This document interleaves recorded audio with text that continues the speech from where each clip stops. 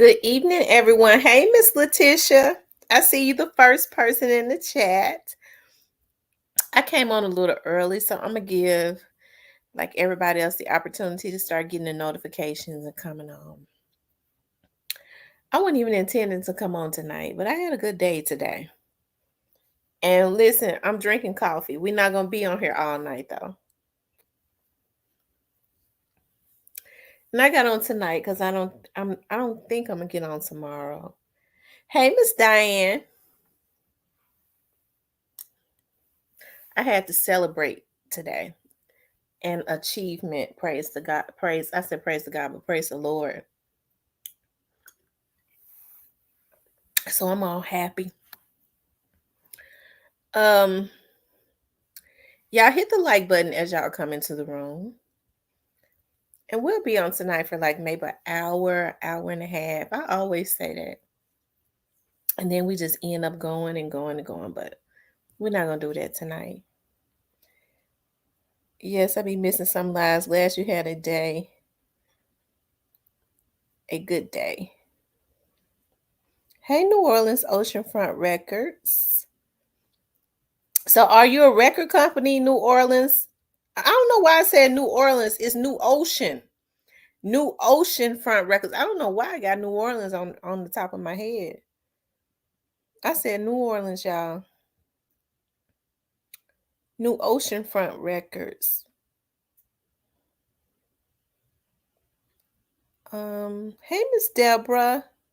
Hey Miss Diane, Miss Anissa. So are you like in California? New Ocean Front Records.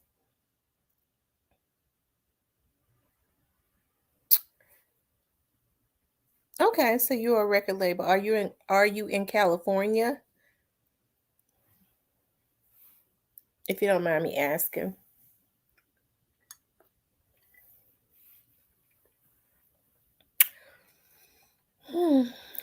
Okay. I just kind of put the ocean, you know. I love water. Hey, Miss Teresa. Okay, you in California. Hey, Leo Thompson.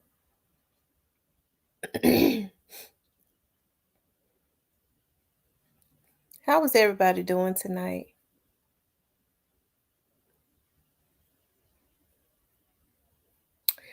Tomorrow, I think I'm just going to drop like videos. Do y'all be liking my missing persons videos? That's what I'm gonna drop tomorrow. Several. Do y'all be liking those like those missing persons and stuff? Videos that I be dropping, those short videos.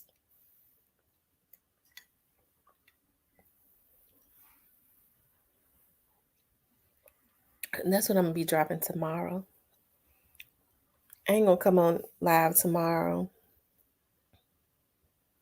You need to call me about Mac. Okay.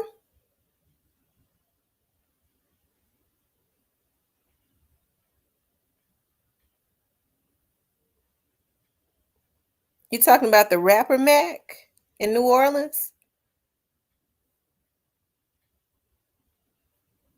Okay. Letitia says, yes, I do. I like the missing persons. Me too. Yay. I love missing persons. Um, New to you says, good evening, everyone doing well. Oh, okay. I remember. Yeah, call me. If you still got my number, call me. Or send me an email with your number and I'll call you if you don't still have my number. Um, we were acting out earlier about this jackass. I know. I know. You know what? I was so tickled when um I had I put um I said that when he was singing to Fabulous, right, in the video earlier, I said he sound like Marilyn Monroe. I'm gonna show y'all. I'm gonna show y'all tonight. I got so tickled. I went and looked at it. I said, "Oh Lord."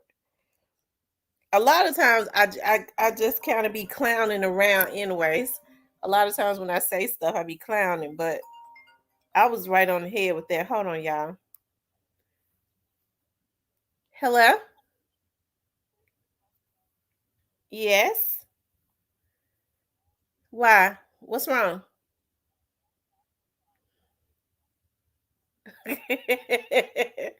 Okay. Well, I'll call you back. Oh, okay. Well, I guess you gonna go to bed now. You talk to your favorite daughter all day. Yeah, but when I called you, you told me that you was gonna call me back and you talked to your favorite daughter. I'm not your favorite daughter. You called me back after you talked to her all day. Oh, okay. All right. Bye.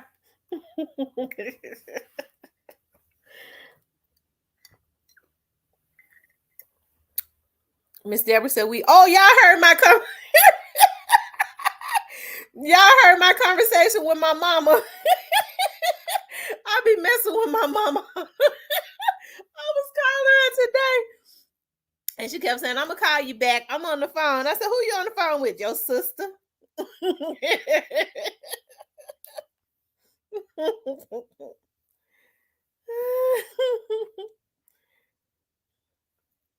He a hot ass mess. Calling somebody. I know. I told y'all he liked to emasculate. That's what they got him in the forefront front for. Let's see. Hey, new to you. Oh, I need my moderators. Let me see. Hold on, y'all.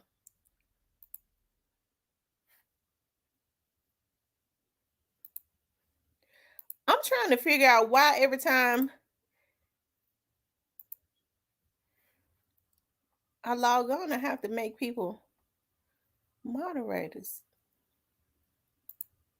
That's what I'm trying to figure out. I guess it's something new. I don't know. Um, hey, rest in peace, young doll. Um, who else? Jeff Lee. Who else did I miss? I hope I didn't miss nobody. Yeah, Teresa, make sure you call me.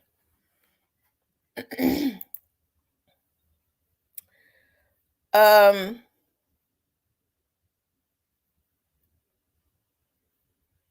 let me see. Okay, you guys. I wanted to talk about Kanye and P. Diddy. And I'm gonna drop the link tonight because I kind of want other people to kind of chime in because I think this is very necessary because this happens. Like I see the same thing happening with Kanye, and I'm not saying Kanye is a saint, but I see exactly what it is that they are doing. I see the same thing happening with Kanye that happened with like a lot of other famous people like Michael and Prince, and I'm sure there have been others, right? And how it is affecting the black culture. And it's extremely sad to me because and it's devastating because I see a lot of black men. Miss Anissa said, Miss T, I was there. I thought I was clowning around, but I got so tickled. I got so tickled. It didn't make no sense. I'm gonna pull that up. I'm gonna show y'all exactly what I'm talking about too. But it's devastating to me when I see like how we have black men that have amassed a lot of wealth, um, that's got all of the talent that they have, um, but they sell out like they do.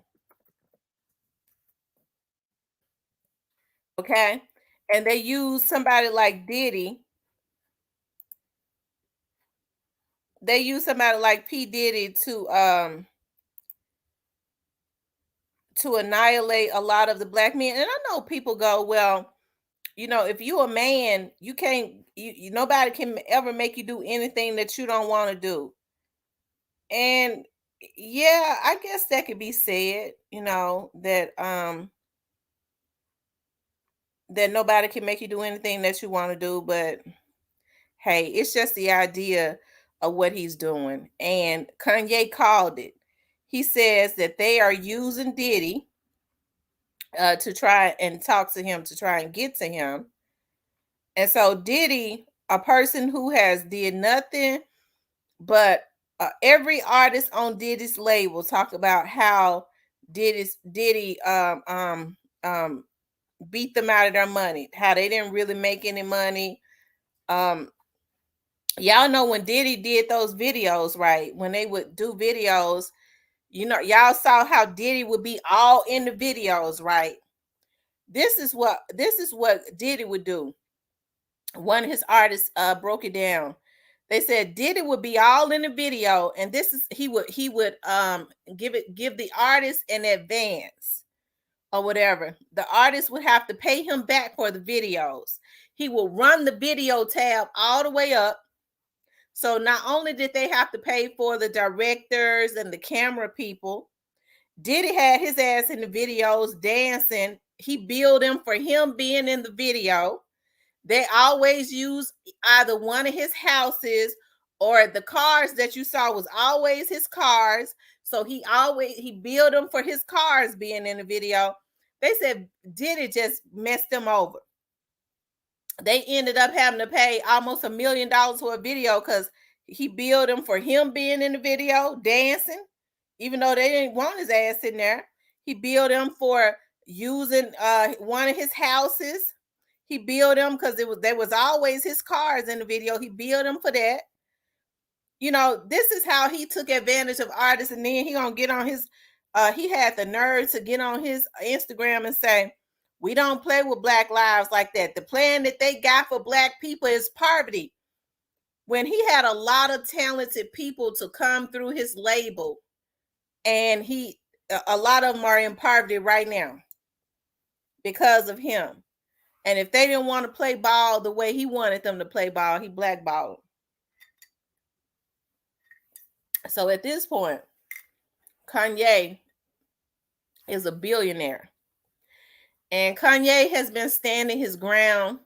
But I think the thing that hurt Kanye was when Jay-Z and Diddy came after him.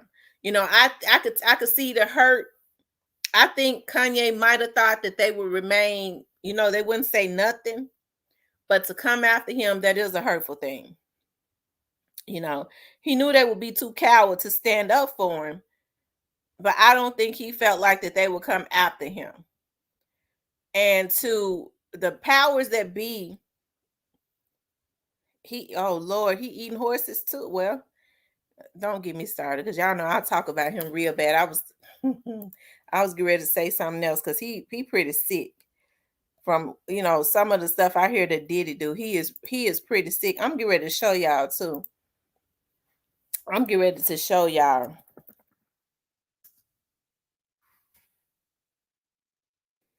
I think it's sad though what this man is doing. Hold on, y'all. Listen. Now I'm getting ready. I'm getting ready to show y'all this. Y'all know I got to show y'all. Y'all might have seen it earlier today, but hold on.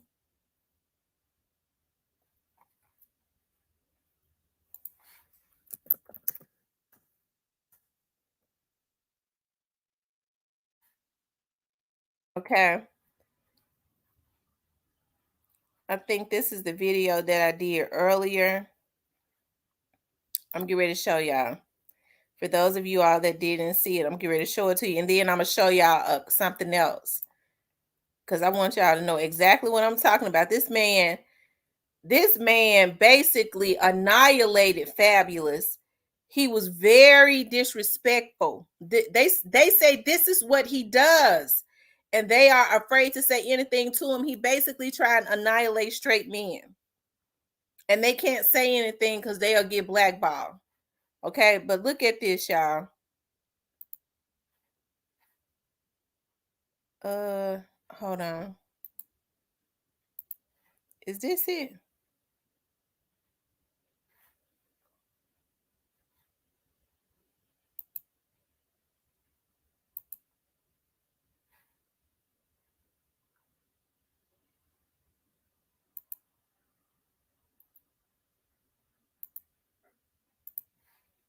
Hold on, y'all.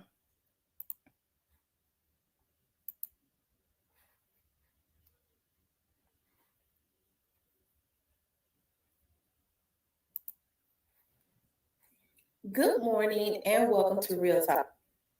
He is one of those you want. Like that. Okay, y'all, hold on. Oh, here it is right here. I have so many things open, I be getting confused. Hell.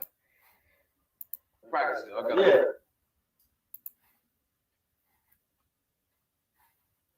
Yeah. Mr. Lee, yeah, I love this drink. When you put my bag, I like when you like this, Daddy. Yeah, when you put my bag, Daddy, I like when you. Look at how the other rappers looking at him. Hey, okay. Look at Fabulous and Jadakiss. Scrambling and scraping when you scrambling and scraping for shit. No? Okay, yeah, I'm not gonna go over with that one. Make it That one. Noriega was so uncomfortable. Now I have to say, in the past, you know, Noriega had that look where he did a little something strange for some change.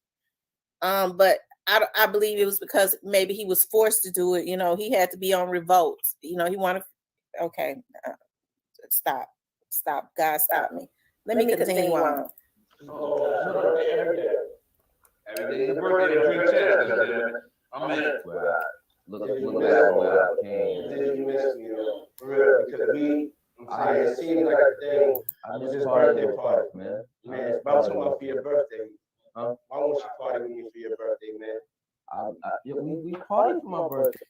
Now, Fabulous is staticking. Instead of cussing this motherfucker out, Lord forgive me, it just came out, motherfucker. Because he's supposed to be, he is one of the gatekeepers. His career could be ruined if he tell him, nigga, don't come at me like that. He look at me, party with me for real. Okay. Before you came to my party. No, but me and you ain't never really party. You know what I'm saying? Eyes, brother. Eyes.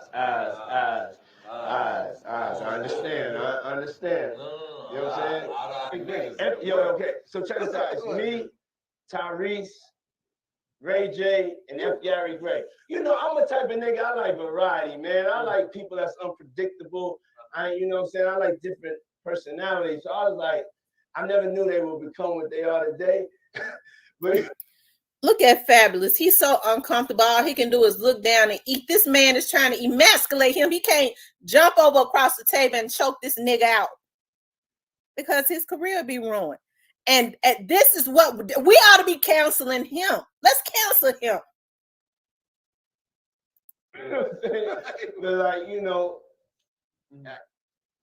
that sounded like the type of night I want to have in Vegas. You know what I'm saying? Okay.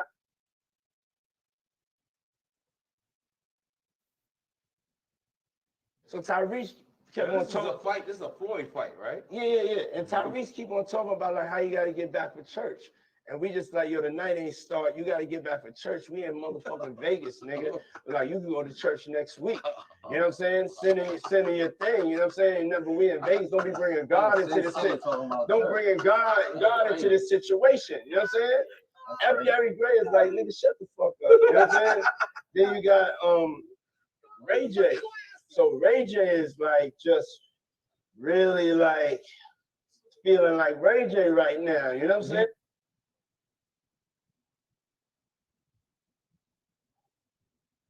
Hey, yo, don't do that. Yeah, that's what I said. That's why I said let me pick it up. That's why I said I gotta pick it up from right there. This why I gotta pick it up from right there.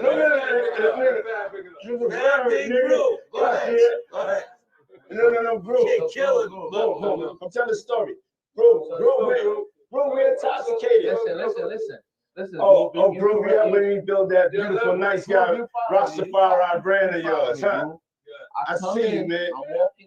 Yeah. Happy birthday to you. Woo! Happy birthday to you. Woo! Happy birthday to Fabulous. The only nigga that got the name that I want. Yeah. Happy birthday to you. Thank you, my brother. Yeah. Let's take a shot for that, boy.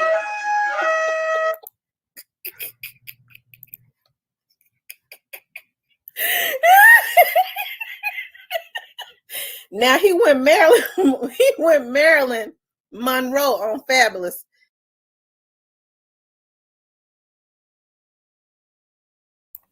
Okay, that I got tickled when I heard him singing that to Fabulous. I'm telling y'all what he. I want y'all to look at this, and I'm dead serious. It don't make no sense how bad this man is, and he has been getting away with it.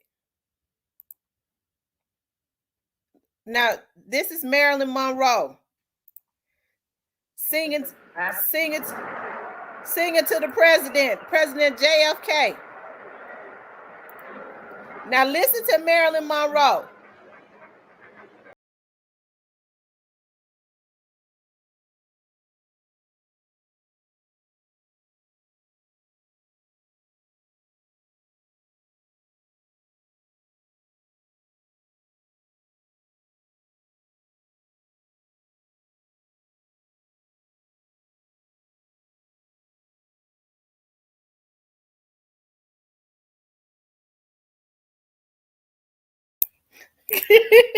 Now, did it sound like that when he was singing that to Fabulous?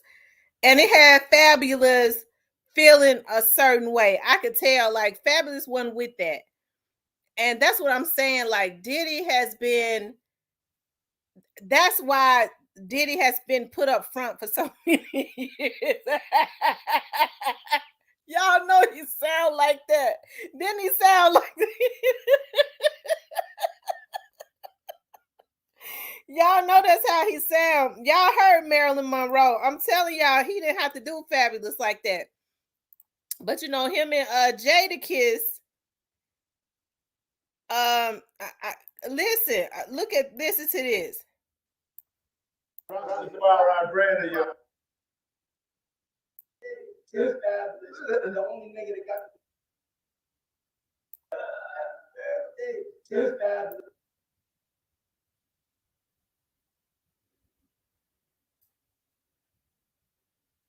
Happy birthday to you. Woo! Happy birthday to you. Woo! Happy birthday to Fabulous. The only nigga that got the name that I want. Yeah. Happy birthday to you. Thank you, my brother. I told y'all he sounds just like Marilyn Monroe, and I think it's a damn shame for him to stand up there and sing that song to Fabulous with all that lust. It appears in his, you know, I guess he thought he was Marilyn Monroe. Okay. But this is what we've been reading about this. Jaguar Wright even talked about it. Okay. And you know, I was just looking at, he responded to something. She said she been exposing him because she was a background singer. And she said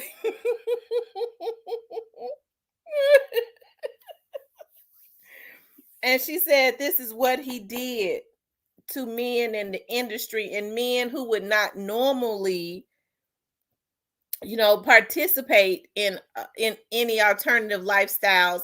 They found themselves having to decide on if they wanted to take care, be in the industry, continues to take care of their family, or allegedly do what Diddy had asked them to do. Okay.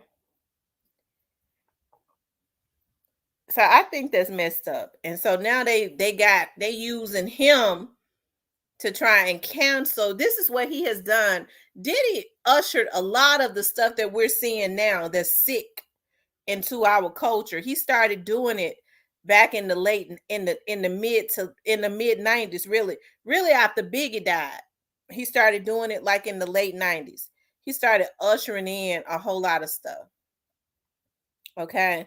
That we seeing now.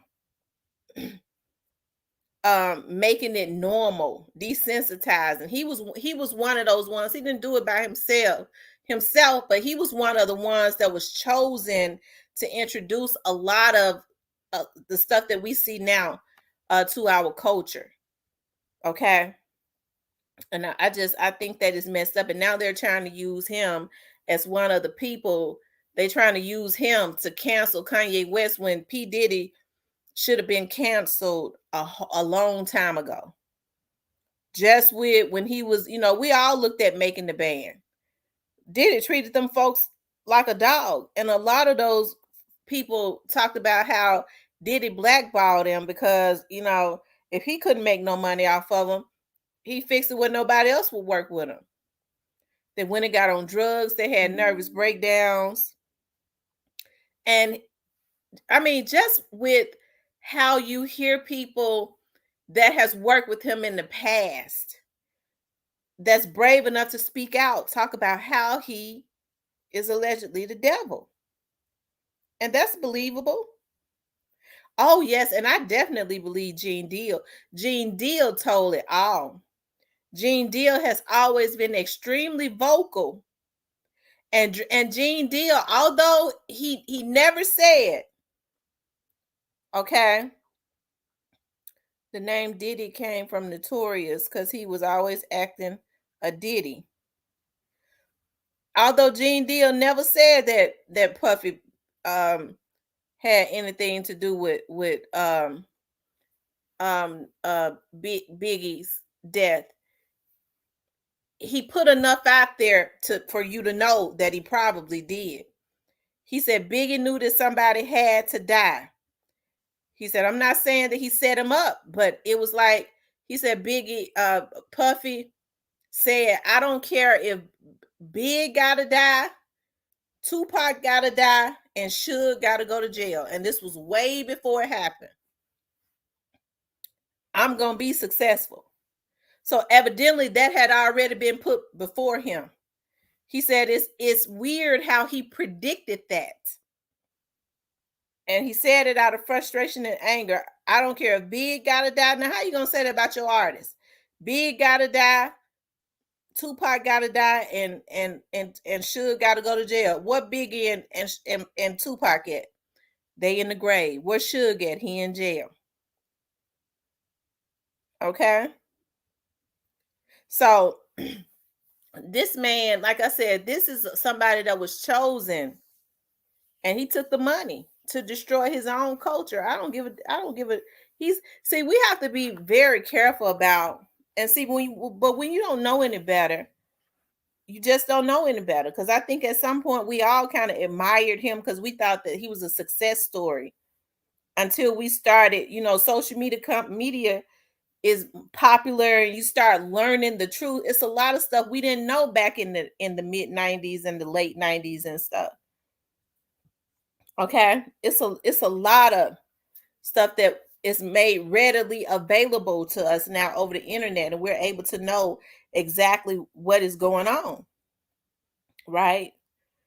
So, Gene Deal talked about how he had told Diddy that they needed extra security, and that he had told Diddy that he had gotten intel that they was coming for them. And Biggie didn't want to go to that vibe party. He said, now, out of all the places to go and record in a studio, Biggie could have recorded in New York, all the studios in New York. Why did he have to take him way cross country? Okay. So he won't say it. And Gene Deal, he puts it all out there, but he puts enough information out there for you to come to your own conclusion. He put the material out there for you to know that Biggie knew. He said, I'm sure Puffy felt a certain type of way that Biggie has set up under him and paid him close attention and learned the game. And if I'm not mistaken, he said Biggie was signing a deal because he had signed his publishing over to Puffy, but he was getting ready to buy him back or something. Gene Deal tells it all. I'm telling you, I love looking at his stuff. And Jaguar Wright Yeah, he knew the whole play. He been a slime ball from the very beginning. You look at Kim, his kid's mama. Um, I don't know if he had anything to do with her death, but they say even Jean Deal talk about that. It was a lot of long suffering there. She knew a whole lot. Jean Deal talked about how they would be in a toy store, and he bought toys for Kim to play with him with. Okay, but hey, that's his thing. But at the same time, people should be able to do what they want to do. But for this man to be like the keeper that they have assigned to be one of the ones, they keep him rich, they finance him to be the gatekeeper as it relates to annihilating and emasculating Black men, especially those that are weak. Okay. He's done. They say he's been horrible to women, allegedly horrible, and you could tell that he don't respect no woman. I think what Diddy need to do is, if all of this is true, what everybody is saying about him, he needs to go on and live his truth and be gay and leave straight, Black men alone. They was talking about how something had gone on with Joe Buttons, how he made Joe Budden went to pick up some money from him, and he made him start dancing for him. I think that's on video. So this is what he does, and then now they're trying to use him. But I'm so glad that Kanye West is standing his ground. I'm glad Kanye is standing his ground, and I'm serious. Okay? Because Kanye said anything that he texts him, he gonna put it on the internet. Yeah, he goes with Young Miami, and I'm sure she don't really care about what he is, or she probably do anything, because Young Miami got way more money than Young Miami could ever dream of. She probably ain't even got $1 million yet. If she do, it's barely $1 million. So they say he buying a new cars and things of that nature. So she probably one of those young ladies that she just want to be kept. Okay.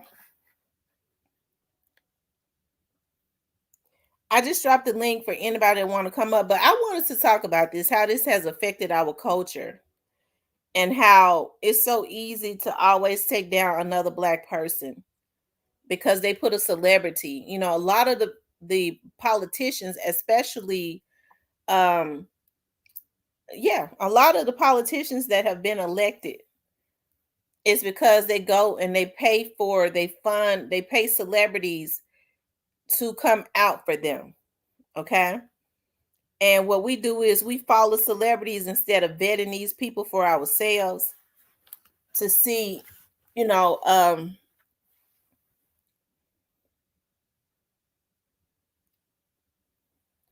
she said she got billionaire D.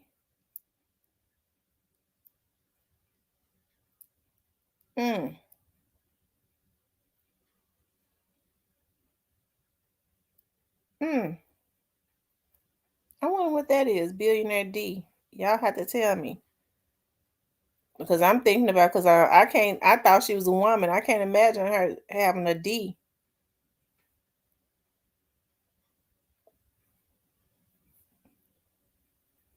Okay. But that's kind of, like I said,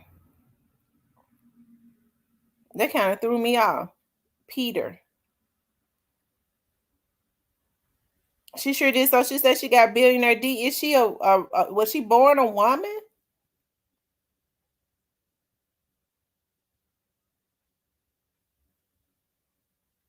I don't know about messing with Diddy. Mm. Mm-mm. Yeah, so she'll do anything because I'm sure he don't. I don't even think Diddy is a billionaire. He could be. I mean, because he's been at this now since the mid-90s. Okay. And if you notice, I guess we should have known that, you know, we didn't see Biggie's mother with Diddy a whole lot. Faith Evans was with him for a little while, and then when her contract was up, she left. And she don't really fool with him like that either. Okay, she will never say anything about him publicly because she don't want her career to be ruined like that. Okay? Yeah, he has beautiful daughters. But I think that it's sad, you know, how our culture has been affected because of a lot of these celebrities that they had already sold their souls. It's one thing when you sell your own soul.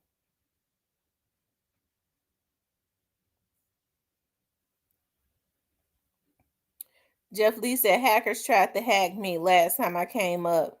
So I'm gonna stay in the bushes, but please check your email and share that video I sent you. These niggas is okay. Okay.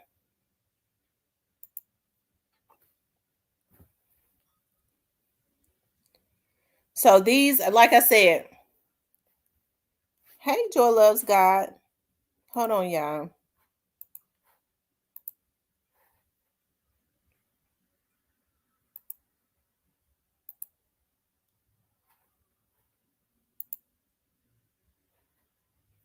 Okay. So at what point though, y'all, do we start counseling like the Diddy's and the Jay-Z's or whatever? Now, Jay-Z is not as flamboyant as Diddy, but the business practices are basically the same. He's just a little quieter with his. Okay, Diddy is flamboyant. Jay-Z is behind closed doors with a lot of his stuff. We've seen in the past how Jay-Z wanted to fake like he owned that stadium, but they used him and they said it was something that went on shady with how where they built that stadium at. They messed over some poor people. I got to go back and reread that. But people was really mad about that. And I'm sure all he got, if that, is a small percentage in that. And they use his face. That's what they do. They use black people, famous black people, to hijack and steal from poor black people. Okay. Hey, Harold. Hey, how you doing? Great. How about yourself? I'm blessed. I'm glad to hear from you. Uh, I ain't back to work yet, so I'm just on this Thursday night, relaxing. I was sitting back listening to you for a while. I said, let me go ahead and go on up, talk to her for a while. Okay, so what you think about this subject? You a black man. Tell me what you weigh in on this. Which part do you want me to weigh in? You got a specific question or overall, like you got some specific you want me to weigh in on? Well, I want you to first. I guess the first thing is the Kanye situation, and then P Diddy, the Kanye and P Diddy situation. What you think about that, and then how it has affected our culture. I think it's been a common knowledge. I know you've been around since the '90s, playing, following the music and the whole thing. I think it's pretty basic knowledge that even No Mace came out. He been on Diddy here recently, and all his backdoor ways. We've heard a whole lot of things and how Diddy, in his business ventures, and it's like the light is not good when it comes to Diddy, and the things that's been said about him. I mean, uh, it's I really I couldn't really trust in Diddy for real, personally, me as a black man. Like now, Kanye West, I think his heart is in the right place. I think he sees some things that a lot of us are not privileged to see because of the because of the because of the assets he had. Mm-hmm. And I think I don't know. I mean, I would kind of shoot it back to you. I mean, do you? I think Kanye probably got some mental things going on, But then from all the deep wicked stuff that's going on within that hip hop world, maybe that leans to it. What you think about that? Yeah, I think it has a lot to do with that. Um, uh, I think it started when, Jay-Z and them. If you think about it, in the beginning, Jay-Z, what Kanye was kind of Jay-Z's wingman. I think very well, like when Kanye went up there and took that award from the young lady. I'm sure that they told, Kanye to do that, to look like the bad person so that Beyonce could go up there and call her back up there. And that gave Beyonce more kudos, but it made Kanye look bad and made Beyonce look good. You see what I mean? She Right. called her back up there and said, "I'm so sorry. You come up here and I'm supposed to say my speech, but I want you to say your speech." You think about Kanye was always his wingman, and then all of a sudden Jay-Z wanted to just throw him away. And it kind of affected Kanye a whole lot because he started, it seemed like having breakdowns and speaking out about it when Jay-Z kind of, turned his back on him in some kind of way, cut him off in some kind of way. And so that's when Kanye, he started having a lot of outbursts and things of that nature. I'm sure that, yeah, he's seen a lot of evil stuff.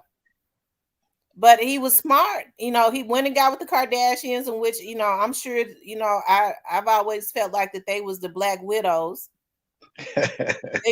They put him in a sunken place. Okay, some kind of way. But business wise, he got into his clothing line and stuff like that. When folks were saying, ain't nobody gonna go pay no $500 for no yay shoes or whatever they call them. But people was doing that. And he became a billionaire. And so now that he is a billionaire, and they can't, he's a wild card. He really always was, and they can't stop him. I think now what they're trying to do, because I saw the look on his face when Jay-Z and Diddy and them came out against him, that hurt him. Like he was standing his ground when they were saying he was anti-Semitic and all that. That man ain't anti-Semitic. You notice they say that about anybody that dare goes against them. Okay. How come they have not? How come they have not canceled Justin Bieber and Dog the Bounty Hunter and Mel Gibson and all those people? Okay. How come they haven't canceled all those people that have called us niggas and stuff like that? Good point. Okay. And Puffy, Justin Bieber, is in the music industry. Puffy is supposedly a high-ranking music exec. How come he didn't call for everybody to cancel out Justin Bieber? Because he's been caught calling black people niggas on more than one occasion. And when he came into the industry, y'all, somebody tell me who actually introduced Justin Bieber to the industry. Was it Usher? It was Usher. It was They Usher. marketed him to black people. Black people made him famous and rich. And then after he got rich and stuff, he got with his white friends and and called black people niggas and have been heard. It's been caught on camera. How come they ain't cancel him? Puffy wouldn't dare do that. But they want to cancel Kanye.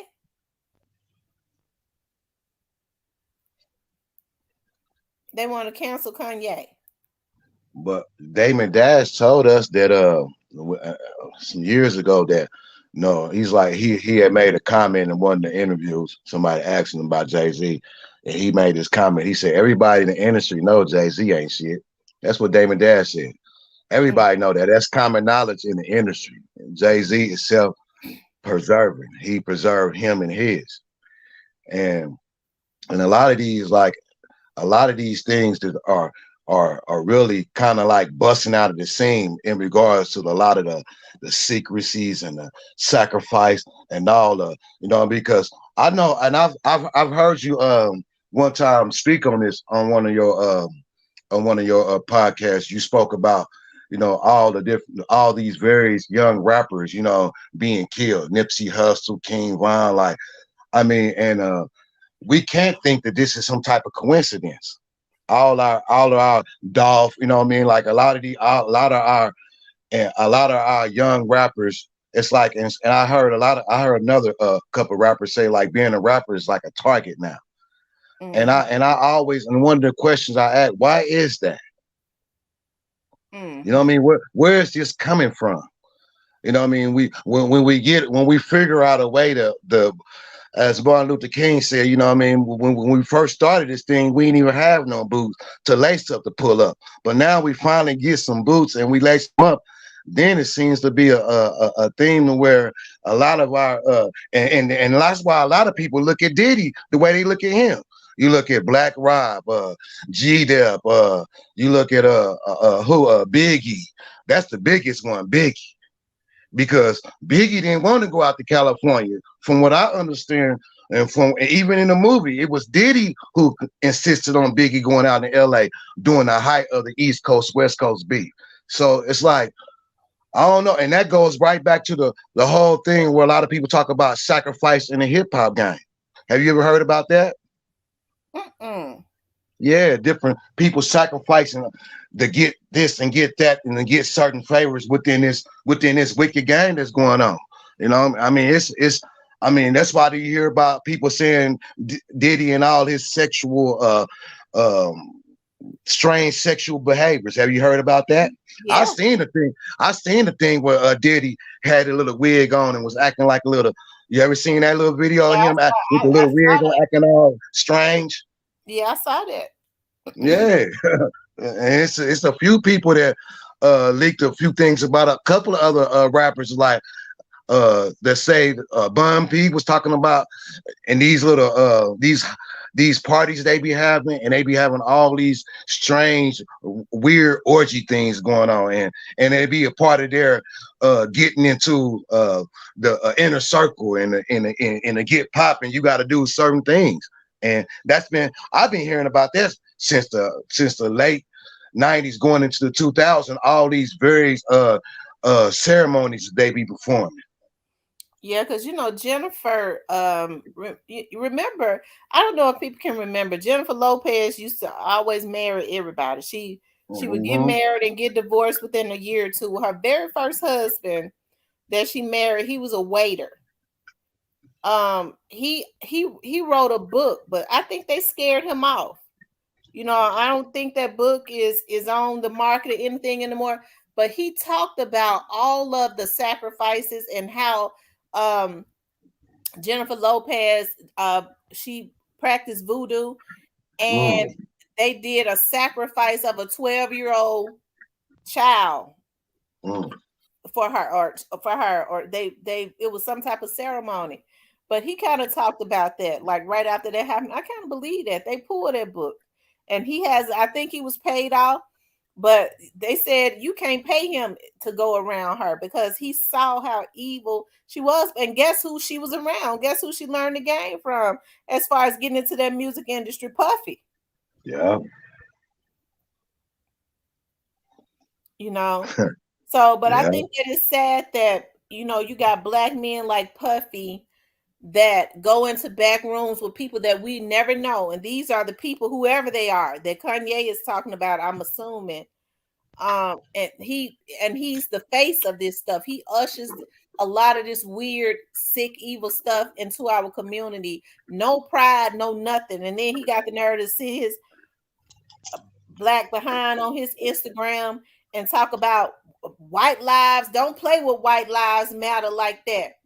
We've been through too much. I'm gonna see if I can pull it up, because I don't take anything that he says seriously. When you got people on his label talk about how he has stole from them, they ain't got no money, and then blackball them. Ain't that keeping them in poverty? Right.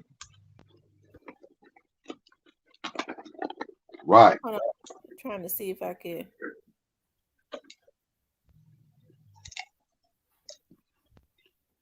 But but what I think is sad is that other stuff that they say Diddy had these men do.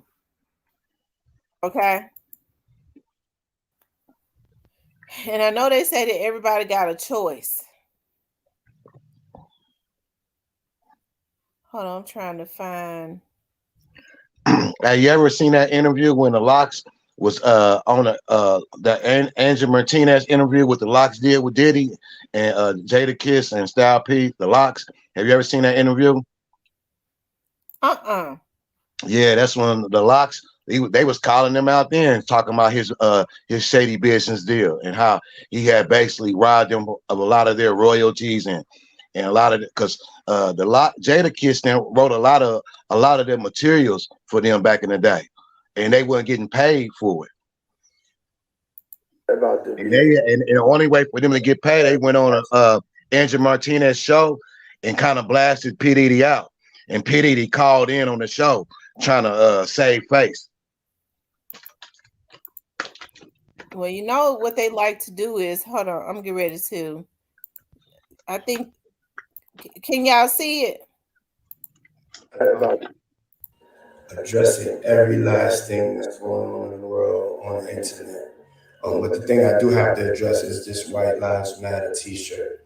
I've always been there, and I will always support my Can y'all see it, Harold? Kanye is a free thinker. But the White Lives Matter T-shirt, I don't rock with it. You know what I'm saying?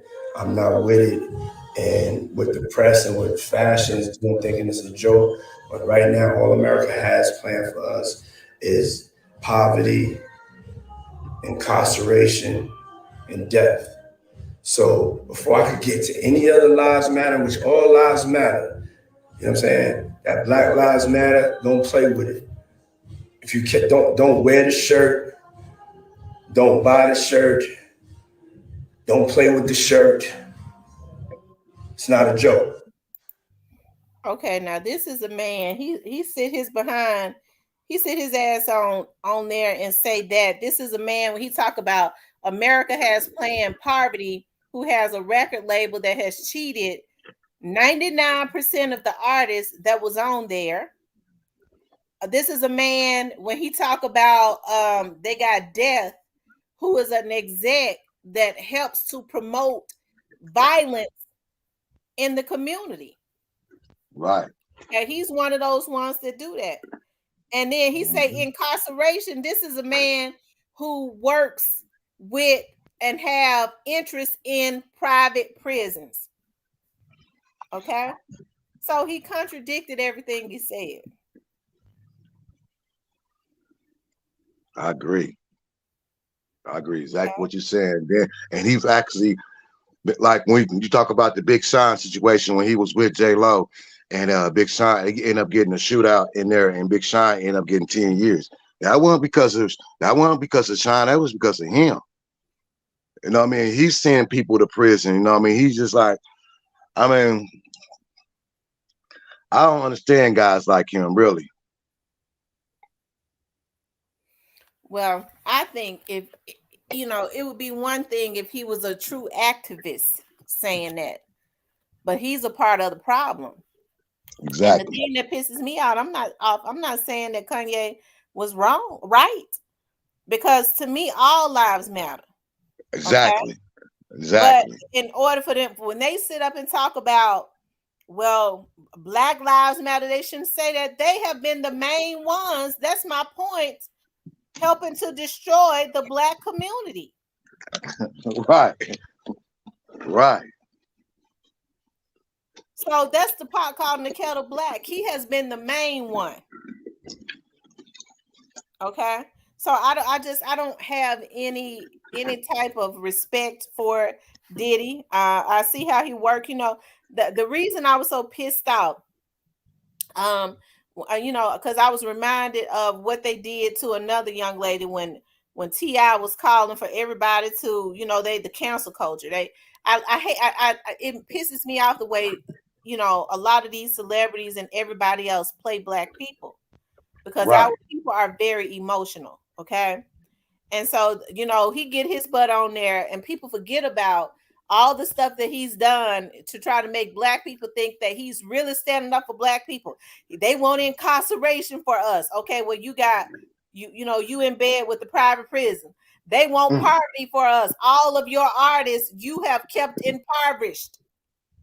Okay, to a degree. They want death for us. Well, yeah, this is the type of music that you fund. You help to fund and produce and things of that nature. You know, he's one of those ones. He's never set any example for black people. Somebody having money, and that's where we get the issues confused at. Just because a person has a big house and they have money, it don't mean that they're setting examples. That ain't necessarily a success story based on how they got it. We see how they're getting it. People around him, okay, I have had all types of nervous breakdowns and talk about how this man has done. But you know, the reason I was so pissed off is because when you know that Ti was sitting up screaming and crying and slobbering, talking about ain't nobody gonna do nothing about Charleston White, this, and that. You know, this is what they do. I'm talking about these celebrities. This is what they try to do because they put themselves in like a godlike position. If you piss me off, I'm gonna make sure that you don't eat. I'm gonna cut off your water supply, your food supply. This is what they do, and they do it by getting threatening like the promoters and things of that nature and getting the people emotional so that they won't go and support nobody. Simply because they pissed off. The exact same thing that they did to Carrie. What's the girl's name that sing Pretty Girls Rock? Oh, Carrie Hilson, is that her name? Yes, her name Carrie Hilson. Yeah. She got frustrated and spoke about how she wrote songs for Beyonce, and they made sure that nobody worked with her for a very long time, and I still don't think that she has really recuperated. But this is what they do, you know. So I mean, you know, I see now Kanye, and like I said, I'm not saying that everything that Kanye has done is right, but I see what Diddy and them are doing. And they are doing it because they have been given an assignment to do it. And I'm not canceling him because of nothing no Diddy and no Jay-Z say. Right. I'm not. Tori Coleman said there are no leaders. Absolutely, there are no leaders. There are no leaders, even the leaders that's supposed to have been before us. What I can't understand is we had people like Jesse Jackson before he became old. You know, they say, you know, he's got Alzheimer's, supposedly. Al Sharpton's still bucking. He's still buck jumping. Okay. So we had all these leaders that was around when they did the People's March. Okay. When Dr. King was alive, so they understood. They was hands on. They understood what it took, y'all, to get a movement going. But why didn't, when Dr. King died, when Malcolm X died, why didn't they continue that on? A lot of them helped to kill him. Get him. They helped to line him up, I think.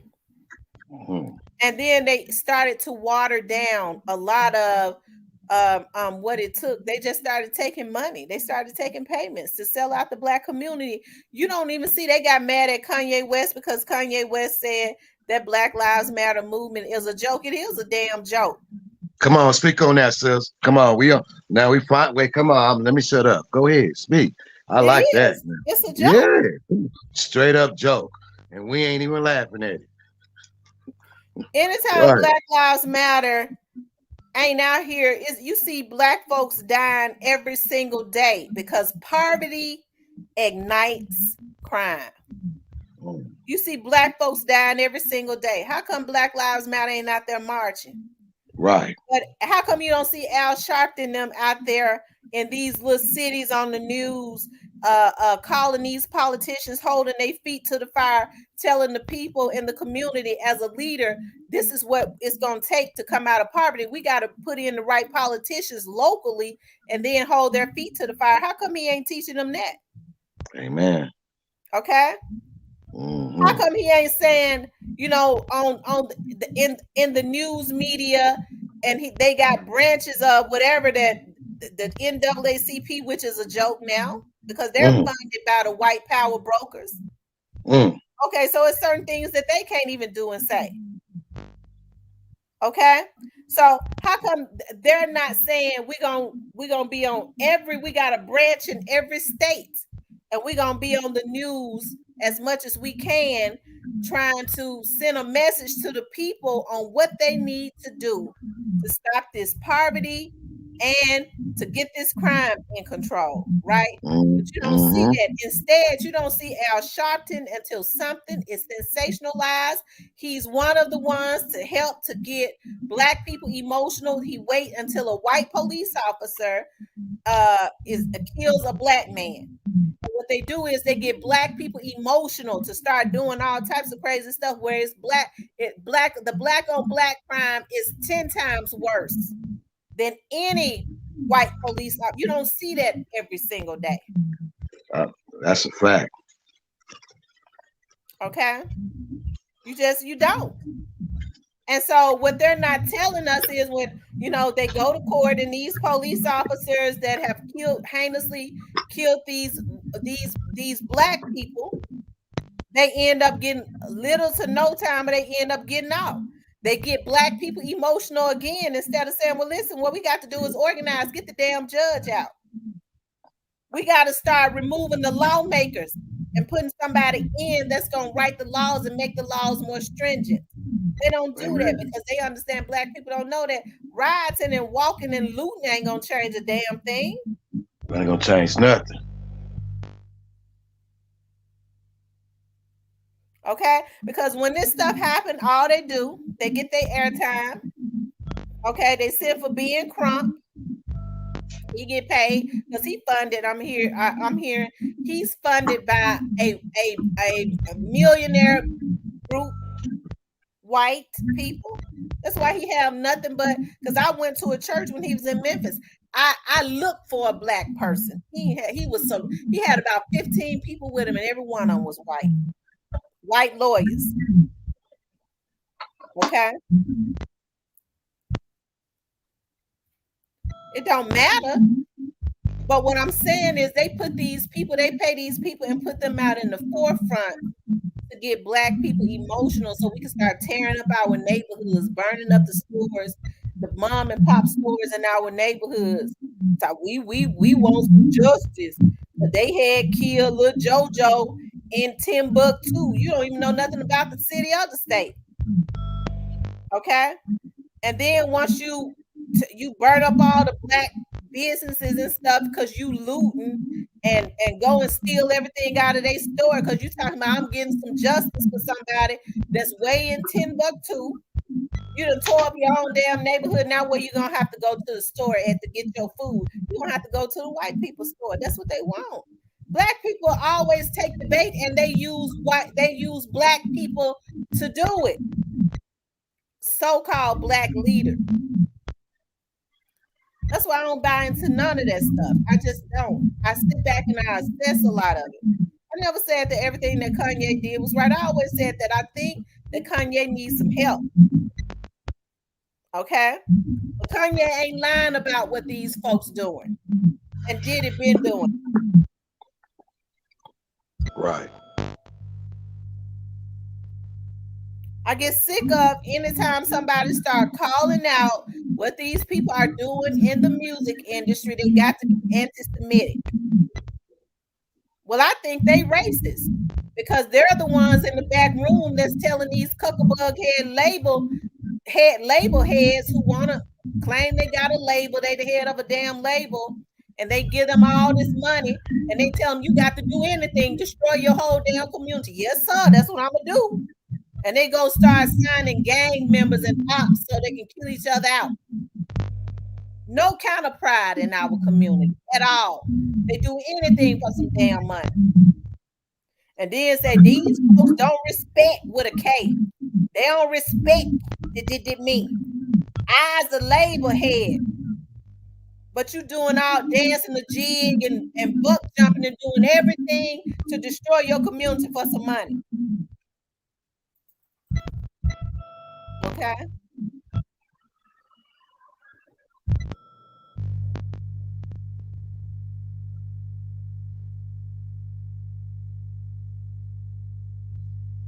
Jeff Lee, you don't think voting changes nothing?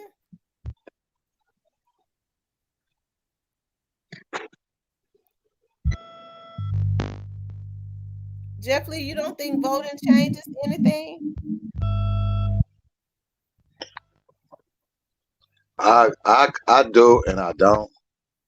I think it changes something if your vote is like a targeted aim. If we going out like we done with, like when Obama was in coming in office, like some type of holiday thing. I think the problem I've seen in us as black dealing with the voting system, we treat voting like a holiday. White America treat voting like a lifeline, like it's their lifeline, it's their control chip. Voting, we look at voting now, and I got a lot of family who, like, they don't talk about politics or who's running for district council or who's running for prosecutor. Like, I got a meeting with the prosecutor come Monday.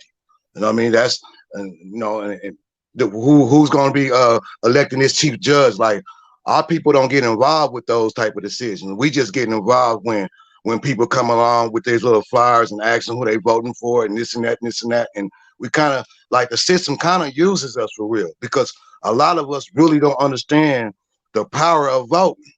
So we don't really get the best bang out of our vote, because it's only really like it's it's manipulated. It's all part of this old stuff that they got going on that manipulates us into being in a dumb position. I think you got a feedback, Harold.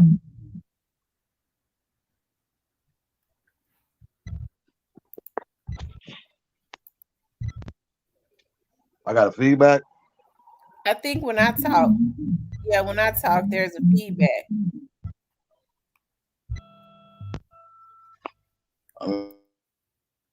When you talk, I just mic and see if we got a feedback. Okay. Okay. Um, let's see. No, not voting in Shelby County. The machines are rigged. They perform the illusion. So then, Jeff, what do we got to do to make sure that we make them put some machines down there that ain't rigged? Does that mean that we got to start vetting politicians, and when it's election season, we start, instead of allowing politicians, because see, this is what white people do in other communities. They tell them what they need, because they're the ones, they work for the people. We let people come to us and sell us a dream. I'm gonna do this, I'm gonna do that, I'm gonna do that. And that don't even, they can't even do that, a lot of that shit, because it's not even a part of their job description. They couldn't do that. But it just sounds good. Okay, but with other communities, what they do is they tell these politicians what they want. We need this, we need this, we need this. We will elect you and give you a chance if you could do this. If you do not fulfill this agenda in 4 years, because 4 years is long enough to do anything, then what we're gonna do is we're just gonna elect somebody else. You'll be a one-term politician. Okay, so that's how other communities get what they want, because they don't play with these politicians. They don't let their preacher put a politician in front of their church and tell them to vote for them or lead them into voting for them by him. This is my friend. I love him. He helped us to get this for the church. Because of him, I was able to pay the church off, and they going and voting for him. Even if they don't tell them, they leading them into voting for him. Can't no pastor tell me who to vote for. He ain't living in y'all's poor communities. His church just up in there. Okay. But as black people, we don't take stuff like that seriously. We just don't. What pastor told me, I need to vote for him. So pastor is a man of God. I got to do what he say do. But you the one suffering. Okay. The county commissioner spent that money some elsewhere. That means that we should have cleared out the whole commission. Everybody should have been reelected. If we organized, we could do that. But instead, when it's election season, we let one of those commissioners come to the black community with a cheese tray. Commissioner so-and-so sure did give us some good cheese. I'm going to vote for him again. And you ain't seen him in 4 years, and you're not going to see him anymore after you vote for him again. That's why I say we got to stop being bought off. When it's all said and done, you know, it is our fault because we don't organize. We don't organize. We don't organize. If we put the right politicians in and held them accountable, we see some changes. And even if we gave somebody a try and they didn't do what they were supposed to do, we don't re-elect them. And that's how people gonna know that they can't just play with the Black community, because everybody comes to the Black community and hijack the Black community because all they got to do is get us emotional. One disagreement and we falling out with each other. I'm gonna kill her. I ain't messing with her no more. I'm mad at her. She said something I ain't want her to say. So we can never coexist. We can never get together, okay, and try and come to a common goal or ground. Other communities do that for the betterment of their community. We don't do that. And we vote based on either race or name recognition. And the politician ain't did a damn thing, because our local elections is more important than the presidential election. Because those funds, these politicians handle the funds that come into our community. It's a lot of money that comes into the Black community, but these politicians ain't delegating it the way they're supposed to. Whose fault is that? Because we let them finesse us and we don't watch them. Well, I ain't gonna watch them. They just gonna do what they want to do anyway. Well, then we can't complain. If we feel like we don't get out and vote, we can't complain. Okay? And it's the same way, just like we need to cancel out these politicians, it's the same way with, Diddy now. All we had to do was not fund Diddy them, not support anything that he does. And whoever is funding him would have been cut him off. Because they only use him to finesse the Black community. That's it. They pay him to finesse the Black community, because a lot of the shit they say they own, they don't own.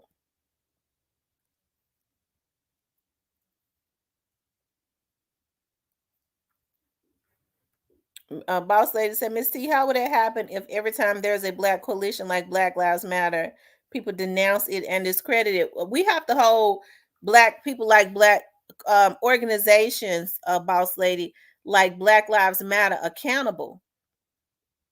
Okay? As I look at like Black Lives Matter, we see Black people dying all day, every single day. Where is Black Lives Matter at? The only time I see Black Lives Matter come out, unless somebody else know, because see, I don't know everything. Are they doing anything? Can somebody give me some proof of something that they're doing? Because I only see them when something is sensationalized. We got Black folks dying every single day because of poverty, because of bad conditions. Where is Black Lives Matter at? Because Black lives do matter. We all know that. I want my people to live. What Black Lives Matter at?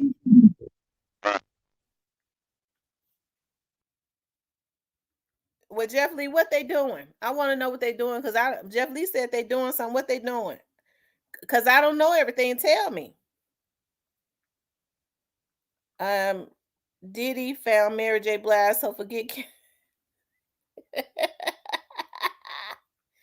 Shoot. She's had.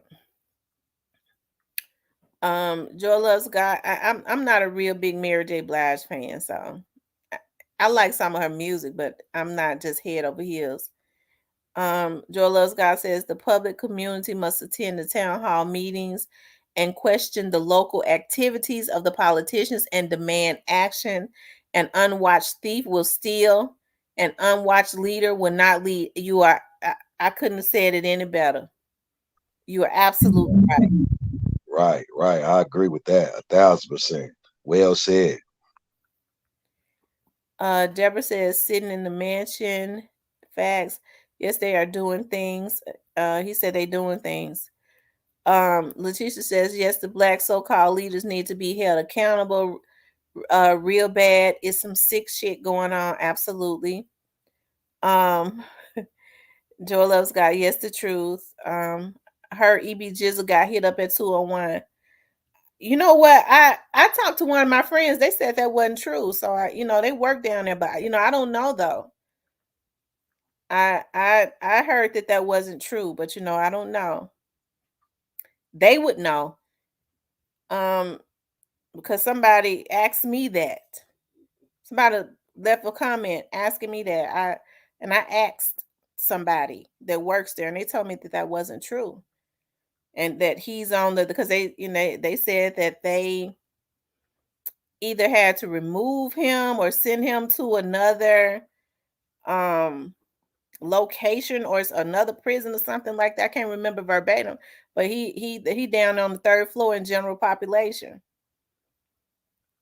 Letitia says, well, we don't got no Black Lives Matter chapter in Delaware. Wow. I thought they was everywhere. That's what I thought.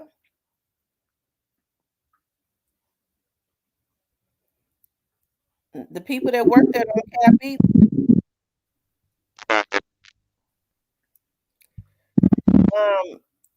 Jeff Lee says, Black Lives Matter. No, they don't have protective custody on East Floor. I worked there for 15 years. I know they don't.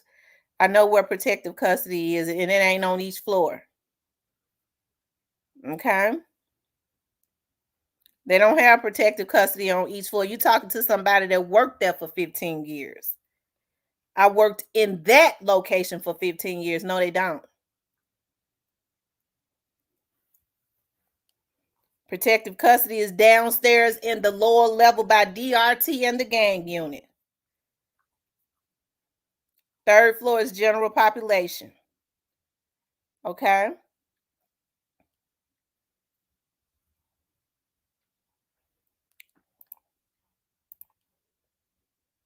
I'm gonna block them.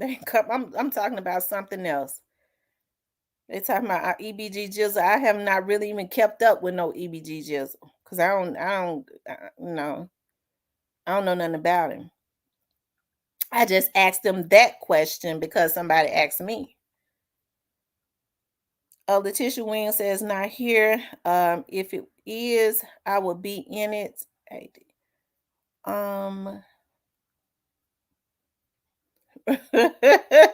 Rest in peace, young dog. Say you never been in 201.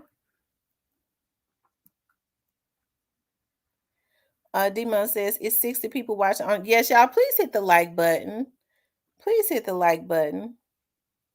Boss Lady says, I volunteer monthly to Black Lives Matter to teach financial literacy and mentor a group of underserved teenage girls. If you don't mind me asking, Boss Lady, what state is that?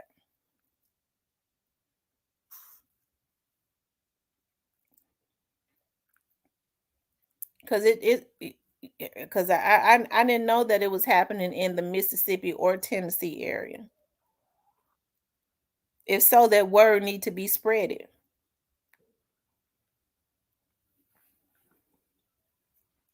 Okay, y'all, please hit the like button. So Harold, as a black man, what do you think it's gonna take? In regards to what specifically you asking? To help our community.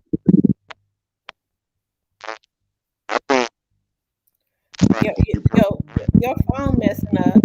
My phone is on. Am I echoing? You was, but you're fine now. It's not echoing now.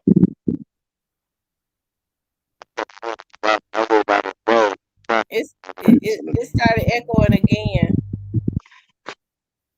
Am I echoing now? Should I go out and come back in, or am I still echoing? Now it sounds okay. Okay. It seems like every time you get ready to talk, that's when it acts up again. As soon as you get ready to start talking, when you say, "Is it okay?" I can hear you, and then it'll start staticking when you get ready to give your commentary.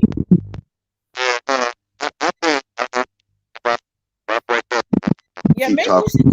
maybe you should go out and come back in and see what happened. Okay. Okay.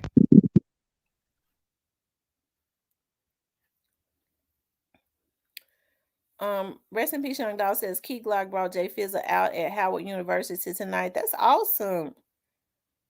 Glock be on fire. So proud of him. Yeah, we're proud of Glock.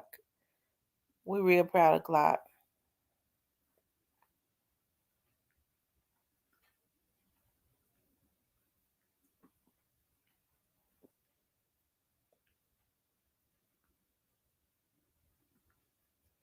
Yo, big homie and yo CEO drop got them like where they at.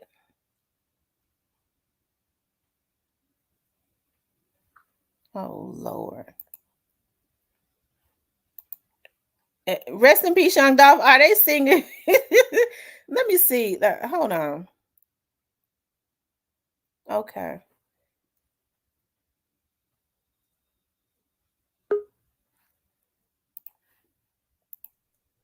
You back? Yeah, can yeah. Can you hear me now? Yeah, I can hear you. Okay. I'm not echoing, am I? No, you're not. It's a lot of strange stuff going on though, because every time I come on, I have to reassign my moderators. That's weird. Hmm.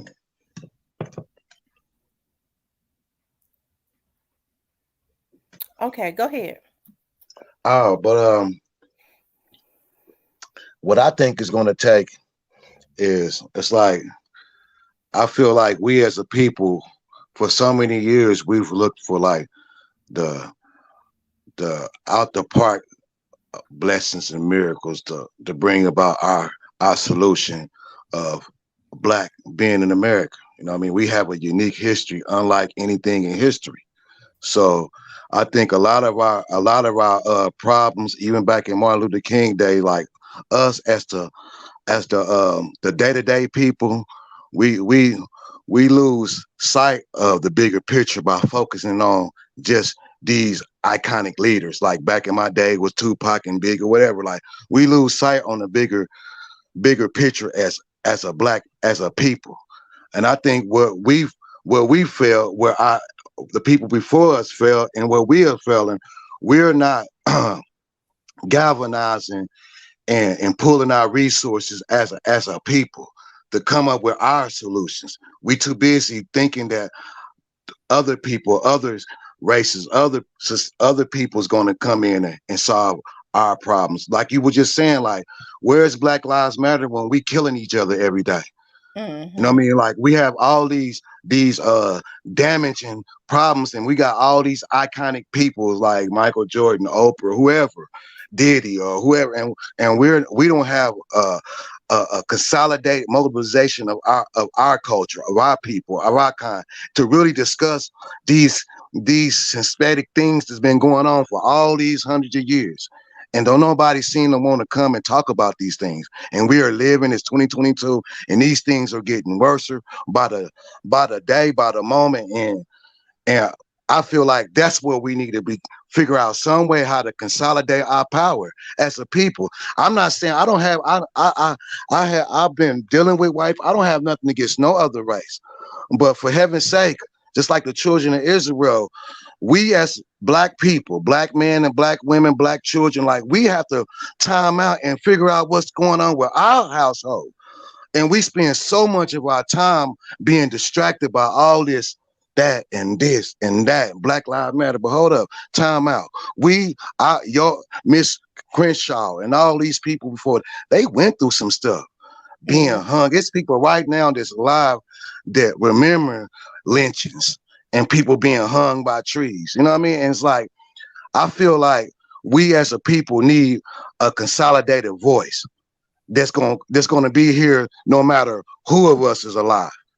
Instead of like our consolidated voice is only Martin Luther King or Tupac. And when these people gone now, we sitting back here burning up our shit, looting and trying to figure out what the hell happened. No, we need a consolidated voice that represents our principles, our standards, our morals, our cause, our history. Forget all that selling them for 1 month. February Black History Month or Black. No, quit. That's what I'm trying to say with the Black Lives Matter. Quit trying to cater to us and our pain and trying to come with these little temporary solutions to which I think was a reparation to our pain and what we've been through over in America. No, let us. I think that's what all of us, everybody should be brought to the table. Farrakhan, all these preachers, all us that are black, and let's come to the table and talk about how to fix us. Come to God, ask God how to fix us, because nobody else in this country gonna be able to fix us as a people, because we've been damaged. You absolutely right. I absolutely agree. We don't trust one another. We murder each other. We back. I that's why to this one dude, he got a podcast, and I to this day, without I was about to come on his live. I ain't gonna even say his name, but since that brother said what he said, that guy said what he said about you, and disrespect, like you could be my mother, you could be my like. That's the problem with our community, with our culture, with our music, with our politics. We demean one another. We disrespect our women, our like the men. We are foul to one another, and Mm-hmm. all the other cultures see that, and they swoop in like vultures and take advantage of all of our various uh nefarious disunity that we got amongst our ranks. Absolutely. Absolutely. They laugh at So us. They say they scrounging like crabs in a bucket. I've heard a white person even say before, the only issue with the black community is that blacks won't stick together.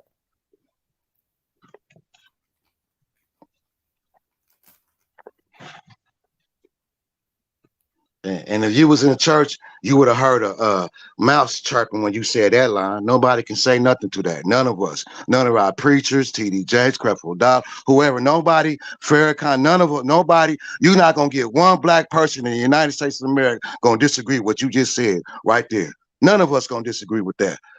None of us gonna disagree. We can't find it, and it's 2022 October, and we still cannot find it in ourselves to come together and solve the stuff that's hurting us and hurting generations to come.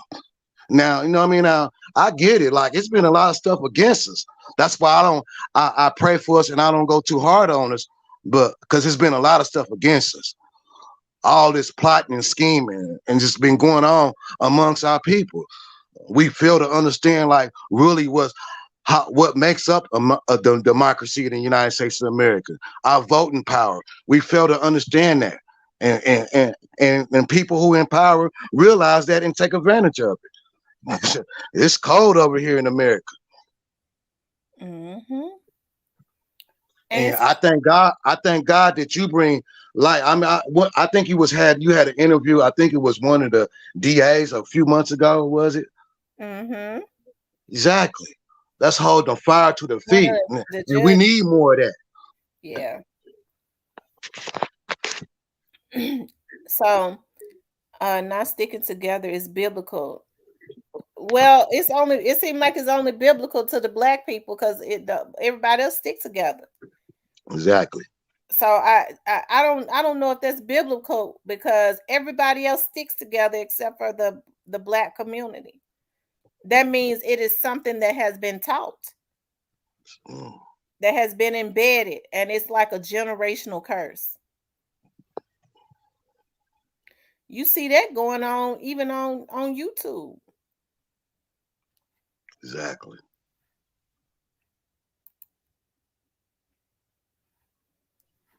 Y'all please hit the like button. But I think, we got to start because I remember a time that it was certain stuff, and I know you can remember too, Harold. Back in the early 90s, the mid 90s, it was certain things that they could not put in rap songs. They couldn't talk about raping women. They couldn't talk about certain stuff they could not talk about. Then they started getting in bed with these private prisons, and they figured, well, the best way to do it is to line the pockets of some of these black people, give them more money than they've ever had, and they can push that in their own community, and we'll be in the back rooms really making all the money, and we pay them to do it, and our hands will be clean.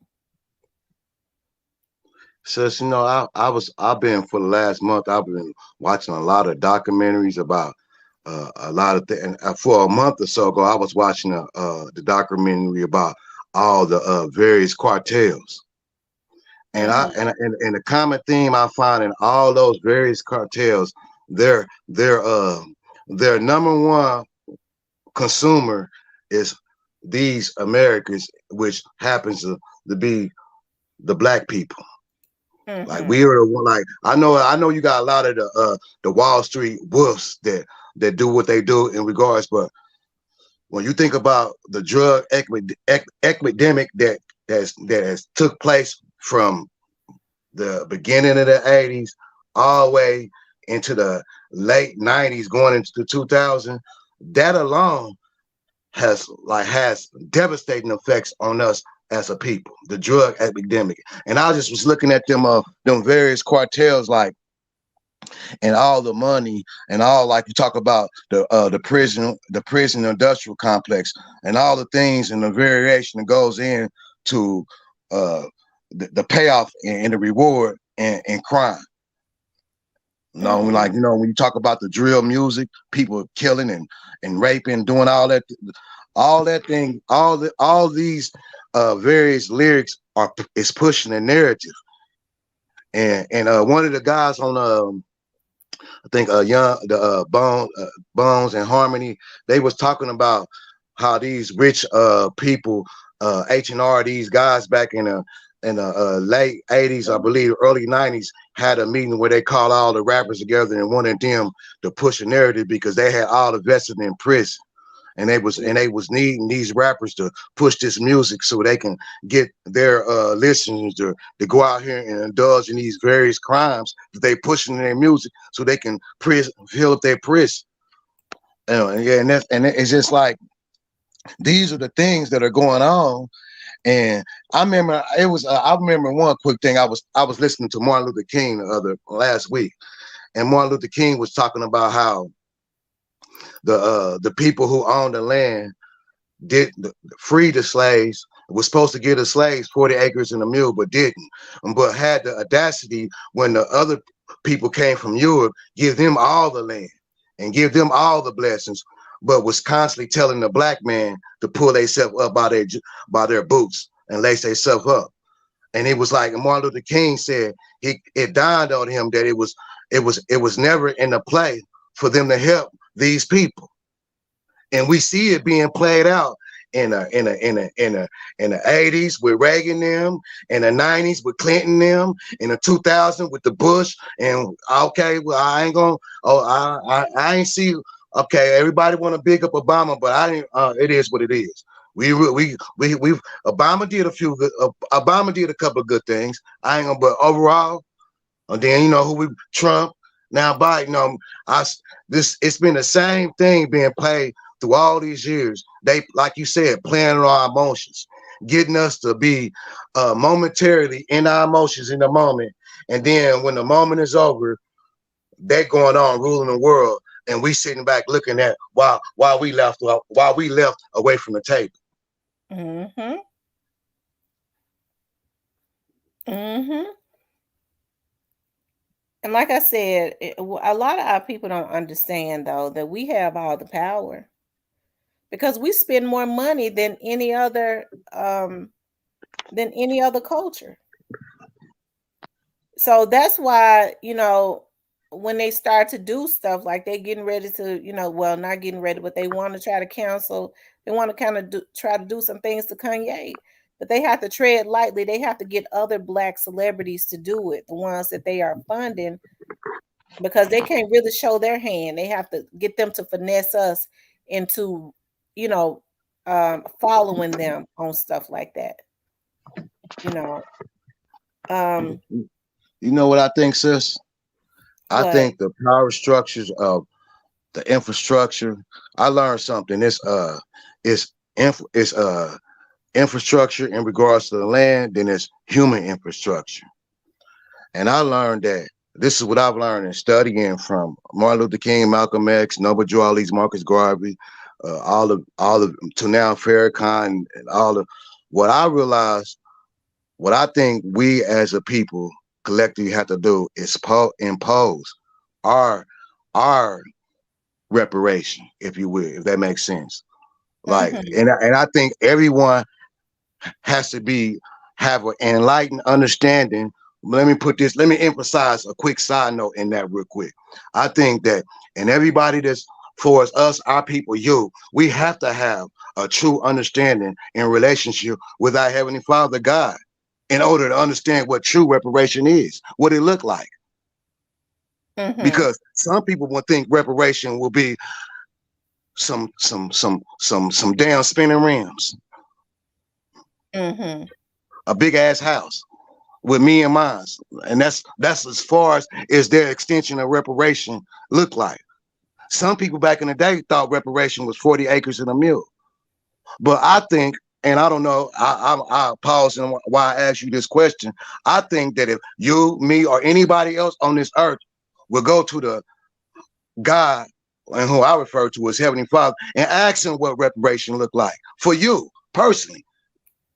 Every Mm-hmm. one of us, what is reparation?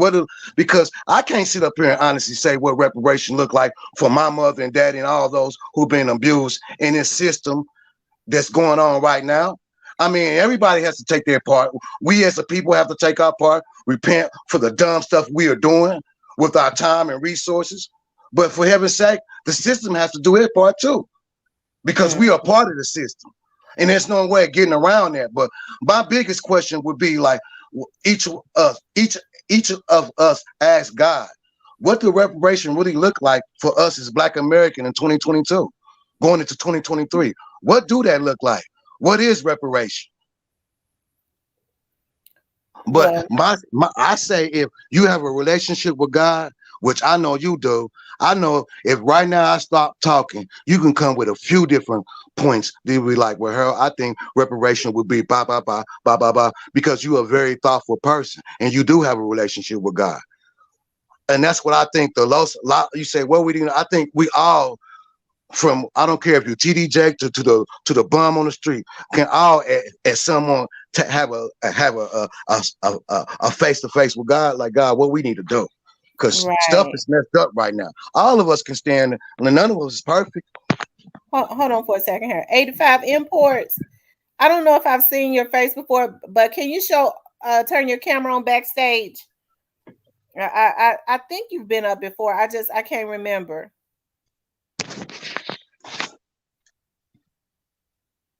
Okay.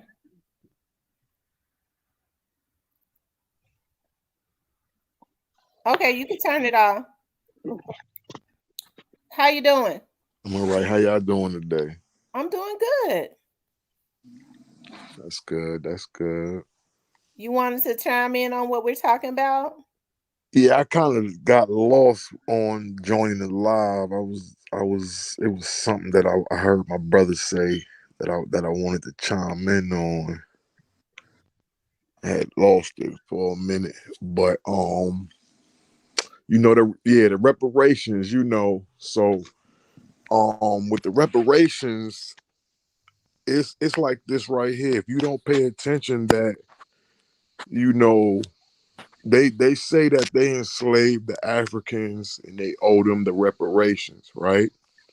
Mm-hmm.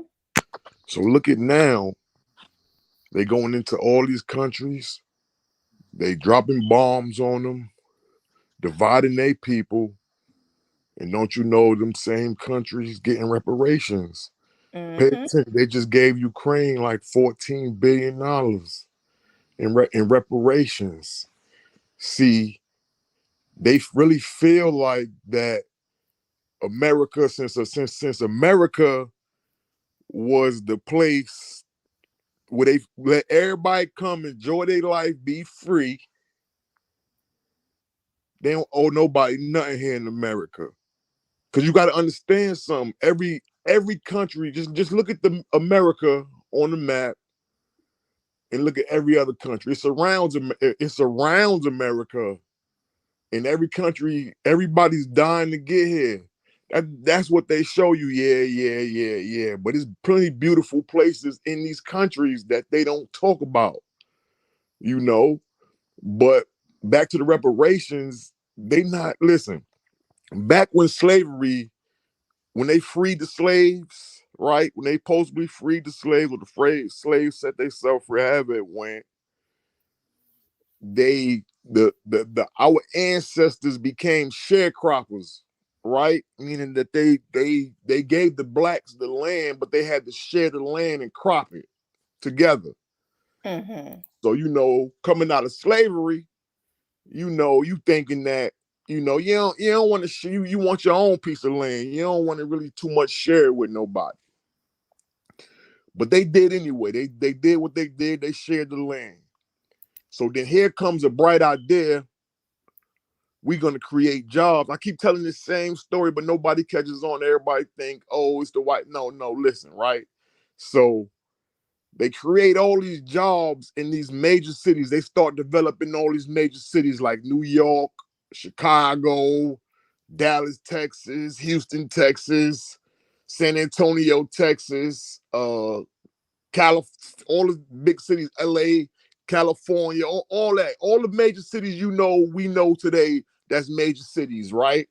Like, remember how they say the blacks built America? This is it right here. So they promised you jobs, the jobs in these major cities. So you not only promised the job, you get your daughter or whoever get to go to college. These way back in the day, they start coming out with the college and all that.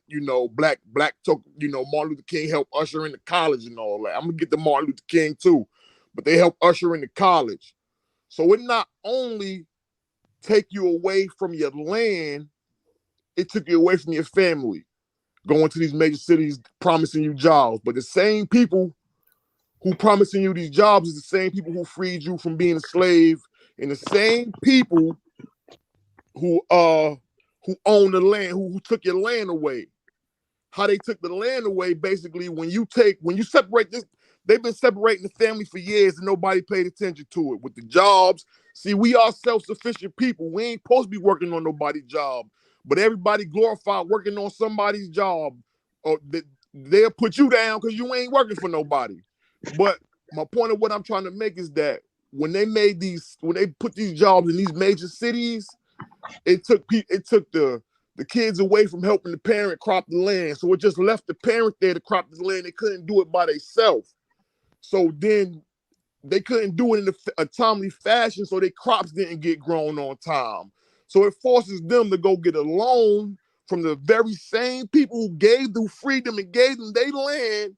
They had to go back and get a loan. So now their crops not coming in. Now they can't pay the loan back. So now the land get taken away, and now they in debt. But their kids is now they proud of their kid off in college. They not only going to college, they going to college to get a degree to come out and work for somebody. When you already own the land that you was cropping, your parents own the land. So now you see all these buildings being built everywhere. They had to like when you hear about land being stolen, this the land. All these major cities is built on people's land that was stolen. Right. But not literally stolen, but they finessed them out of it. Because they couldn't read and write. But even the ones that could read and write got finessed. Because you got to think about it. They come in with these like even to this day, they come in with these companies and say, hey, like you see, like for instance, where I live at, they got a lot of trailer parks. So you got a lot of corporate places come through and buy up these trailer parks, raise the rent, and it forces people out. So a lot of times, this was going on before gentrification. Now they call it gentrification, but this was going on before that. But my point of what I'm trying to make, the reparation part, like I say, they feel like this is America. No one's getting reparation unless you come from a third world country. America's a third world country. Bro, time out though. Hey, bro, what about when they had World War II, when they dropped them to the nuke, and when they put all them Japanese in them concentration camps, they gave them reparation. Who you said? What was the key word you just said? Who?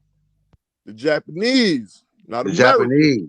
Not yeah, American. Japanese American, but they put them in concentration camps while while we was going to war with Japan, and they knew they was wrong for doing that. And after that, afterwards, you know what I mean, they got reparation. But You know you what I'm want to saying? know Y'all why they're ran not this going to land. give out the? Want to know why they're not going to give out the reparations for slavery? Why?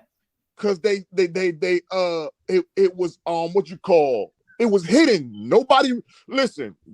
We got school books, we got movies. No one really could prove that slavery was. I'm not denying that it existed. But you see how they drop these bombs? It's actual history, actual facts. You can't even go to these places. But all these ships they done destroyed, all the evidence they done destroyed it. So no one really could go back and say, "Oh, I got ancestors." They done wiped all of them out. Well, I'm gonna tell you something. I'm gonna tell you something that I found on YouTube, and I'm telling you, like I was just like in awe of it. If you go back, they didn't have video; they got audio with pictures of when a lot of these African Americans were free from slavery. As they got older, they had reporters to go and talk to them. They was in their like 80s or whatever, back in like the 60s and 70s. They are on recorders talking about they were children, and they said that master came to us and said we setting y'all free, and we didn't know what to do. They said that mom and them didn't know what to do. They said y'all can go now, y'all set free.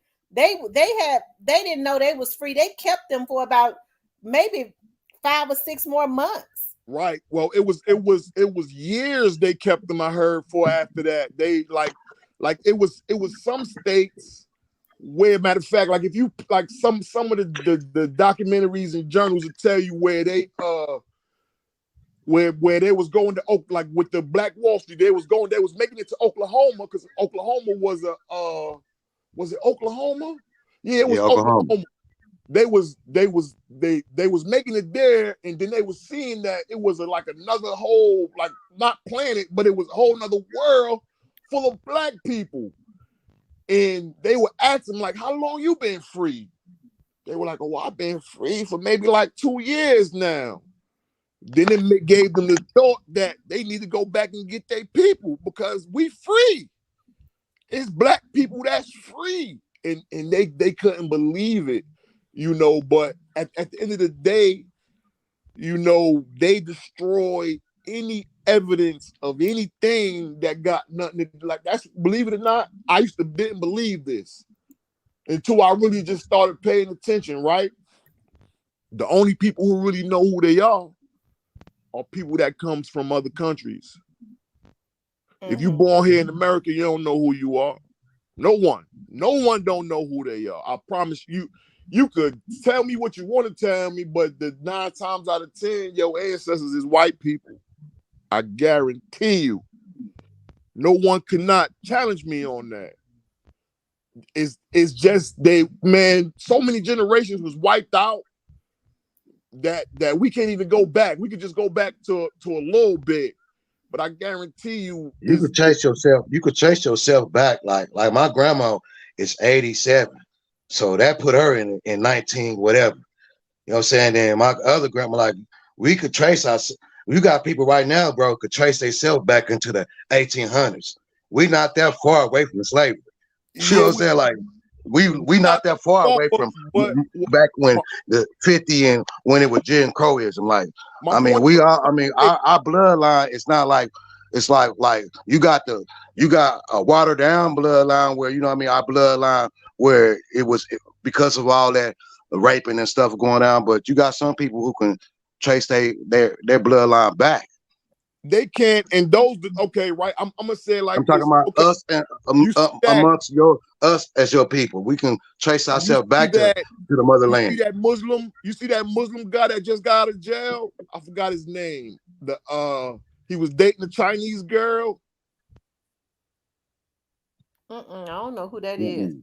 Well, it was a Muslim guy in New York. Dang, what's his name? Where my other phone at? But yeah, he did maybe 20 some odd years. They just freed him because they say it was some discrepancies in his case that they didn't produced the full evidence on the case. They was tampered, so they freed him, right? So he was in love with a Chinese female, right? I'm not gonna get too far off the top, but my point of what I'm trying to make is that he was a teenager in love with another teenager. See, back then, that's when, how can I say what I'm trying to say? It's like, you got your grandmother. Well, we all got four fathers and four, mothers in our family. That's how I started. Like they talk about the four fathers. So we got our grandfather, our father, so forth, right? And their fathers, right? Because that's how long, that's how many generations we're here for. Just four, right? So anything else after that is my point of what I'm trying to make is watered down. It's not it's not so pure. Everybody's breeding and mixing these days. Is my point of what I'm trying to make. So they wiped out so many generations to where after it's all watered down. You could trace it back, but it gets thinner and thinner and thinner. The same as if you if you go look back at, like, let me see, my father's father. Look, my father's hands was bigger than my father's hands is bigger than my hands. His father's hands is bigger than his hands. I don't even want to get too deep, but it's deep though. But my point of what I'm trying to make is it's all like watered down. It's all diverted another way. And by us not really paying attention and sticking close and wanting to be down, wanting to be integrated with these people, like for instance, if you really pay attention, Martin Luther King helped them do what they're doing to us now. I hate to say that. Forgive me for what I said if y'all dislike what I said. His heart was in the right place. Right. It was in the right place. He acknowledged it, and he tried to correct it, which is why they killed him a month before they were supposed to do another march, because he was going to ask for reparations. They had named it something. If somebody can tell me the name of that campaign that Martin Luther King. See, God, they preach this, that. I'm not saying God don't love everybody. I'm not gonna not say that God don't love everybody. But if you really pay attention, you got Africa, that's Africa. You got India, that's India. You got Cuba, that's Cuba. You got these places and the people there for a reason. God put these people in these places for a reason. Cubans don't go living with the Haitians, and Haitians don't go living with the Cubans. If y'all get what I'm saying, like, this is how God intended it. And like I was on another live the other day, I was saying, somebody just got the bright idea to just make the world go faster and speed it up and blend everybody in. We really come from tribes.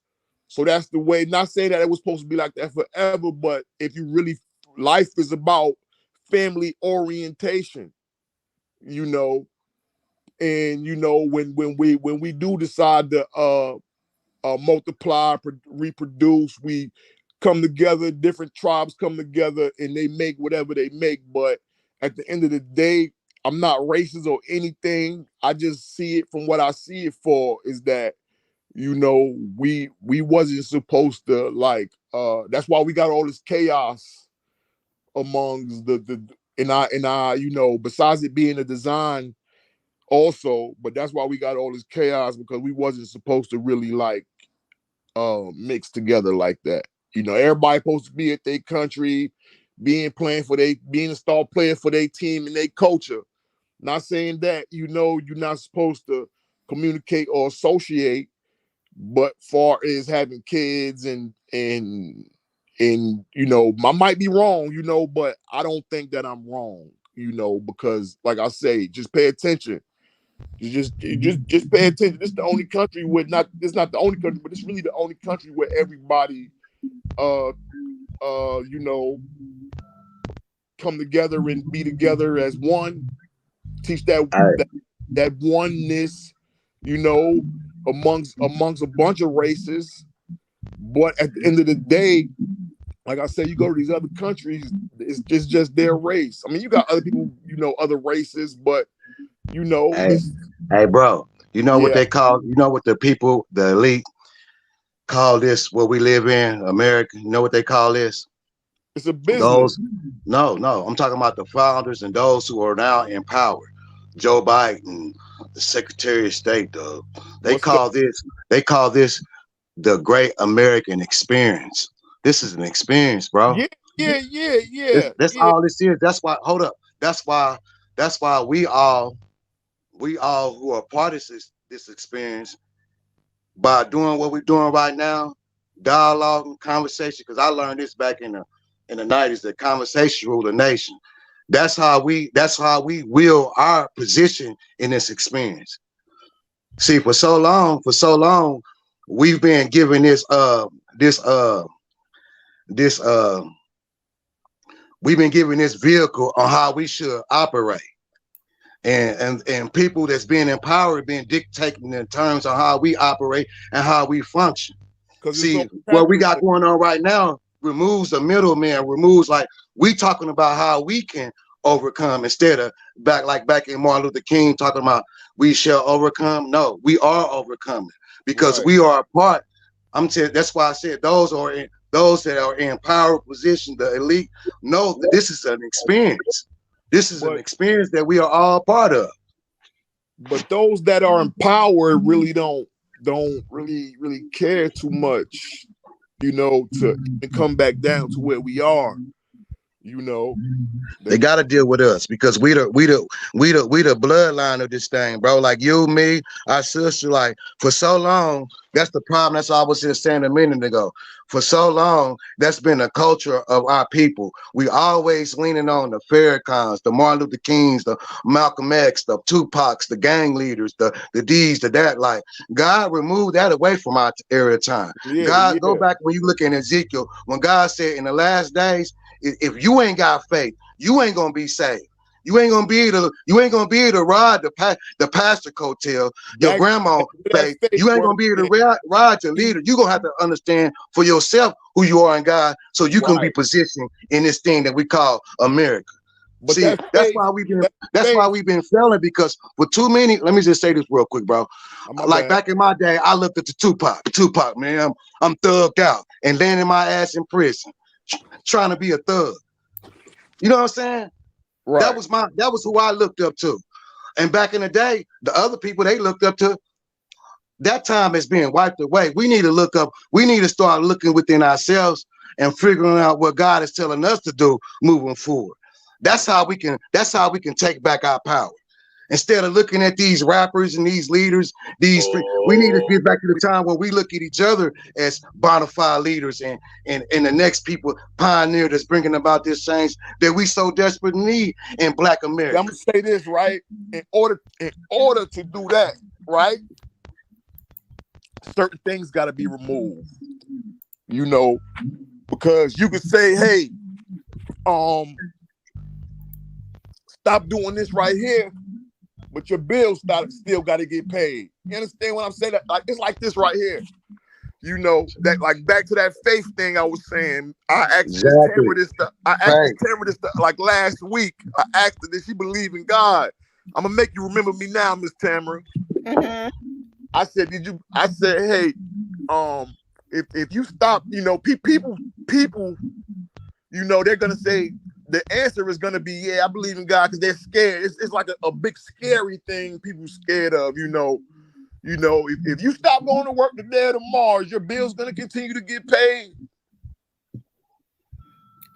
No, but and I remember saying, just because you stop working and say, God, okay, God, I'm gonna stop working. You said you will be a provider, pay all my Right, bills, and I remember specifically saying the Bible also says you can't provoke God. right. But listen to this though. Amen.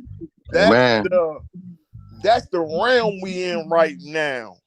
See, listen, people are so distracted and been so distracted for so long. You got some that are distracted and some that's not distracted. So you got some that'll just be like, still believing on that God that, oh, I'm gonna do this, but you know, they still got to go ask somebody to go do this for them. But you believe in God and you got the faith. See, once you believe in God and you never lack that faith, you know, he gonna make sure you do without, but he gonna make sure that your body is good and you got the good energy to get to what you got to get to, what you asking for. Hey, they say, bro, they say God ain't never gave nobody no table or chair. He just gave us a tree. He For just gave real, us a for tree. real. You know what I'm But saying? He gave us a tree. Now go out there and do something with that tree. but you Figure know, out how to chop it out and do it. That's what he gives us. Like when you just said how my bills gonna get paid. He says in that same word, the just to live by faith. right. You know what I mean? It was a time when Jesus, they want to know why you ain't paying your check. Jesus said, go down there and get that fish and grab that coin out that fish mouth. Right. Hold on, y'all. I'm getting ready to show you all something that Okay. I just found. But remember, Miss Tamara, I don't want to cut you off, but sorry. Go ahead, you got it. Hold on.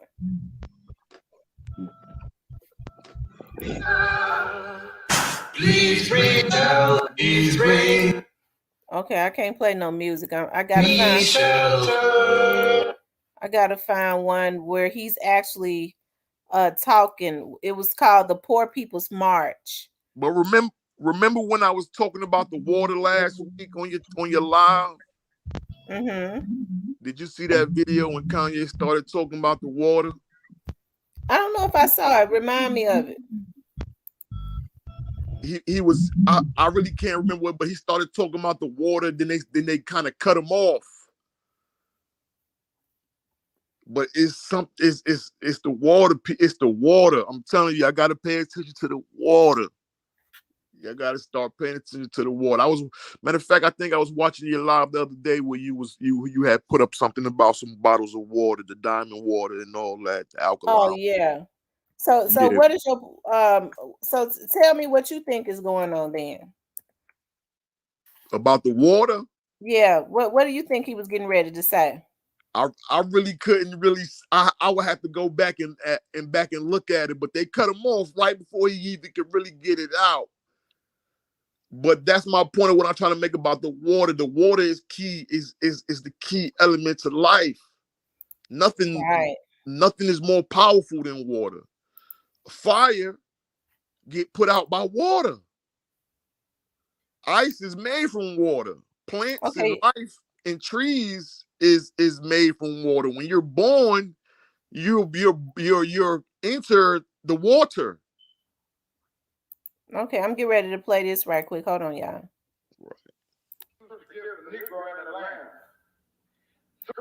At the very same time that America refused to give the Negro any land, through an act of Congress, our government was giving away millions of acres of land in the West and the Midwest.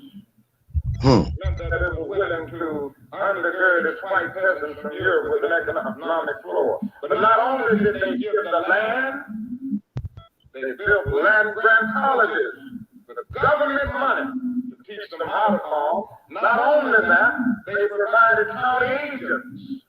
Certified expertise in farming. Not only that, they provided low interest rates in order that they could mechanize their farm. Not only that, today many of these people are receiving millions of dollars in federal subsidies not to farm, and they are the very people telling the black man that he ought to lift himself by his own bootstraps. Right. This is what we are faced with. And this is the reality. Now, when we come to Washington, in this campaign, we are coming to get our check. Okay. And he organized the Poor People's Campaign, and he was killed exactly 3 weeks before that happened. They made sure they assassinated him. But that's so that we could not get reparations. It's a trend. It's a trend to every black man being killed when they trying to have a meeting and do some politics with their community government. They get wiped out. And also, tell me why everywhere there's black growth or there's money being generated by black people, there's a lot of crime violence. Like, soon as they made, believe it or not, it always been crime and violence in Chicago, but as soon as they made Obama the president, violence skyrocket. I'm talking about through the roof. Before that, Chicago wasn't Chicago always been that city. They always been the windy city, always been the place to go and visit, tour, and all that. But they violence haven't been in the media since when Obama hit the office. That's when they violence really hit hard. I mean, I'm talking through the roof. And that's every black city that where they got rappers and people that's generating the community, doing good for the community. You're not gonna hear about the good. You're just gonna hear about that violence that's in that community. And remember what I was saying, that you got positivity and you got negativity. If you spread the positivity, just as if you spread the negativity, the positivity gonna grow like wildfires, just like the violence. But it's nobody doing that because everybody's generating a dollar off the negativity. So they don't mind turning the blind eye. They don't mind letting this through. They don't mind until it comes to their kid getting shot or their kid in the backyard smoking crack. Then they start caring. But until then, nobody's not going to care until it really affects them.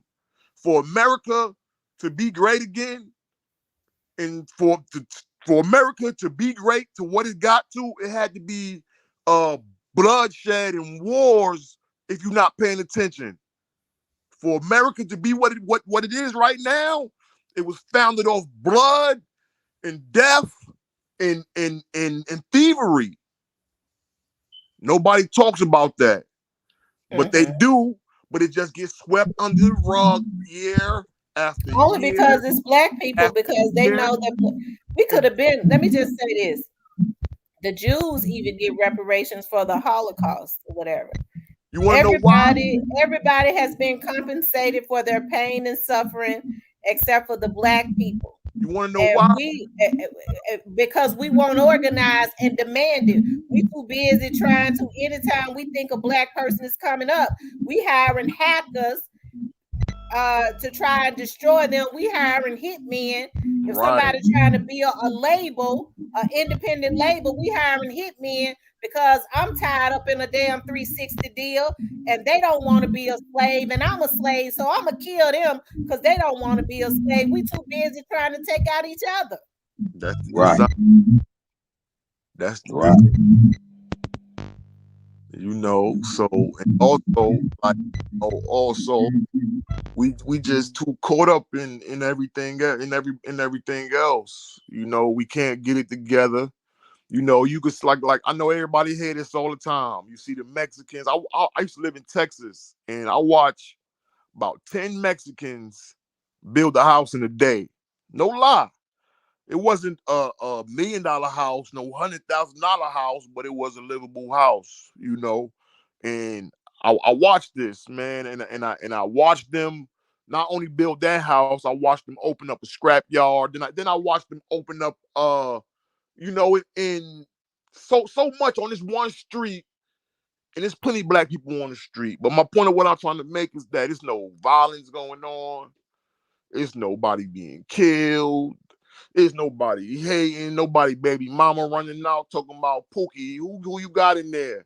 It ain't none of that. I mean, I'm not saying that it don't go on, but I don't see it.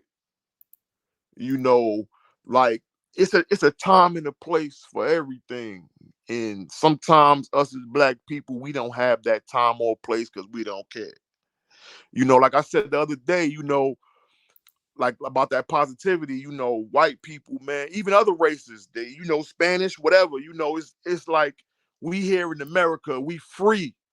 So everything we do gotta be living like we free. I mean, not, it's a different tone of what I'm trying to say. So, meaning living in America, you live like you don't care. You know what it's a saying of America, but it's like you live like you don't have no dignity about yourself.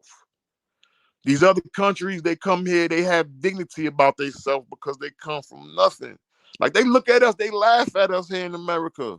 Like we really ain't going through nothing. We think because we ain't got enough money to pay for a little bit of gas or buy a little bit of food or we can't afford a loaf of bread. What you think they go through in these other countries? I mean, they got beautiful parts, they got beautiful parts, but they got a lot of slums. Like our slums is no comparing to their slums. A lot what, of bro? us, a Let lot me of ask us you this would. question, bro. What's that? Well, it's a statement, but then I want to ask y'all opinion. You know what I think? Just listening to what I think about us as a people, as a black race, What's that? collectively.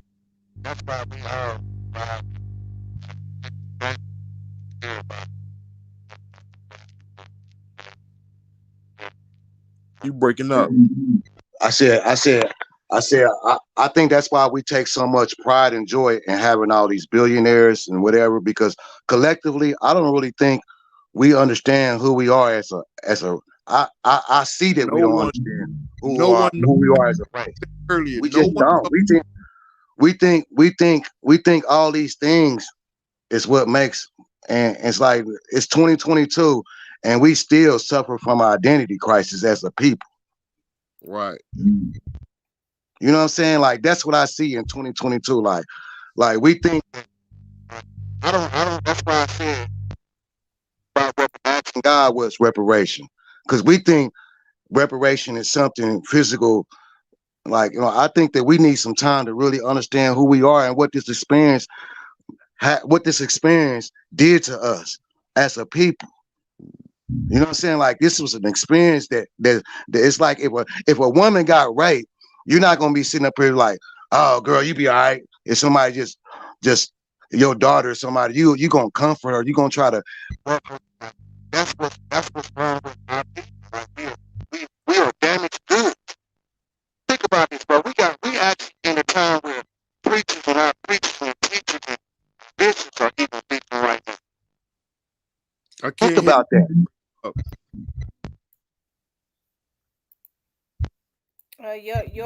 You staticking a lot, Harold. Y'all hear me now, right?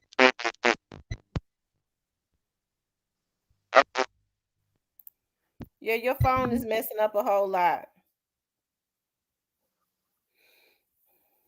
Um, yeah, the joke is on us because we But we yeah, won't we won't strategize and organize.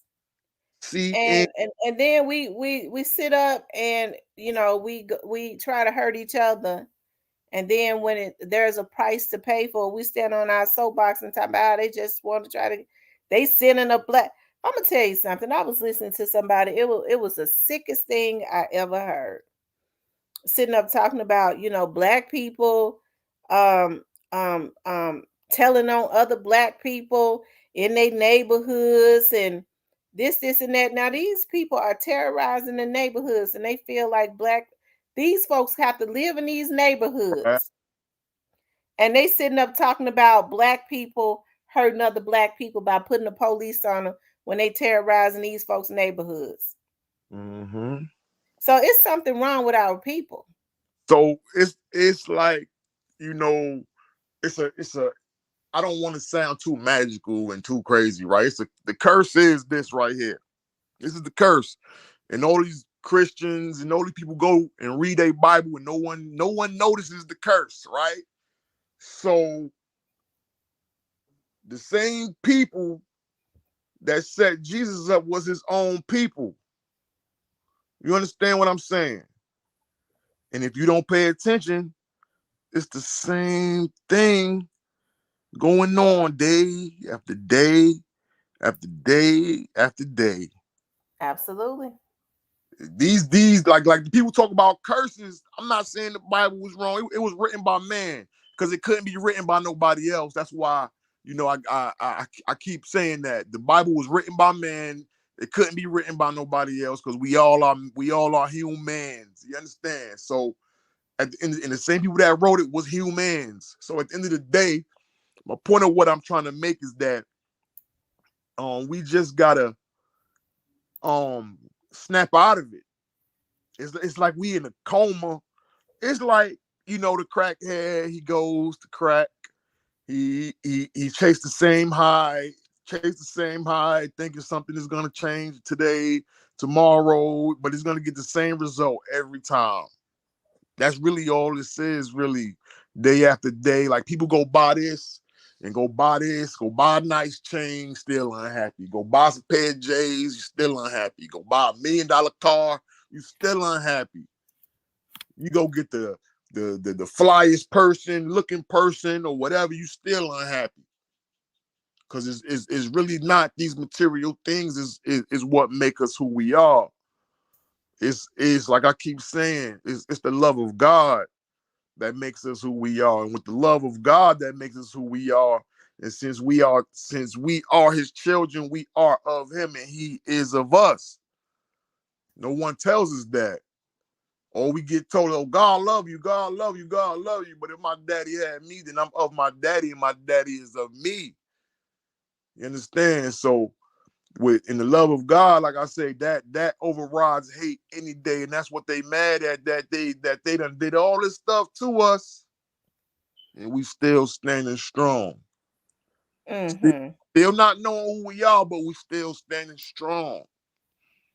So that's why they got all these little, you know, but they showing us every day on TV that they don't care about giving this country this money, giving these people this money, giving this people this land, letting this people access this, let this people access this.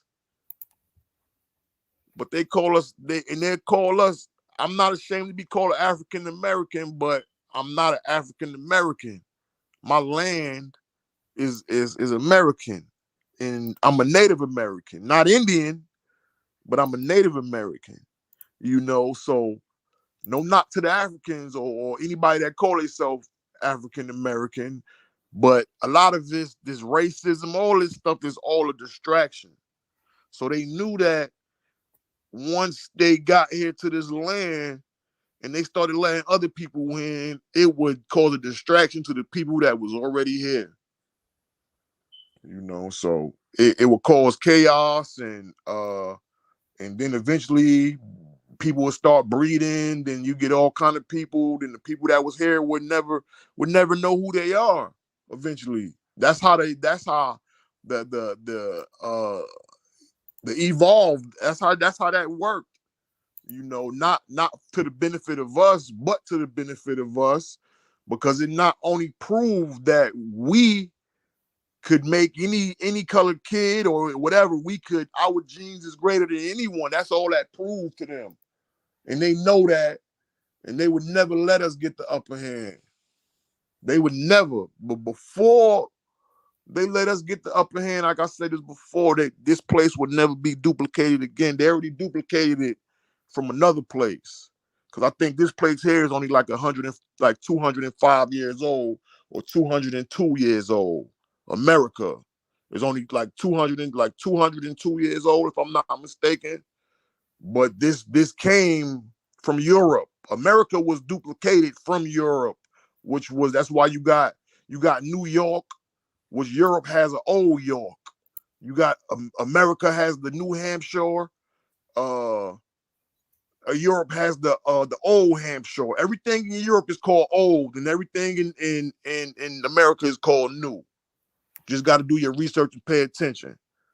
You know, so they got an old York in Europe. You know, it's real like that, man. Everything was duplicated. So that's a proven fact that this place was not only taken and stolen, it was rejuvenated into where they came from. They'll tell you they found it. So if y'all found it, y'all took what y'all, or y'all say y'all was here, or whoever was here, they said they was here first. The Pilgrims found it, but why everything? Nobody never paid this no mind. No one ever argues this.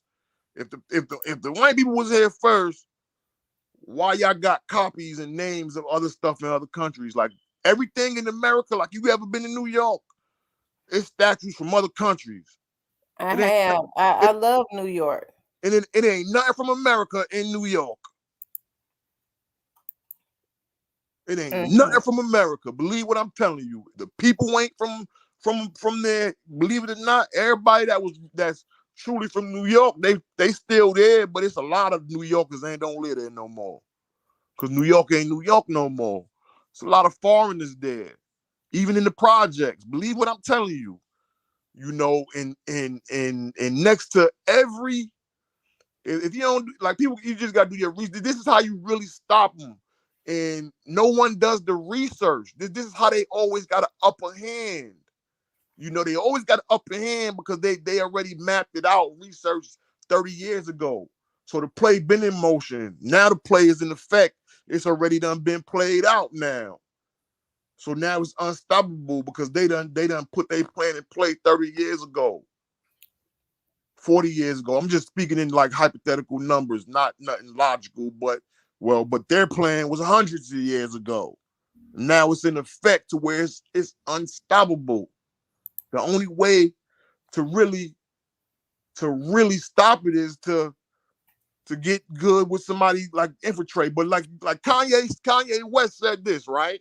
This is what Kanye West said. Or he said this right here. You got the killing of JFK, right? Mhm. You got so many documentaries and books on how he got killed, on this and that, but who really did it? And that's every leader that we get. It's always a bunch of, this and that, but no one really gets down to the actual facts. It's all, how can I say, it's all, oh, was it this or was it that? Or who did this or who did that? It's never like actual facts. They try to say that it's facts, but it's all programmed by a certain media to let you hear what you want to let them make you believe what they want you to believe. Mhm. But this is on everybody. It's always how, dang how he said it. It's you got so many documentary, but it's never really boiling down to nothing. It's not saying anything about nothing, like actual nothing. If you understand what I'm saying. Mhm. And that's Um. somehow it is like it's like a big pacifier. But he So says, you're from out of New York, right? You yes, ma'am. sound like a New Yorker. Let me Yes. ask you something. What was the vibe like? Like was Diddy and Jay-Z like a success story? Was they like a big thing to the New Yorkers? See, I'm not gonna lie to you. They are, but I was born in 1985, and um, I lived in Marcy Projects in the 90s. Believe it or not, I lived 587 Park Avenue back in like 19. Thank I'm you, gonna say Sean G. I'm gonna say from about 80. I'm gonna say about like 87 um to about 93. I lived in Marcy Projects, and I really didn't know who Jay-Z was until I got to be a teenager. Because I was young. I wasn't really into the rap. When I was listening to the rap music, I was listening to like Big Daddy Kane, Rakim, KRS-One, you know, like early 90s started kicking off, Nas, stuff like that. But, Jay-Z, you know, Puff Daddy, these guys, Puffy's originally from I'm not sure, he's for like Mount Vernon somewhere. Like that's like on top of the Bronx somewhere.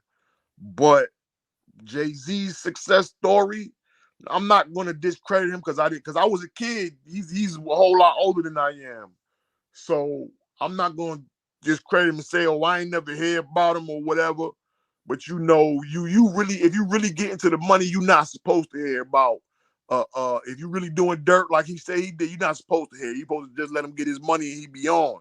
So that's why I could say that, not saying that he didn't do it or he did it, but from the way it is for him, and no one, I mean, you got a few other rappers and other people say, oh, he's lying about his success. He's lying about how he came in the game. He's lying, but really no one's really contesting it. And if you really look at the people that he really hung around, they really was in the game. It's evidence. Is like you would hear rappers say, yeah, I did this, yeah, I did that, and don't have no evidence of how they got to where they got to. But if you just look at his track record, it's a little dirt there, but it's a story, it's a success story there a little bit. I really can't say that for Puff Daddy, but for Jay, it's a success story there. Cause listen, you got to think about it. Brooklyn is if you make it out of Brooklyn, you can make it out of anywhere. That's a tough place to really to come up, and I could, like, people think times is hard now, but I could imagine back then when really like the drug era hit. Back then when it really first hit, it probably was way worse than it is now. Like they said, they had crack lines out the buildings, so I could imagine how it was terrible. The community is doing a little bit better than it was back then, I could say. But what I am gonna say is that, like I said, the success story here is like one in a million. Because it's a lot of success stories, but for the pinnacle that he's on, man. But he's happy and sad at the same time. Mm-hmm. He enjoys his life, but like Sean I, G said Bushwick is in here. So is that in New York? oh yeah, Bushwick, they beef with, if I'm not mistaken, that's not, yeah, Bushwick, I think they beef with Brownsville. Bushwick and Brownsville, they beef a lot. Shout out to Bushwick though. Real talk. Brooklyn. Word. I think that's like, Bushwick.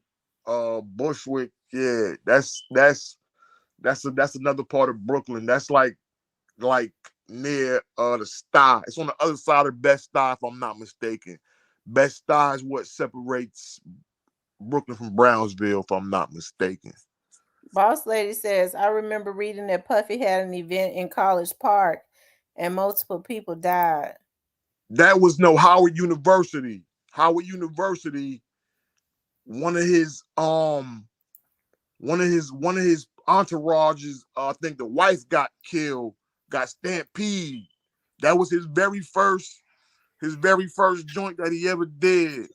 He had no permits, he had none of that, and something happened to where the crowd, it broke out. Something happened in the crowd, and I think the fire marshal's already telling them like, yo, you overpacked, blah blah blah. Puffy ignored it, and something broke out, and then they stampede. A few people got hurt, died, all that, and somebody close to him died. See, you gotta understand how they operate. They operate in death. You got to think about it. It's like this. We like the culture we're in. We're in a deaf culture. So deaf helps their money grow. Not even getting on the music, but just anything in deaf. Because you got to think about it. Someone dies. It's no telling what they leave behind or what they have, or it's no telling. And then you got to think about, like I say, that party he had, he was up and coming, trying to make a name for himself, and in that life, and in that realm, you know, it's like dead body, no one cares. Money being made, oh yeah, let's go. So it's like this right here. People were still willing to invest their money with him, even though people lost their life and he didn't follow the rules. They still seen that he was a entrepot Negro. still trying to get to the money. No matter how many people die, we still gonna employ you. We still gonna do what you gonna do. But the only reason why he got success, see, you got people, right? That are Mm-hmm. you got people that are agents. And even it's in our community. People that are agents that's willing to go, not even to the police, just people that's willing to go tell on you to somebody else that don't like you. You feel me? And or go tell somebody to keep you down. Like, believe it, this is another thing that's going on in our community. You got people, you got a certain group of people that keep people down. Believe it or not, I hate to say this, you got family members, right? Everybody got family members that work at unemployment offices. Everybody got family that work at certain jobs. Everybody got family members that certain managers and supervisors at certain jobs. This is going on. This is very much going on in our community. You could deny it, or you could say that I don't know what I'm talking about. But this goes on.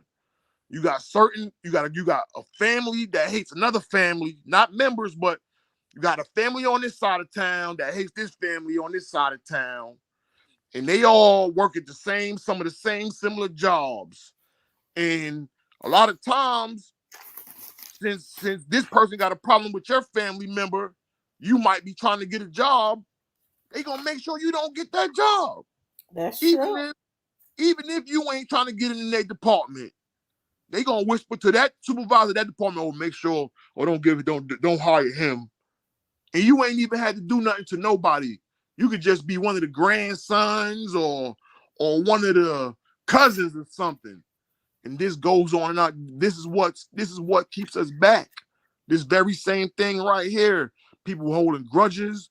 Well, somebody did 30, 45,000 years ago, and they carrying it on. Family recycling family behaviors. And that's what's going on in our community. No one lets anything go. No one, and that's the problem that we have. It's plenty of new things to hold on to besides old things. Well, But it's plain jealousy in our community. You got people, as I said, because I've experienced that on YouTube, and I don't make no money on YouTube. You have right, people that crabs in a bucket mentality. I don't identify with that. I can't But definitely. they've gotten themselves. They put some of these folks have put themselves in a real bad position because they want to try to control what kind of money a person makes. Right, All these people on YouTube, you don't see the white people doing this. You see black people going and hiring hackers to try and steal people's information, really to try to wipe out their bank accounts and stuff, like and to try and sabotage their pages. It only happens in the damn black community. Then they get mad and try to stand on their soapbox and talking about a black person trying to get them sent to jail because they feel like they're supposed to be able to violate you in peace. right in peace. Like you seen the dude. They own the what's that? The sweetie pies in Atlanta. He just got convicted. He put a hit on his nephew. Crazy. Got him hit for $400,000. And he didn't even get it. Didn't get it. I think one of the strippers told on him or something like that. But the crazy thing is, this is what we do for the money. And you know what? People also do. They like, and this where the music got everybody messed up at. You hear these rappers saying, "God, please help me make it through selling these bricks." Pardon my language, but damn well you ain't praying to no God to help you move bricks. Because God ain't answering that. God is not answering you to go kill another person, help you make it through this night with the gun on your side because people after you. This is what's in the music. These rappers is asking God to help them sell these drugs and got these young kids out here telling, oh, God gonna help me make this money tonight. This is what's going on. But everybody think that God is just so forgiving. He's just so forgiving and he's so understanding. Listen, man, God is not helping you out here do wrong. He's not that type of person. If it's a he or she, no one knows. But what I am gonna say is that the entity is not out here like people pray. Oh, you hear somebody say, "Oh, help me." You might got somebody that disturbs your peace, your next door neighbor or something. People pray and say, "Oh God," if the neighbor die or whatever, your person say, "Oh yeah, God help me remove." Oh God, wipe that person. God didn't wipe that person out. He didn't die, and I definitely don't believe in it's your time. If it's your time, it's your time to go. I can't really agree. It's a lot of sayings. It's a lot of sayings that us black people been saying all these years. That's also holding us back. That's really also holding us back. We quote these things that been getting quoted and quoted and quoted. No one knows where it came from, but everybody got a saying. That's Everybody got a true. saying for every day of the week. This the stuff that very so much hold us back, believe it or not. Remember they say words mean something. So you got to pay attention to these words that you got from your grandma because they don't know what they got. They know some stuff but a lot of stuff they didn't know what they were saying, believe it or not. So you got to watch. We got to watch also what we be saying to ourselves and to each other, because man, words are words, but you hear people say, "Oh, words don't hurt." How that go? Words, what, sticks and stones may break my bones, but words will never hurt you. Whoever wrote that is a lie. Mm-hmm. It's a lie. Cause you come out and say something wrong to me that hurt my feelings. You're man. Listen, words hurt. That's why you can't. You can't go to some of these jobs and have a certain type of attitude. They're not gonna hire you if you got a certain type of attitude. It's either you going, no, I'm not against gay people. Don't take what I'm about to say the wrong way. If you don't have that type of personality where you seem like a, a, a down with the LGB, whatever that is, if you don't have that type of personality, it's hard to get a job these days unless you're working at like something that ain't paying much, you know. But this is actual facts. This is they're the way they're moving with the world is to have open uh they want you to basically be unidentifiable. You don't know if you're a male or female. This is the way the world is going. Like you got to pay attention to the movie Fifth Element. And that's Fifth why we gotta cancel the people who promote it. is listen, like I said earlier, it's so far in that the only way to destroy it is everybody got to hit this internet and speak out against it. Everybody, meaning that it got to be getting like to Ukraine and Russia. No. But anyway, yeah, I'm telling you, this is the only way for bridges to be built. People got to drive off cliffs, and people got to die. People got to walk off cliffs. For the bridges that got built. People had to be stuck. For guns to be made. They had to figure out how to make the guns to get rid of the Indian. To get to the point we in today. Certain things gotta be made or invented or processed. For certain things to come about. You know, things are just not gonna.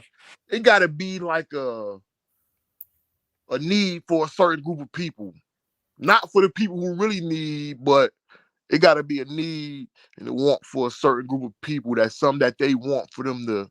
It's real out here, and no one ain't paying attention. That's how they was able to make this and build this up to what it is.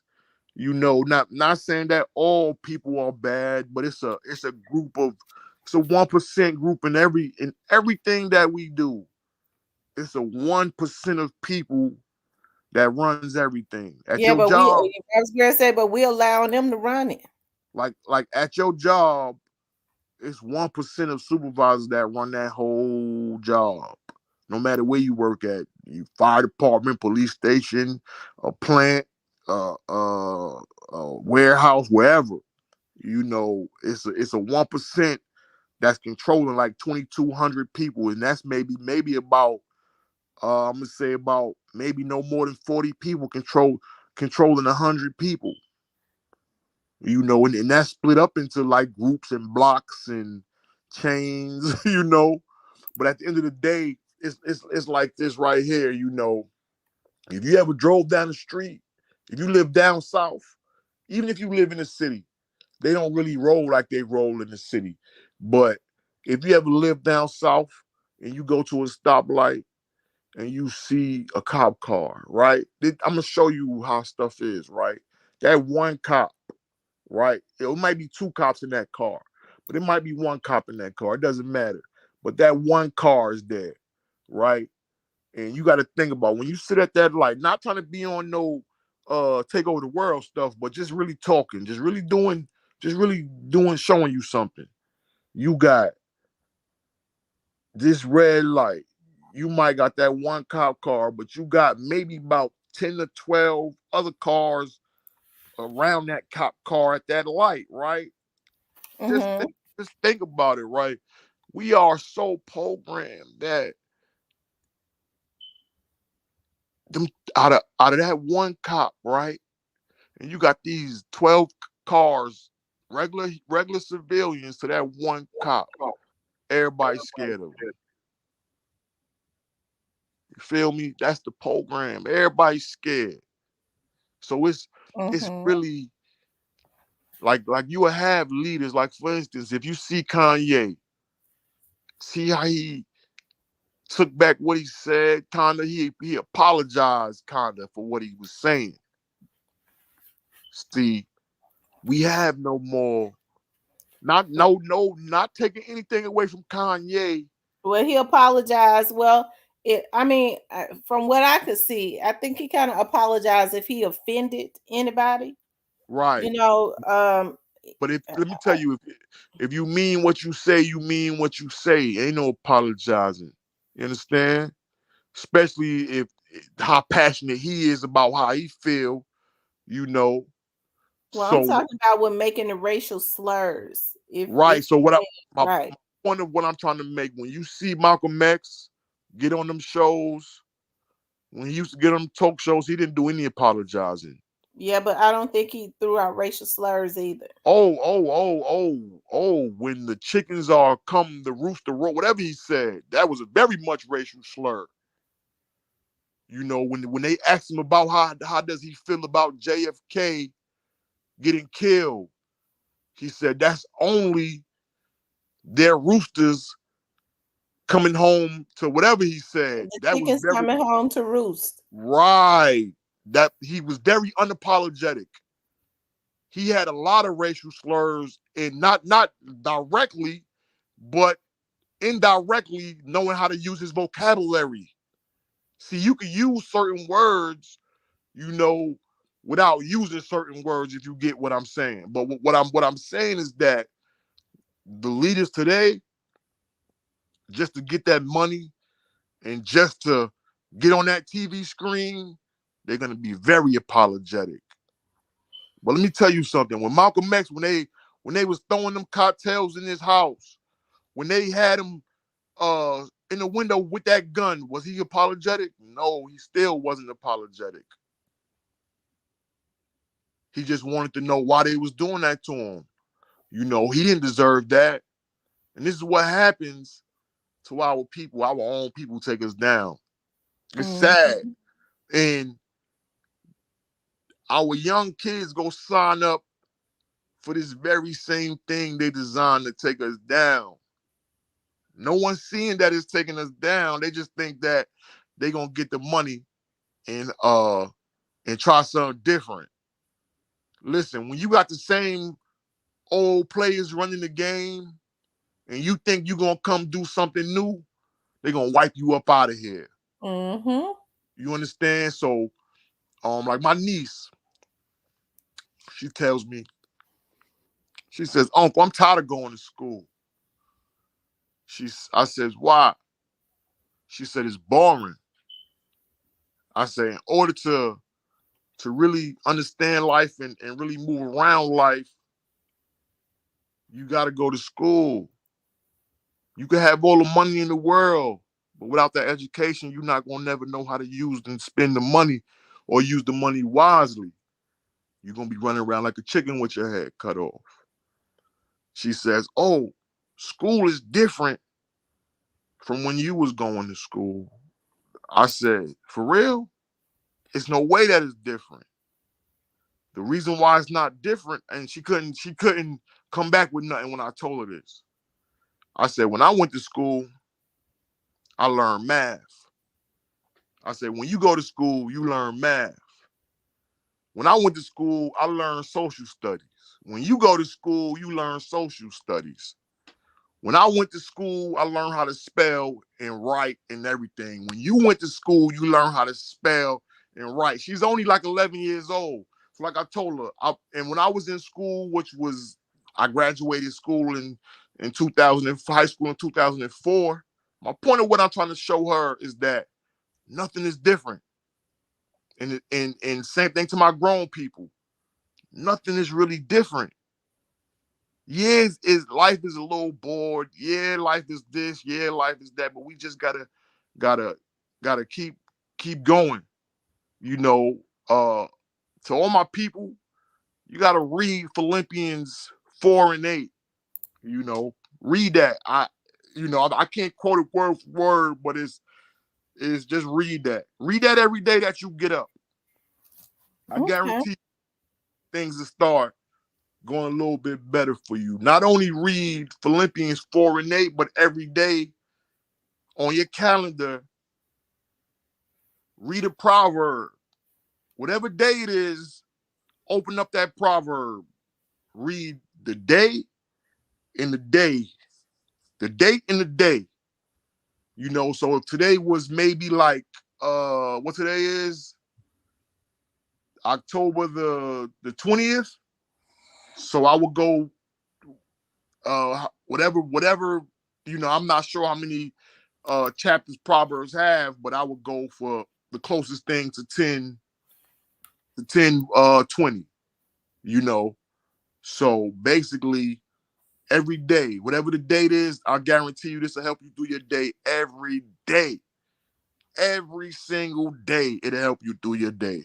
Because in the book of Proverbs, there's something in there that, you now this is where we get to outside of the preacher man, to where we study for ourselves. The Proverbs, the book of Proverbs is the book for us to help us get through our days, because there's stories in there about somebody's going through something, the same thing that you're going through.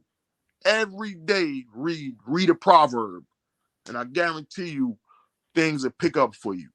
But not only read the proverb, drink your water every day. Drink that water. Water is a key element to our life, to our existence. Once the water is gone off this planet, we are not going to exist anymore. I guarantee you that. So we just gotta pay attention, and we gotta not. I'm not even gonna stay woke, but we just gotta be like iron and sharpen iron for each other. We got to be like iron for each other, sharp as iron. However that saying go, that's a saying that's real and true. There's no curse on that. That's an actual fact. So we got to be like that for each other, and we got to learn how to take corrective criticism. Right. We got to. There's a difference between somebody judging you on like just playing you, and somebody's creative correcting you. If, like, for instance, if you got a booger in your nose and you walk down the street, oh, you got a booger. Stuff like little small things. But on major things, if You know, for instance, if you have no self-awareness, and you know, and I know about self-awareness, I could teach you on having self-awareness, because a lot of people walk around with no self-awareness. And then once somebody try to tell us, oh, you're doing this, we'll say, oh, that ain't me, I'm not doing that. The reason why you saying it's not you, because you have no self-awareness. And we're all guilty of that in our life. We're all guilty of that. You know, no one's perfect. Like my man said earlier, I think it was Harold, he said no one's perfect, so you know, but the first thing, in order for me to help fix you, I gotta fix myself first, is what God says. I gotta pull a plank out of my own eye. I'm not even trying to be preachy, but this is what the Bible says. These are actual facts, like actual facts. Not to even get spiritual or religious, but I can't fix myself or make you happy if I'm not happy. You understand? So, and this is what we try to do a lot of times. We be happy and miserable inside, but then we think we get that money and we think that it changes everything, but it doesn't. If you get money, it just makes the problem that you have greater to the 10th power. So if you're a crackhead and you just go ahead and happen to come up on $1 million, it's gonna make you a crackhead to the 10th power. If you a person that saves money and invest it right, you're gonna be a multi-millionaire to the 10th power. And that's how life is, so forth, whatever. But my point of what I'm trying to make, if we practice certain things with each other, that's where it starts at. It starts off with practicing it. Like a doctor, you think he just got it, huh? You go try to sue him, you might not get the money because it's called practice. You feel me? So, like, it's real out here, but we got to do this with each other so we can get it right. We got to practice these things, not take a break. Oh, listen, this is why it became the way it is today, because somebody softened it up. You know how I used to go to church? You go to church and your grandma got you going to church, got you wearing this today, and you wish your grandma could be a little lenient, a little bit lenient. You done been to church every day this week. Come on now. It's Sunday. Come on, grandma. It's Saturday. Slack up a little bit. And each time, generation after generation, things slacked up and slacked up and slacked up and slacked up. And that's where we at today. A bunch of slack. Can't get rid of the slack. It done came off too far. You know what I'm talking about? So now we're in a position where we got people capitalizing off of everything that we do, every bone, every corner we turn, every bottle we touch, everything we touch, they capitalizing off of it. We ain't getting nothing off of it. Well, we giving it to them. Selling it right to them. And that's what I wanted to say. We give now. If it's another race, we giving it to them. And that's what I wanted to say about Kanye. Kanye, you got everybody got to pay attention also. See, Jay-Z, Puffy, all these, businesses to be sold. I understand that, right? But the formula of what Jay-Z and Puffy tried to show you is that you get it and you make it and you sell it. Don't get they're not teaching you generational wealth. Or they not teaching you. They making it for themselves, but they not teaching you it. See, Kanye's teaching generational wealth. That's why they trying to X him out. He owns these companies and not selling them. He's keeping the companies for his kids. You understand? But he's crazy though, right? See, he's in charge of Balenciaga.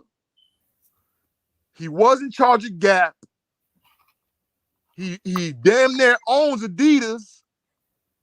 He just came out with his new platform.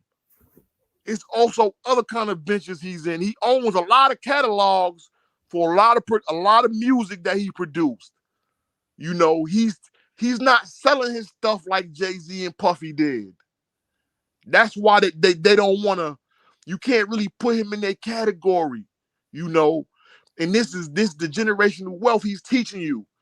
But they want you to think he's crazy. But they want you to be like everybody else and sell everything that you own. But why sell it when you own it? Right? So it's just crazy, man. So is we well the goal is to maximize your revenue and lower your living expenses. That's the goal. But instead, we're living backwards. We want the J's, the nice fancy cars, and all of this. I'd rather maximize my revenue, have a lot more coming in than I care about any Jordans or anything like that. We wasn't taught that. We was always taught to live beyond our means, or even if even if we ain't got it, we better look like we got it. That's the sayings. That's the sayings. You don't go like black people, they'll go spend their last to go to this family reunion and Hold look on like 1 second. I have to thank you, boss lady, for the cash app. I appreciate that so much. You can go ahead, huh? Because they're I'm getting ready to close it out in a all few right. minutes. But they'll go spend their last to go impress these family members, knowing that they ain't got it, just to look the part and keep up with the Joneses. That's a saying that's true now. There's certain sayings that's true that nobody really says anymore. But everybody wants to keep up with this and keep up with that and keep up with this. But and then you'll hear somebody say, "Man, I wish I had what they had." Stop wishing what. Stop wishing that you had something somebody else had sometimes, because you don't know how they got it. You don't know what they're doing to keep it. Just be grateful. That's the life that we should be living in. Gratefulness. Because they could be Right. robbing their grandma just to, do what they got to do. So you just never know. We just got to be grateful and content. We always want to That's go past like it's a race or that's it's a true. competition. But when you die, the mummies, see King Tut in them, they Mm-hmm. died. And them archaeologists went and dug up all them stuff, and now that stuff is in museums. They ain't take none of that stuff with them. They ain't need to come back to tell you if they was in heaven or hell, because they can't. It's over with. You understand? My point of what I'm trying to make is that we got to stop glorifying this stuff. You feel me? Absolutely. Just because your cousin can't afford a pair of J's, forget that. See what's on his mind today. Stop manipulating him to what you want him to say, and let them have their own mind. We got to let people have their own mind. If they don't have their own mind, you show them how to get to their own mind. Right. Everything has to be learned and taught, because everything you had to learn it and you had to be taught. So we gotta start having patience, and we gotta start being there for each other. And if they don't want to be there, they don't want to be down for the cause, just move on. Trust me. I Just agree, but I gotta I let's see, because it's almost 1:30 and we've been on here almost 3 hours. all right, all right. Just everybody, man. Just we got to start paying attention. That's it. You know. Mm-hmm. Well, I really, everybody was really giving you a thumbs up tonight. I think when you came on here before, you was really deep, and so we really appreciate that. I really appreciate you coming up, and I appreciate the fact you from New York. I love New York City. I'm telling you, like, my friends got sick of me because every year I wanted to take a vacation in New York, and Yeah, we always stay like 5 days out. We stay in right. Manhattan, though. I can never get enough of it. Yeah, it's over with. New York ain't New York no more. New York is washed. You know. Mm. When you Yeah. say it's washed, what you mean? Cause like, back, in the 90s, it was a lot of killing then, but New York was And the people, I know you say you getting off. I ain't gonna go too deep, but New York used to be, in the black communities, it was family orientated, believe it or not. Believe it or not, no one, I'm about to go over a lot of people who had, the North, you wouldn't think this, but the North was more family orientated than the South was. People don't know that. A lot of people think New York is grimy, but when I was a kid, I lived in I'm gonna end it after this. I lived in a 2-story brownstone, right? Mm-hmm. And the whole block had nothing but these apartment buildings, brownstones, right? Everybody know everybody. Nobody locked their doors. I could go from the first floor to the second floor to the third floor and just walk right in the door. Doors wide open. Where they knew my grandmother knew their grandmother. Everybody was from down south. But everybody lived in New York though. So the original people that migrated there, they knew what it was like to, be family orientated. So it's just wild how things change though. But yeah, New York ain't New York no more. You can't do that. You just can't, live in the brownstone. They got their doors locked, believe that, because they gonna think somebody gonna run up in their spot. But it's just life was good like that at one time. Is Jay-Z's 40/40 club still open? Nobody talks about that anymore. Yeah, them 40/40s is still open. He got one in Atlantic City. What's that? He got them all over. I think he got one in LA now. Now he got one in LA. They all over the place. Okay. But I don't think. Remember what I say. A lot of them things them guys was promoting. They was part owners. Nothing they ever did really where they fully owned it. Right, because he don't promote it no more. He probably sold his share. Sold it, right, but they still open though. But I don't think he owns it anymore.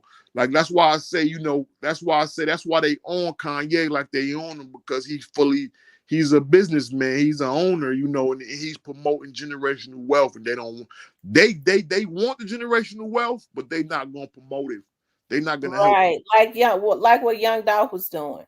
Basically, right. So in his case, man, they really got him out the way because he really was talking about it.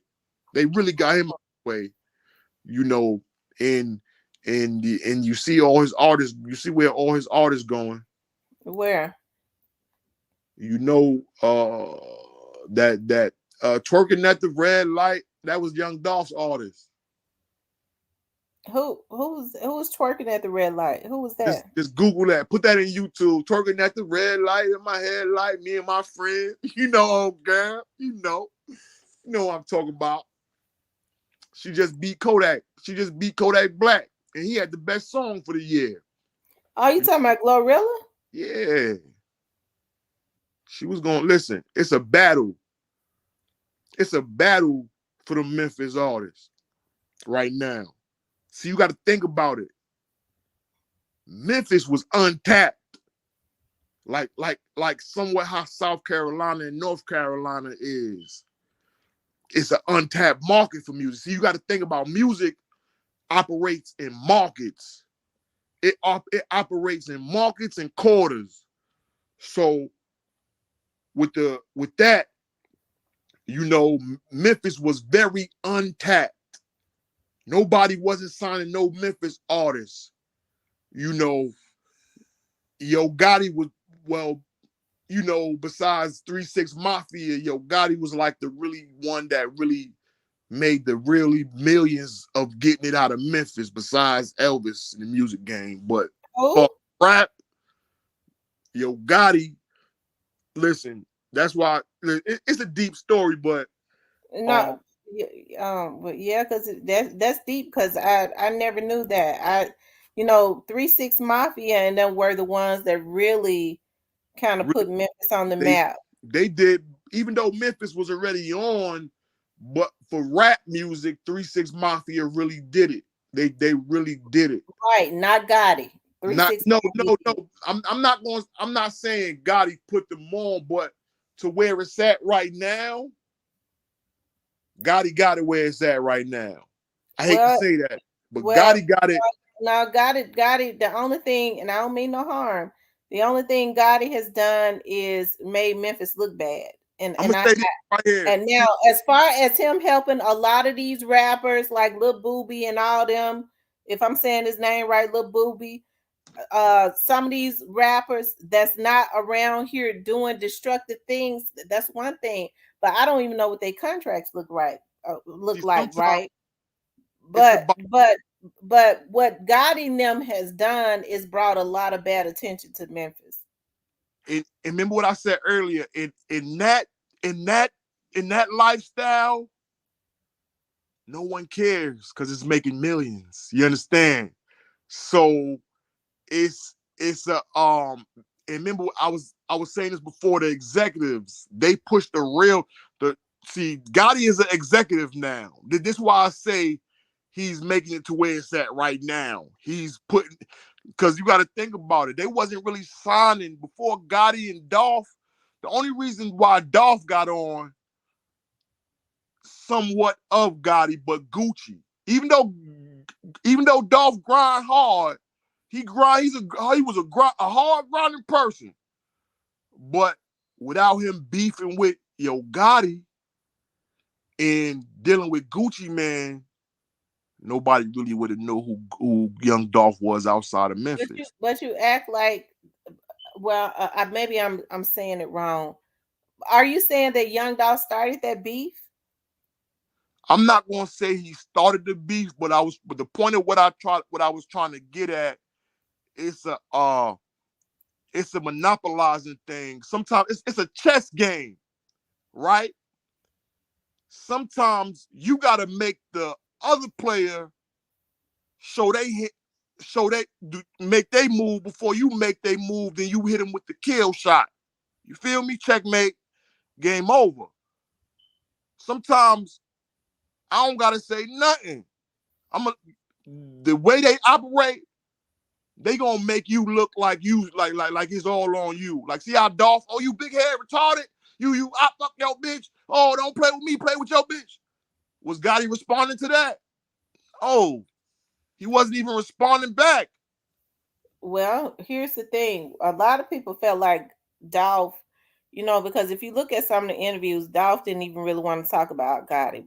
A lot of these DJs, these interviewers, they kind of instigate stuff.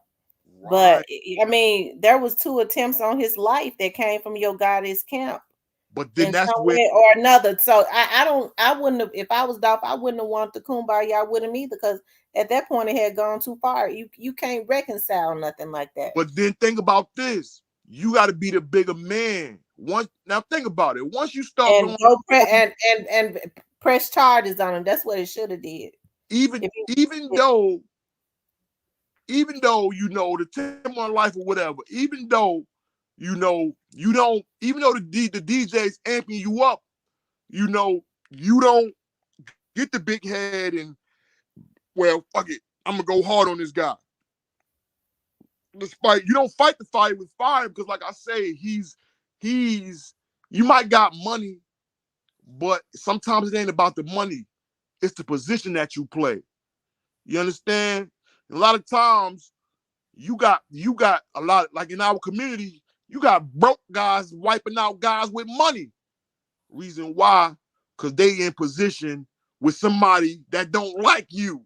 You feel me? So remember what I said this before. A lot of times when you got money and your money ain't working for you, and you in that realm of life with them, and that money ain't working for you, that means it's a group of people that don't like you. They saying, hey, don't let his money. And you can have, like I said, you can have $1 billion, you can have $1 trillion. Like you feel me? The only way it's gonna work for you, you gotta seem a little crazy, like how Kanye. The only way they ain't gonna get you. See, they ain't get him yet because they can't. The only way he really pop up is on TV. He say what he say, and he's back to where he's doing his business moves at a concert. And you know, that's how you got to move. You can't be out here, still out here having one foot in the street and doing real legit business. Cause them same guys you get on them tapes and talk about that big head this and big head that. Best believe it ain't about the money. It's the position that they play. So that they done built themselves up to a position to where the same guys that you signed and got you smoked. Think about it. So you said the same guys that you signed Listen, got you smoked? them same guys who they got locked up, Cornelius and all them dudes, whoever it is, straight, they was signed to Dolph. They weren't signed to Dolph. Man, listen. They weren't signed to Dolph. They was doing deals with Dolph though. Cornelius was not a rapper. Cornelius was just he wasn't a rapper, but listen. Remember they say they caught young boy with a bag of money. So you gotta, oh man, it's deep, yo. Dolph was really supplying some things, you feel me, in the neighborhood. And all them artists, a lot of them wasn't rappers, they were workers. You feel me? It's real. It's a little bit about music, but it's really about street politics. It's about it when it all boils down. There was some people who wanted Dolph's position, and they used a bunch of frustrated dudes by luring them with money and promises, right, to take him out of here, and it never should have happened. But all boils down to jealousy, and there's a price to pay for jealousy. I don't give a damn what Dolph has said or verbalized out of his mouth, because how old are you, hon? I'm 37. You 37, so you've been around long enough to know the history of a lot of rap. When rappers first started rapping, they was battling on the mic. Jay-Z and 50 Cent went at it. They it was about who could do the biggest diss. It was about making money. When did it ever get to, and when is it acceptable when somebody going back and forth on the mic, your feelings hurt, now you want to send a hit out to try to kill somebody? They attempted to kill him twice. Money. We should have canceled them then. It's not acceptable. And remember, so, in a way, we're kind of responsible, because when those hits was coming from the guidance camp, we should have canceled his motherfucking ass. And if that label had not been getting no money, he'd have set his ass down. He was signing all the artists from Memphis. That's why I say a lot of them artists, even though they look like they signed to Yo Gotti or whoever, Dolph had a lot of artists. Listen, remember what I said? Go watch the 5 Heartbeats one time for me, and then come back and holler at me. I'm telling you, it be over artists, catalog. It be over a lot, because they feel it's all about monopolizing. If you could monopolize, Gotti ain't gonna get nothing that belongs to Dolph, and not as far as in the catalogs or nothing. Not Dolph's music, but the artists. Yeah, you get, man. Listen, it's real. Contracts can switch over like that, because the people that got the contracts is the people that listen. When the reason why Dolph out of here, because they got him for everything they needed him for. Believe that.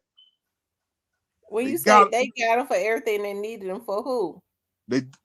Okay, basically, right? It's like this right here. All them artists that he had, watch how they start getting signed to other different labels that's connected to that label. It happens. It happens with every. It happens with every artist that, listen, the only reason why they get ill is because they got a lot of artists. The artists be hungry. See, the artists be like, they want to get signed. They're already signed to this label. But then the label that you signed to is signed to a major label. But deep down inside, you so jealous and greedy that you want to be signed to a bigger label. So when you got a guy comes with this money, and y'all all from the same community or same state but different community, you know, he gonna offer, like you said that the dreams and the promises, right? They offer them dreams and promises. right? And that's what happens. See, this one guy might be making them work for everything that they get, and he letting them keep everything that they get. But then this guy, he gonna make you a promise. He wants you to help him get rid of this dude. He not only gonna tell you he gonna give you everything, but he's not only not gonna give you everything, he's gonna give you 2% of everything that you earn, and he gonna keep everything else. And then you can't go tell on him because you put the work in. You feel me? It's just that. Go watch the 5 Heartbeats. It's just that simple. Ain't nothing different about nothing. Everything the same from the 60s to now. Believe what I'm telling you. Okay, well, here's the thing, I don't believe that Young Dolph's artists had anything to do with it. I think, I think people be reaching quite a bit when it has been in our faces since 2017. Since February of 2017, when their truck got shot up and when nothing happened, they didn't get him. And in September of 2017, he was shot up and almost died in LA. And it was these people that did this all came from the same camp. Is it ironic that the people who that finally assassinated him are affiliated with the same camp? So we're gonna, if it looks like a snake and crawl like a snake, it's a barracuda. So all I could say is, right, I could agree with you though, right? But in actual reality, right, it looks like it came from there, but if you really look at the, no one really knows. No one really knows. I know. But I'm gonna stick with the snake. If it's crawling like a snake, I'm just gonna go and say it's a snake. I could get off this line and share something with you, but it's deep. It's deeper than what you think. It's deeper than Gotti, believe it or not. But that's neither here nor there, but it's deeper than that. No one pays attention to this other guy. It's another guy no one pays attention to. Who is it? Tell me. You could. We want to know. No one pays attention to him, but he loved Dolph though. Who? Because I know you're not talking about Key Glock. Nah. Another monopolizer.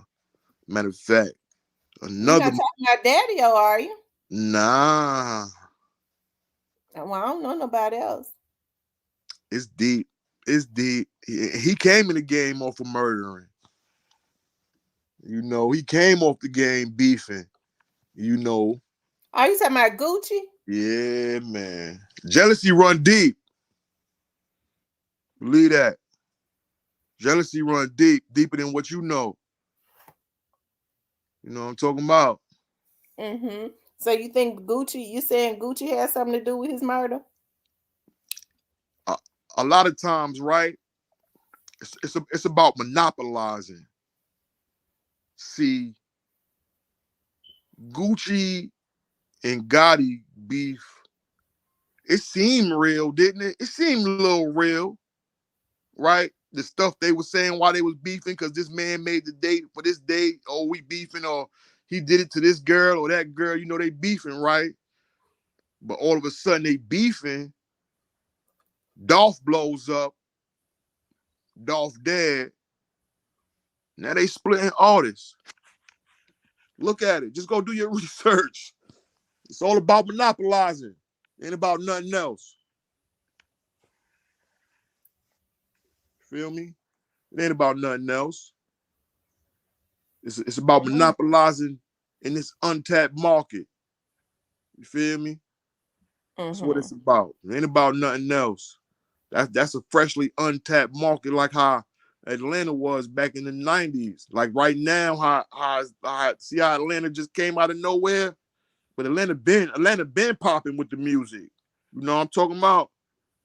It died down, then it got a new wave of killing music now, murder culture now, But like I say, you just gotta pay attention, man. Like stuff be real. Like it be sounding like it be reaching, But you just gotta know business and see what for what it is. You know, you know business and you just do, you know, you look, you'll be like, see, life sometimes is always in the rewind. Sometimes. Gotta be. You know, life, you gotta put your life in rewinds sometimes day by day, sometimes, you know, to make your next move your best move. You understand what I'm saying? So Mm-hmm. and when we don't do that, when we think we got it and we don't put ourselves in a rewind mode, sometimes we crash, you know. But sometimes you gotta go and rewind just to get to that next step. Just to you gotta do it play by play, you know, Well, let me like you ask gotta. you something. I gotta ask you this. I just want to ask you this because I just want to know and be honest. Do you think that anybody in CMG had anything to do with Dolph's death? Nah, Why not? it's it's I ain't gonna say they ain't happy about it, but I am gonna say that, like, I'm gonna say this right here. A lot of times, like, believe it or not, when you really tied in to this, your hands ain't on it. You might know about it, but your hands ain't on it. You can't be nowhere near it.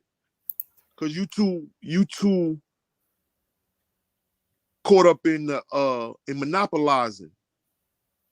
That Rico game, the cops Rico game is the feds Rico game is strong. You feel me? And Gotti he a real smart guy. See, and that's why I was saying, you know, a lot of times these guys build up other guys to hate you. They not even gonna. That's why I say you pay attention. He never really said nothing about Dolph for nobody to run back and say, "Oh, go hate him."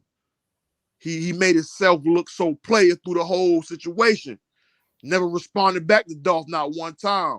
Yeah, but folks wasn't dumb though. I know, but He it didn't made have to Dolph. respond back. It made He had Dolph black youngster doing it. right, but it made Dolph. Once Dolph did that outrage, I'm not gonna lie to you. It made Dolph look like a hater a little bit.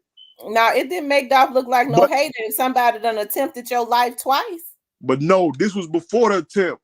This is why they put the attempt on him. The second attempt on him, because he came out.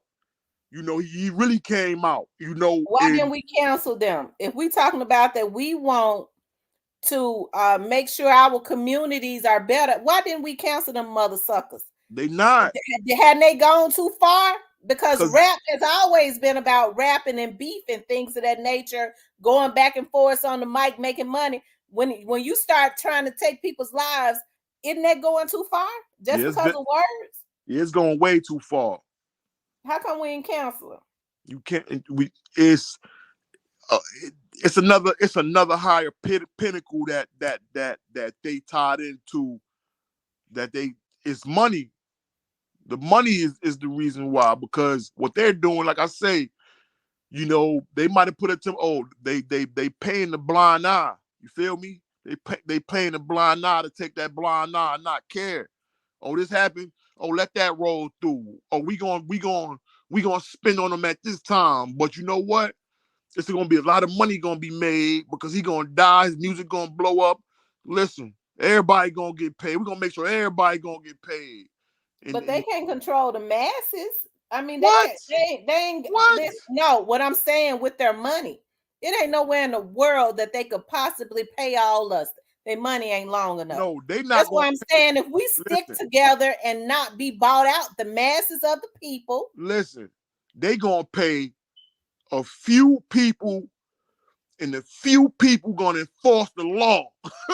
They gonna pay a few people, and them few people everybody gonna be scared of. Believe what I'm telling you. Only that 1%. Remember what I say? That 1%. They gonna send them goons. You feel me? And that's what happens. That's what happens. Like, listen, everybody got key players in their neighborhood that's tied into these people. Like when these people come to town, they got handlers that they associate with to move around the town with. Like they just can't move around the town without it ain't even checking in. But you just can't go to a town being famous and think you just gonna ride around and think you good. You feel me? You gotta know somebody that knows somebody that's gonna make sure you good. You know what I'm saying? Because there's a lot of wolves and gremlins running around. But at the end of the day, you know, I done lost my whole train of thought. But I ain't gotta lost my whole train of thought. I'm sorry. but it's deeper than what we know though. It's deep.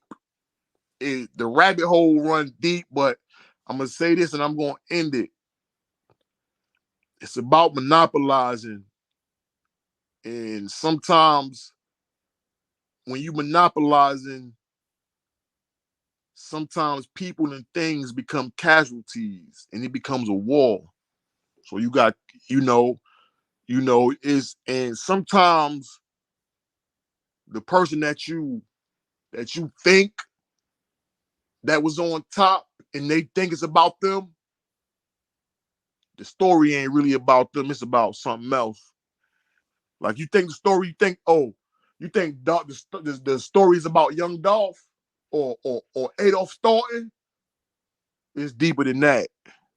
He was just uh, a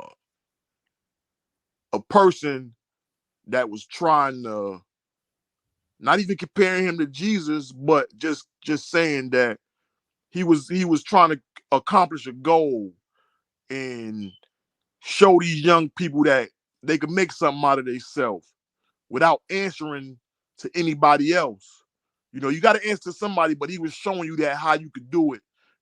Giving you the game on his records. Even Deion Sanders will bring my boy out and show you that success is you can reach it. But they took him down. But these, like I said, these rappers they getting killed in their 30s. So it's just wild how they did them though. But like they anybody that want to be independent and nobody can't put their hands in your pocket. It's the American way. They're gonna get you up out of here. Like I say, it's all about monopolizing. And it's a damn shame that we can get black people to do it, because that's just basically they basically saying I'm gonna pay you to take him out so we can keep y'all dumbasses in bondage. Yep. And it's all a slave game, because once I do that for you, I'm forever locked in. I forever owe you. Even though I did it, I can't go tell on you because I did it. That's how they get them. They get them just like that. I might want you to go I might put the bag on your head, but you gonna go do it. Even though you did it, you can't tell on me because you did it, even though I put the money up. But a lot of them a lot of them still go tell, eventually, but I don't think this is gonna come out though. That I don't think all this about Gotti and Dolph, it's over with. If he ain't go down by now, ain't none of them going down. You know, it's sad to say that, but look at every rapper. You know, like Jam Master Jay, they didn't get the guy who they say that killed them to like 18 years later. They just got him last year, the beginning of this year. You know, and they say everybody that standing around when he got killed was standing around. They know who did it, but they didn't find the killer till 18 years later. So it's I guess people don't want to die. People don't want to lose their life for something that they seen or heard. You know, and that's what happens. That's why the crime keep going on. People be scared. They don't want to tell, even if it's interfering with their granddaughter or their son or their auntie or their mama getting robbed down the street. They want to go handle it the way they know how to handle it. street justice, you know. But it's a show on Netflix. The black superhero, what was his name? I don't know. Was it Luke Cage? No. I think it was Luke Cage. I'm not sure, but it's a show on Netflix. They discontinued. They canceled it after the second season, right? My point of what I'm trying to make, it was a lot of drug dealers and criminals, right? Not saying that, we got black superheroes or whatever like that or anything magical like that. But what I'm saying is that this is the prime example that this is what has to go on. Group of people got to go take these guys down. That's not going to happen though. But this is what got to happen. Like the American way, when they see that somebody's being bullied or someone's taking over something, you got to go take them people out. But that's not going to happen. This is how you stand up for your community. Like the movie, what was it, Meteor Man? Or the original Gangsters, the movie with Fred Williamson, or Shaheem the Rugged Child. They was in that movie, Jim Brown, old school movie. And they wound up taking back over their community from the gangsters. The gangsters was terrorizing their community, But this the American way, though. Nobody gonna stand up for nothing. But you see that the Ukraine, all these people recruited, they stood up for their country. They didn't go nowhere. They fought. They got killed. A lot of them, they show you where they was making factories that went from making pots to making spikes and stuff to stick in the road. And these ordinary people really did this stuff, man, is just to show us what we need to do to stand up for ourselves and not be cowards. Because like I say, man, the people that we look up to, they not only not for us, they leading us to our death trap. Mm-hmm. So, do you think that what do you think about members of CMG like Black Youngster putting out videos all down at the grave? What do you think about stuff like that? I ain't gonna lie to you now. Now that I ain't know about that, Everybody's seen that video. You ain't never seen that video? No, I ain't never seen that video. It's stuff like that. Stuff like that start to seem like it's scripted, Stuff like that. Everybody's seen that video. I didn't see it. And I don't want to say that young Dolph didn't die. I don't want to say this other guy didn't die. I don't even want to contradict myself, right? But certain things just be seeming scripted to make a certain group of people believe that this happened and this happened, because listen, out of all the times, right, he goes to Charlotte. They really could have got him at any given time they wanted to, believe it or not. So you don't think they shot his truck up? They shot the truck up, but all of a sudden that one day you got the bulletproof truck that one day. So what are you saying? It's deep. It's deeper than what I'm telling you. You just gotta pay attention. Are you saying that it didn't happen? It's seeming now that you say something about that graveyard stuff, it's seeming scripted now. It's seeming scripted. You don't work for CMG, do you? But it's seeming scripted. The last time you was on here, you knew a lot about the music industry. Yeah, it's still the same, but certain things you can't share, certain things you could. It's just that deep, But yeah, but yeah, that graveyard stuff, it's, I mean, really at the end of the day, that's wild crazy though. I ain't, like I said, I ain't seen that. I thought everybody had seen that video. Everybody was outraged. Wow. You sure know a lot about the industry not to have seen that video. It's all common sense though, believe it or not. The industry copy off our lives. The rap people, they hang around everyday street guys. That's how they get the rap about it. Some of them do come from real street lives, but they change up. In order, the only way them Jews really gonna let you win that game is you change your life around. Can't be in the street no more. Ain't no more streets after and when you sign up for that. And that's why them young boys, you see them young boys be fighting. They be fighting because that's why they sign these young boys because they fighting with they self. When you young, your mind all over the place. And then when they give you that money, you definitely all over the place. So that's why they don't mind giving them the money. But then they tell them, hey, you can't be in the street. That's the only way you're gonna get the money. And a lot of them, they don't give it unless you a young boy NBA, you ain't getting all your money. Because a lot of times you be like they do the Birdman. If you on drugs, they ain't giving you the money. They give you partial of it.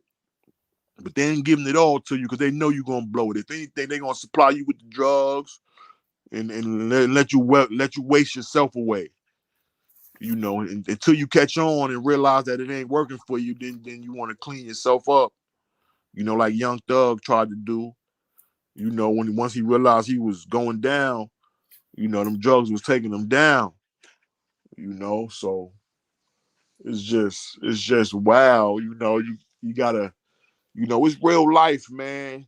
That's just not like a magical world that don't exist. It's real life, but the stuff that they feeding us ain't real. It's real, but that's the stuff that's Well, keeping. they destroying our community. So That's either way, that's. we need to counsel them.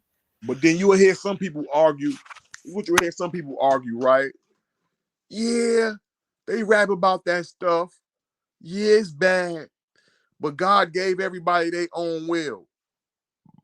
I understand that part too. God gave everybody their own will, but some people will is stronger than others. Some people will isn't stronger than others. You know, some people don't know how to determine if the music is fake or is he telling the truth. And they already tell you, hey, this real street music.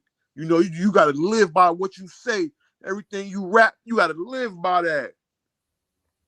So they really, you could tell that it's obvious that they leading you on. It's obvious, It's no way to not see that they leading you on, and then they're not doing that. And it's obvious to see that it's all WWE. It's all WWE until it starts getting the only really thing that takes down a black man in money with money is a female coming between two guys. And that ain't the only thing. It's they own jealousy and emotions. But Not for wanting to see their friend have more money than them and backdooring them. but for it really to kick off, a woman. Well, Every time. he might get jealous of the woman because these men be wanting to kill about women now. Because it's the ego. You feel me? So for instance, right? Listen to this. If I say for instance, right, if I'm with my homeboy, like I'm Gotti and he Dolph, or whatever, how vice versa, whatever how I go. We beefing, but everything good. Not everything good, but you're doing yours and I'm doing mine. You're doing what you gotta do, I'm doing what I gotta do. If you notice, things really didn't go real rough until Dolph mentioned the female. You understand? Well, then Gotti lose all his street credibility. Why is anybody even buying his damn music if he that weak? But no one, listen, the only people that care about street cred is the ones that's running around broke. You feel me? Gotti don't care about no street cred.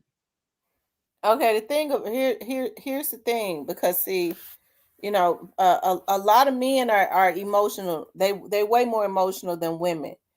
Right. When it's all said and done, God and them didn't have no damn right having that boy killed. Listen, like I say, it's about monopolizing out here, and a lot of times you just gotta pay attention. We let them egos. Sometimes we get blinded by that money and that ego and that ego, thinking we invincible. And then a lot of times with that in play, it don't even sometimes it don't even gotta be that. Could just like I say, a lot of times a person that don't know you really can't do nothing to you. It's the people that's around you that put the play in motion. Everything is a lot of times is an inside job, you know, because a person, like I said, a person that don't know you can barely get next to you. The only way for them to get next to you is through somebody that you know. Well, it would have been easy. You know, he was riding around in camouflage cars. It ain't nothing to pay somebody around there to say, call me if you see him. They knew he was riding around in camouflage cars or whatever. And then, you know, they could have been following him. So I mean, we Even though don't you really. even though you ride around a camouflage car, but what made you go there? What made you go there? Who got you there to go there specifically? Mm-hmm. You understand? But it is what it is, you know. Like Yeah, you you get know, I don't know everything. And then let me just say, allegedly, if they right, had him killed, allegedly, to be allegedly, politically correct. right, Okay, because if they had anything to do with that, they wrong. They dead wrong. But hey, regardless to, and I keep saying, regardless to what we know or don't know, right. okay, the folks know. I'm talking about the authorities. Oh yeah, they know if they not tied into it. Oh shit. But I'm gonna say this: if somebody tied into it, all of them can't be. Everybody ain't the same. You know, when people say, "Well, these police is crooked," all police officers ain't crooked. So everybody Right, ain't. So if there's one that's tied into it, they asses can look to go to federal prison.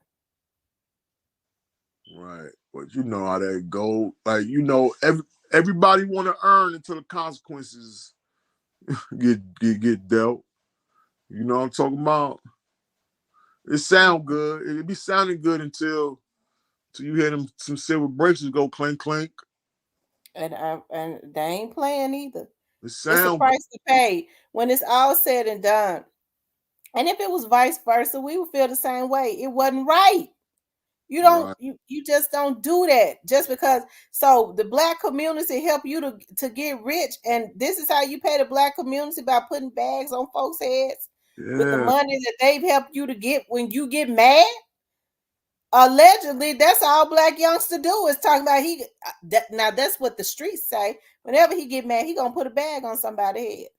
And I ain't heard that. this nigga come from nothing. I Wow. know the area he came from because I know his family. But that's the same area that they with dog with them jets that they talk about in the song. And so I know that area is dirt poor. God, or you amass some wealth, and all you know to do is send destruction back to the same damn community you beg the people to give you a chance in. Cause see, God ain't his God, Because and I think he gonna understand it after a while. they gotta keep it like that. Because that's how they get to keep making the music. If they clean it up, then it won't be no more struggling and no more money. You know, once they clean it up, Well, how it's about this? Black folks stop buying it. If black people don't buy the damn music, they'll be forced to change it. right. So But they ain't gotta do it, because if the people don't respond to it, they gonna look at an alternative way. but now it's a force field now. What I mean by that is that, for instance, you get in your car, turn the radio on, you might say, "Hey, I don't like that song." turns to the next station. That same song is not only did you skip it on that radio station, but now you got to skip it on this radio station because it's on this radio station too. Not only is it on that one, you turn this on the next one. So we're living in a force field where everything is forced on you, from the food to the movies to the music to the way you live your life. Sometimes everything is being forced. Like I said, you can hate the song, you can may dislike the song. I'm not even gonna use hate, but you could dislike a song. You're gonna be singing that song tomorrow. After you say, hey, I don't like that song. Not even tomorrow, but by the end of the week, you're going to catch yourself singing a song that you don't like. And you're going to be dancing to it, I guarantee you. This happens to everybody. Because we living in a time where they're forcing everything on us. They're forcing everything. You know, you would think that when I was a kid, I know you said you got to go, but I'm going to end it at this right here for sure. When I was a kid, they used to block out, you know, or they used to show it, but try to block it out, the titties and the ladies and the male body parts, right? They used to block that out. Or my mama used to make me turn, they used to show it, and my mama used to make me turn my head, cover my eyes and stuff, right? So now they're not even showing the woman part no more, but they do got the audacity to show a man and a man kissing, but they'll block out a woman and a woman. I mean, woman and a man. They don't want to show you anything that got nothing to do with reproductive. Right. I They want agree. to show you everything of destruction. Everything of destruction is what they want to show us, for us to destroy ourselves. And this is clearly what Revelation talks about, us destroying ourselves. And this is what they're giving us, tool after tool after tool. Remember what I said earlier. It's a group of people that got together that said that our grandparents and our forefathers and foremothers, their way of living is too old, dusty and crusty, too strict. You know, is not pushing the economy fast enough. It's not making our wealth great. Not only did the whites do this, blacks did this. You got a group of blacks that changed Christian music, gospel music to because they wanted it to sound circular. And this is what they did to life. They made life, goodness, fit in with the circularness, the world, what God says not to fit in with. They blended it all in a blender. And this is what we got now. You know, so and we just gotta strap up our boots and we gotta fix ourselves, and then we gotta start fixing everybody else. This is where it starts. Not passing no money around saying we're gonna take this money and build this building and fix this up and dedicate this to that. No, we gotta strap our boots up and get out there. A lot of times it don't take money. It take a word of mouth and an organizing. And like how they say, boots on the motherfucking ground. Sorry about that, but yeah, that's what it takes. But people too coward and too comfortable in their own life that they not gonna stand up for nobody else. You know, people will get on here and tell me, "Oh, you gossiping, or you doing this, or I'm doing that." But listen, I'm not just sitting here talking about gossiping about rappers. I'm talking about everyday life. Everyday life, that stuff that's going on in our community that nobody is standing up for. Nobody. If they do stand up for it, they're going to get paid under the table and they're going to shut up and you ain't gonna see him no more. You're right. But like I say, it's I'll tell real. you, it has been a great pleasure having you on here. I could tell you burns the midnight oil. Do you work during the day? I'm an entrepreneur Negro. Nah, I work for myself. Okay, you in the music industry? Nah, I don't know if I I like the way you said that. I once I once was. That was once my dream. To be in the music industry. That was my dream, my passion until I seen which way it started going. I woke up and realized one day somebody actually showed me some things because I was a fanatic to get in the game. And it just so happened that they showed me some things and I was like, nah, I can't believe that. And then I just started doing my research and looking at my community and looking at rap from the late 80s and the early 90s till, like Tribe Called Quest, places, things like that. But other than that, How you end up in the South? my family is originally from the South. Okay. Yeah, my family is originally from the South, but I done lived everywhere: California, Texas, New York, everywhere, Florida. So a lot of times we don't a lot of things sometimes we don't know is because we didn't have that adventure. Sometimes in order to get information and understand things around you, you gotta go. You can't, like, listen, if you just stuck in your neighborhood, that's all you gonna know. You just gonna know your neighborhood. Like, everybody would think their neighborhood is more gangster than this neighborhood and that neighborhood, but every neighborhood the same, you know. And it's one more thing that I want to share. It's the very last thing. The very last thing, right? Mm-hmm. If you look at any major city, right? Mm-hmm.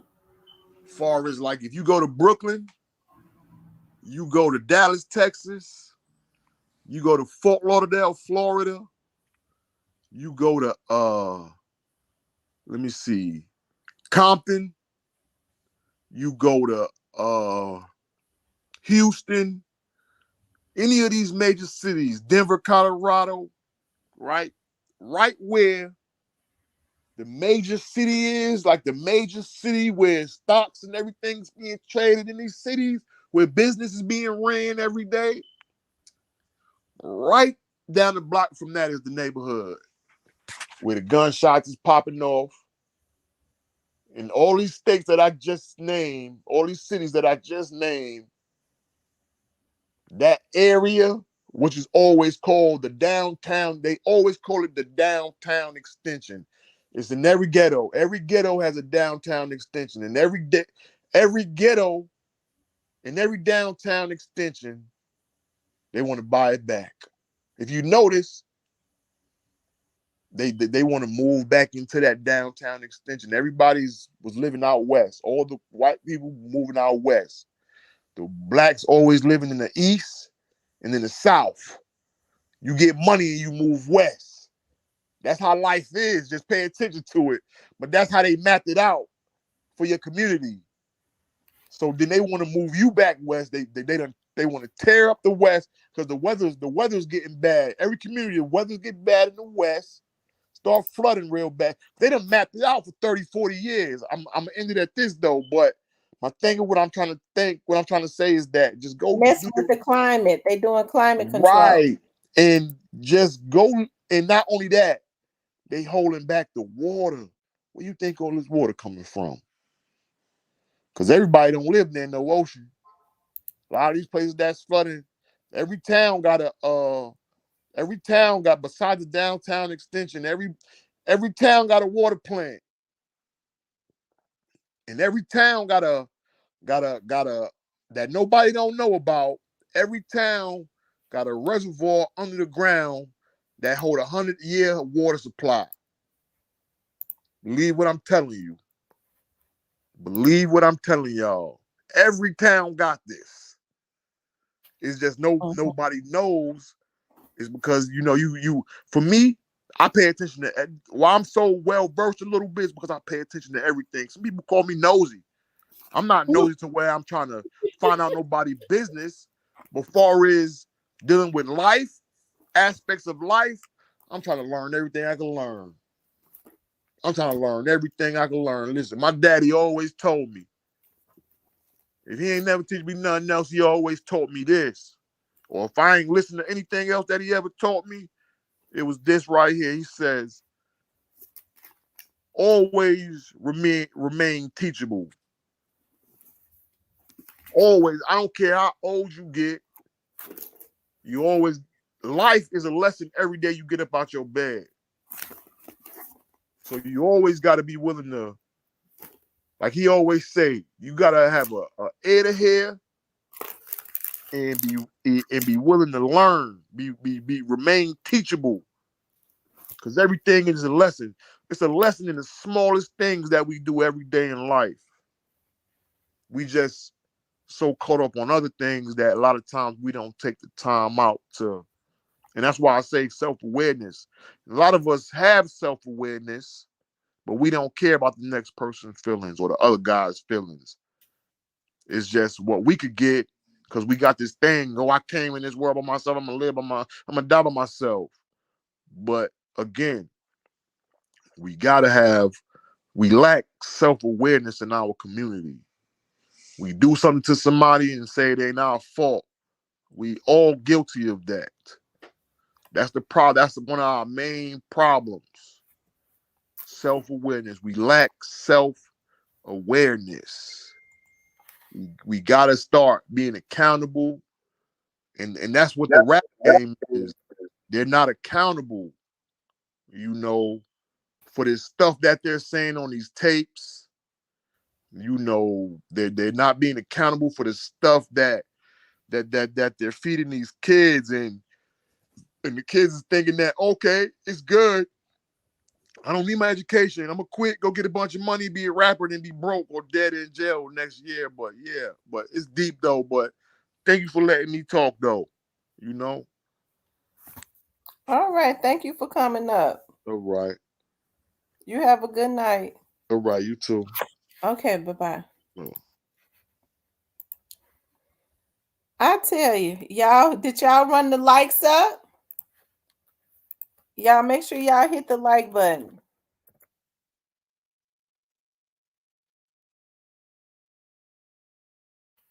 Run the likes up and hit the like button. I must be tired. I said that wrong.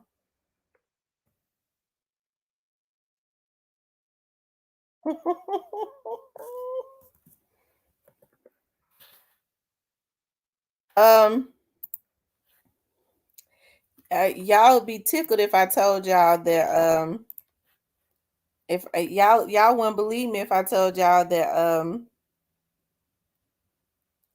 a straight drop pod officer just logged on. But we can't ask them no questions though. Of course. Anyways, you guys, we get ready to get off now. Anyways, you guys, I want to thank y'all for tuning in. Natty Rose says CMF lacks awareness of reality, thinking they are getting away with anything. Who is that? 85. I tell you, 85 should be a talk show host because 85 can talk. 85 can talk. Hold on.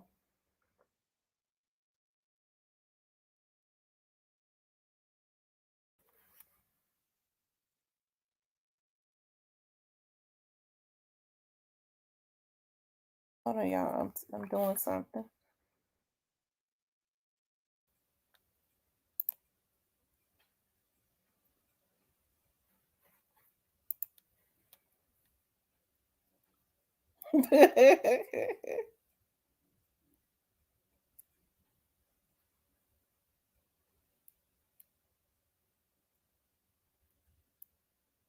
That's an understatement.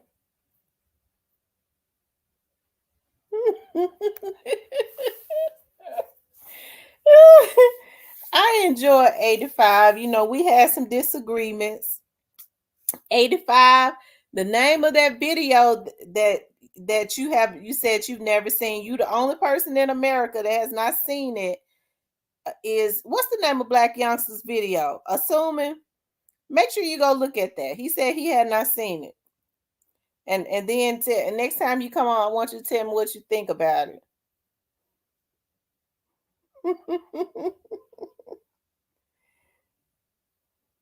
Assuming. Okay, the name of it is Assuming. Yeah, I hadn't seen Tanya G in a while either. Is she on here? I hadn't seen her in a while either. All right, you guys. I'm gonna tell you something. I really have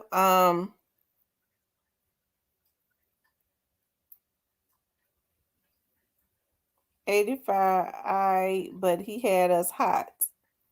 Yeah, we're pro pre channel. Definitely. We rocks with Young Dolph the Long Way and his artist. He said one day he'll get a show. Well, that'll be good. Because I'm gonna tell you, you sure got a lot of words for him. You know how to carry a show on. I think Harold should look at getting a show too. Harold can talk too. Harold knows how to carry a show on. Got a lot to say to their people, you know. All right, y'all.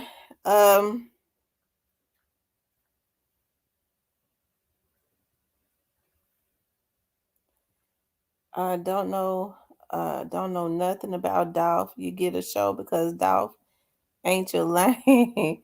My apologies, y'all. We agree to disagree. Yeah. He said he loves Dolph. Indeed, Brother Harold. All right, you guys. We've been on here for 4 hours. We burned the midnight oil again. And I tell you, I can't tell no lies. As 85 Imports was talking, I was getting some work done. I was almost to finish. When he got off, I had one more thing to do. I would have been finished. He said Dolph was a hater. No, Dolph was not a hater. They was hating on Dolph. They was hating on Dolph. Dolph was not a hater. They hated on him. Well, y'all, I tell you, any of y'all got to go to work in the morning? Does anybody, because I don't have to be out until 2 tomorrow.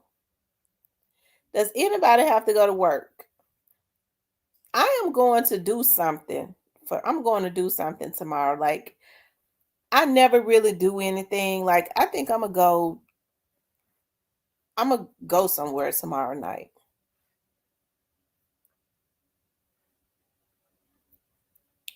Because I gotta be somewhere 2. I get back home around 7, 6, and then I can be somewhere at 7.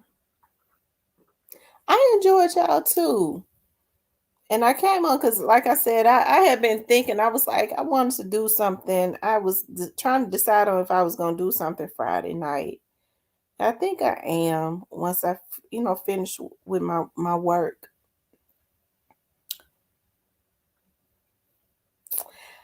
I think I'm going to just go, meet a friend for dinner.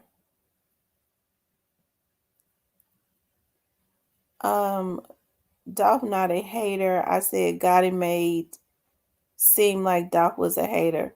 But it's sad when you can't even go outside. Like, people don't even post their food no more because how I never post food when I'm at a restaurant anyway. It's like, to me, that's I don't do stuff like that. But people it ain't nothing wrong with it, because that's if you posting your food, bloodthirsty people see the location that you at and they feel like that is a cue for them to come and take you out. Letitia said we're gonna be checking for you.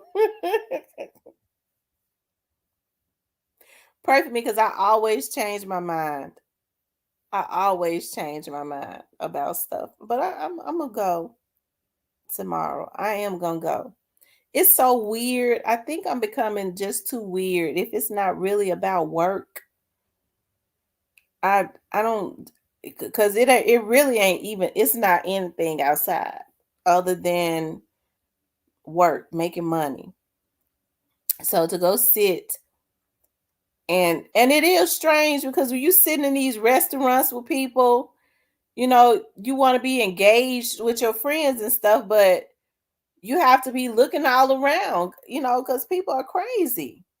You have to be consistent. You can't even enjoy yourself because you have to consistently be aware of your surroundings. These folks sick. They dead sick. But I think, maybe we should go to a restaurant way like far south, like way in the southern part of Mississippi, like an hour and an hour and a half from where I live.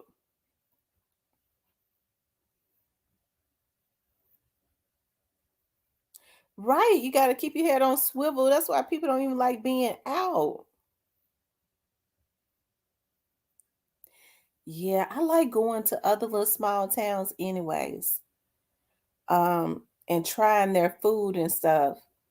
Like I had a case last weekend that my clients, because it was far out. It was like a couple hours away. My clients set me up, there so that I could be there because I wasn't gonna travel to and fro every day. And they had a lot of little mom and pop restaurants, and I was trying to try everything every night before I went to the hotel. I was stopping and getting tacos, um, with family owned restaurants, so it was authentic Mexican food, soul food. Like I was trying everything. I had to detox. I really just cut up that weekend, and that in that little town in Mississippi that I was in, the food was so good, but it was far, far south. But I ain't going back down there just to be meeting nobody for dinner. Snake and cons in the life we in. Um, I goes out of town too when I go out. It's almost like that's what you have to do. Go out of town.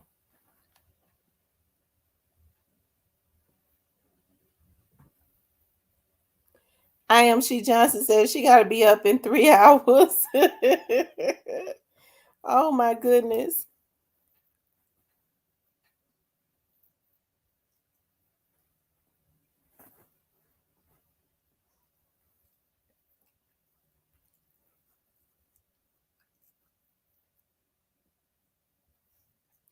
Maybe we should go to Missouri.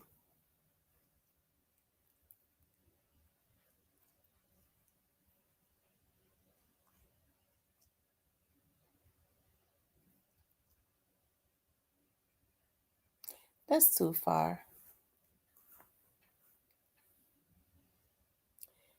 Texas had, oh, Mississippi just got a Whataburger. And I have not been there because the lines are always too long. So I have to always pass by. But I'm gonna get the opportunity one day when the lines are not really long to go. But I went to Whataburger when I was in Dallas. Dallas got Whataburgers, and we stopped at that Whataburger when we was in Dallas. The markers that come to Missouri. What part of Missouri are you from?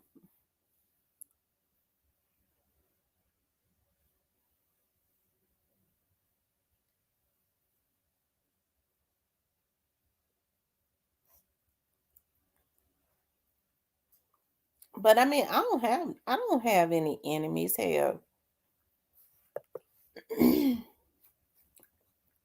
But yet and still people be getting their feelings hurt though.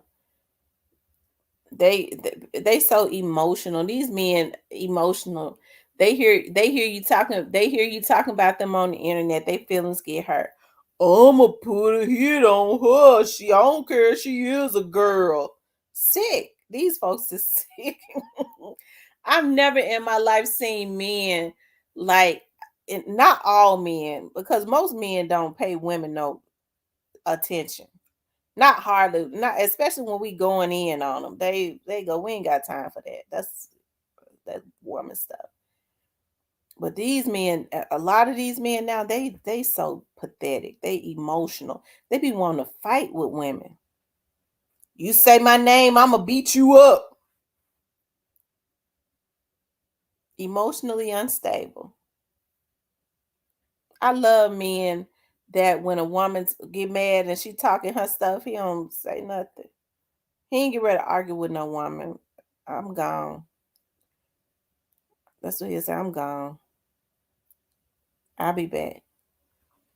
Or just look at the TV.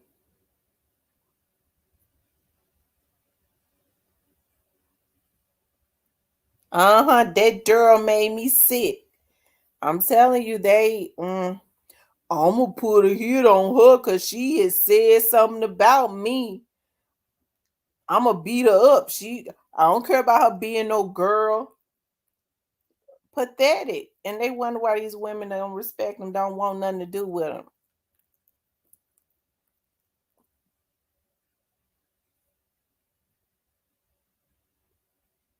Because they pathetic. Don't nobody deal with no men like that.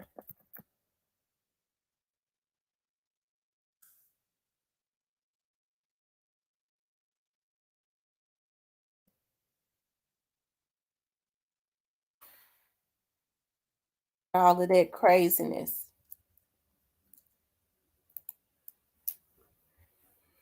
But you know, if they get mad, I don't know, mental illness is at an all-time high. And I'm serious. Mental illness is at an all-time high. These folks killing women when they reject them. They flat foot killing them if they reject them. Y'all know God ain't pleased. Remy, please. Remy, go on now. Go on.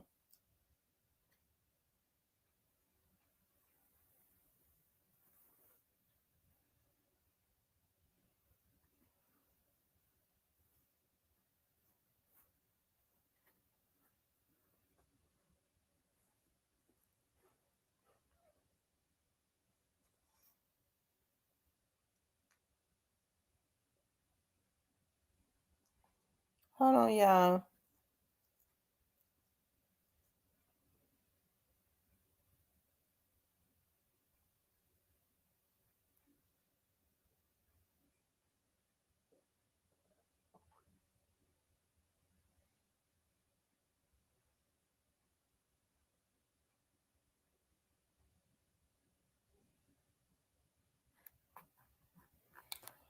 Oh, child.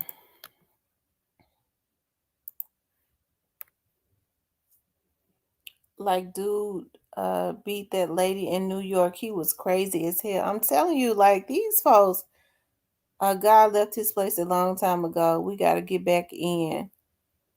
Yeah. It is. It's pathetic. Like, people want you to have this fear of them. They want you to look at them as God. You only breathing because I ain't pushed play on it. And then they feel a certain kind of way because people sick of them and say, no, you know, y'all didn't try to protect no black man. When the feds came and got me, they just wanted to take my wealth. These folks out here putting hits on folks. They out here killing folks. They out here causing destruction in their community, and they think we want them out on the street. I'm glad the feds gonna get some of these folks. They should have been gone. Okay, I just hate it had to happen to Young Dolph for the feds to come and get him because they should have been gone. They've been doing this stuff. New to you, Madea is gonna throw him over his shoulder like a sleeping bag. Anita.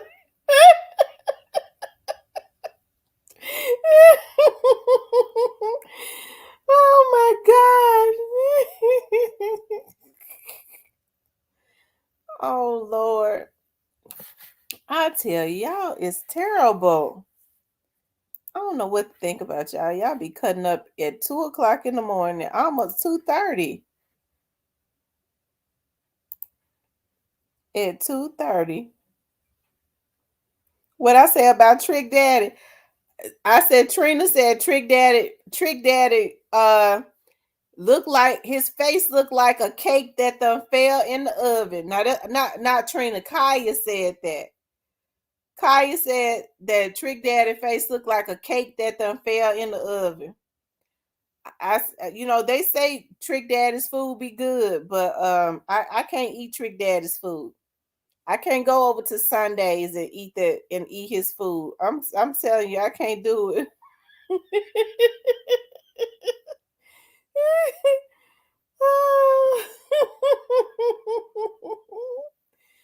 I can't go to Trick Daddy's place. Trick Daddy, ever since I saw Trick Daddy and his friends, they walking around with a t-shirt on, say the booty eating game, and he cooks a lot of his food at home.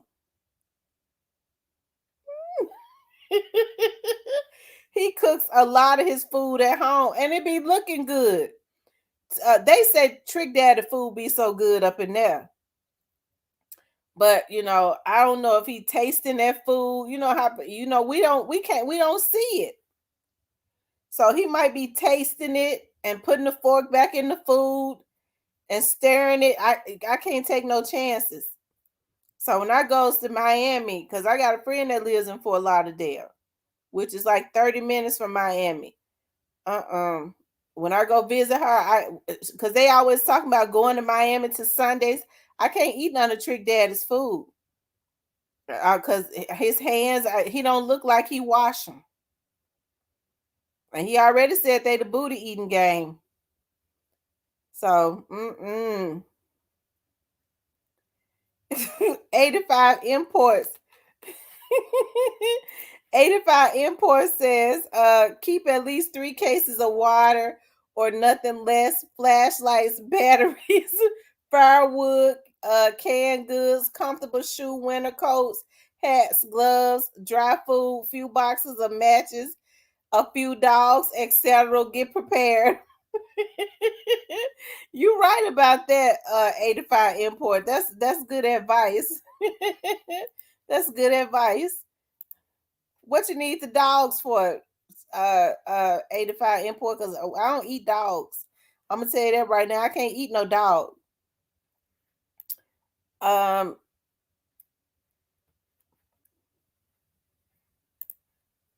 Recipes.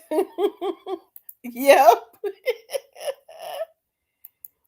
Kaya said, I don't know why Trick Daddy. Oh, I don't know why Trick Daddy proclaimed that. Just disgusting. What the power must find to go fitting to go out. The power fitting to go out.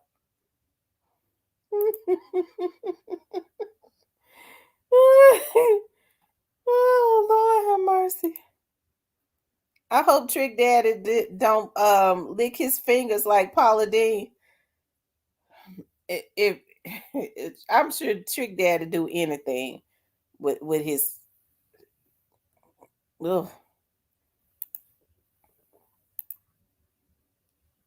I'm telling you, he don't look right. I'm gonna see if I can find. Hold on, let me see something. Y'all tripping out of y'all think I'm telling the story about Trick Daddy. I'm telling you, I ain't lying on Trick Daddy. I'm gonna see if I can find that right quick. Cause Trick Daddy is terrible. Oh Lord, y'all, my stomach growling this late at night. Isn't that something? It's just gonna growl because it ain't nowhere in the world I would eat this late.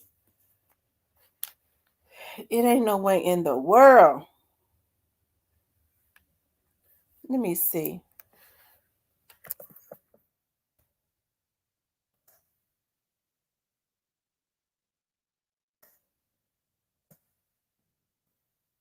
I'm gonna see if I can find it.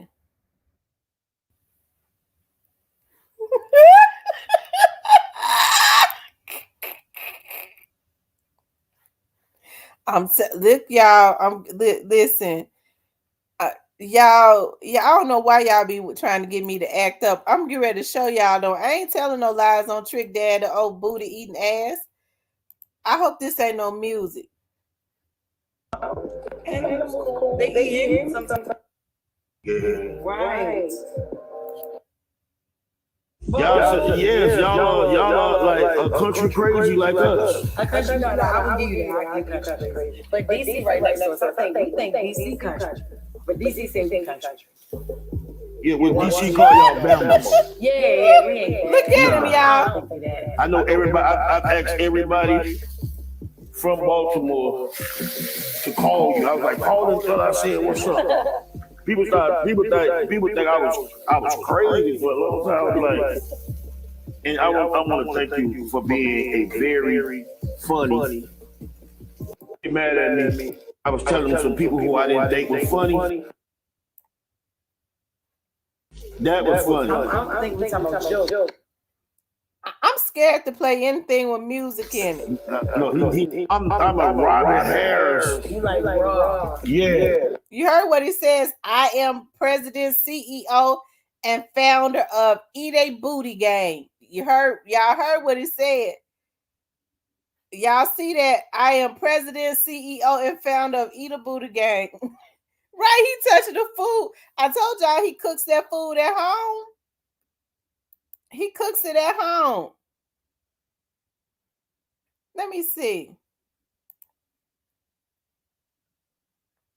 All right, y'all. So this next video is going to be, a heart-to-heart from one of our favorite old-school Miami rappers, Trick Daddy. Now, we know salad tossing and or booty eating is definitely something that we all do in the society.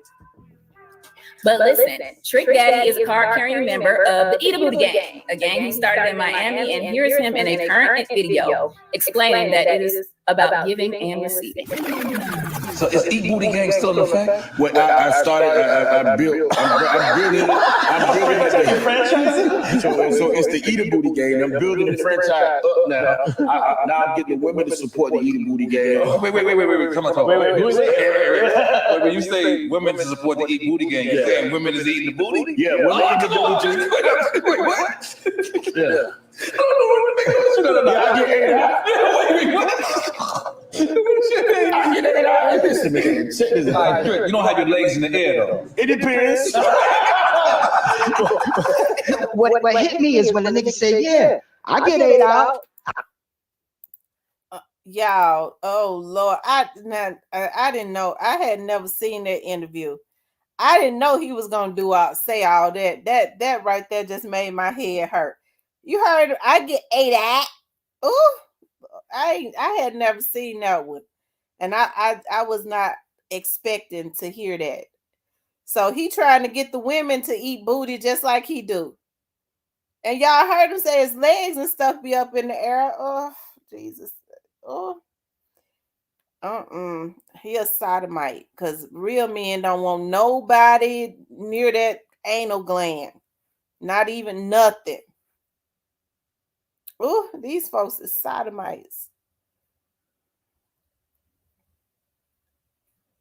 Don't forget to add Vivica. Oh, they sure did say Vivica.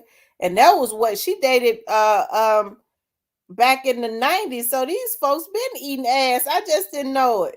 I'm just starting to hear about it.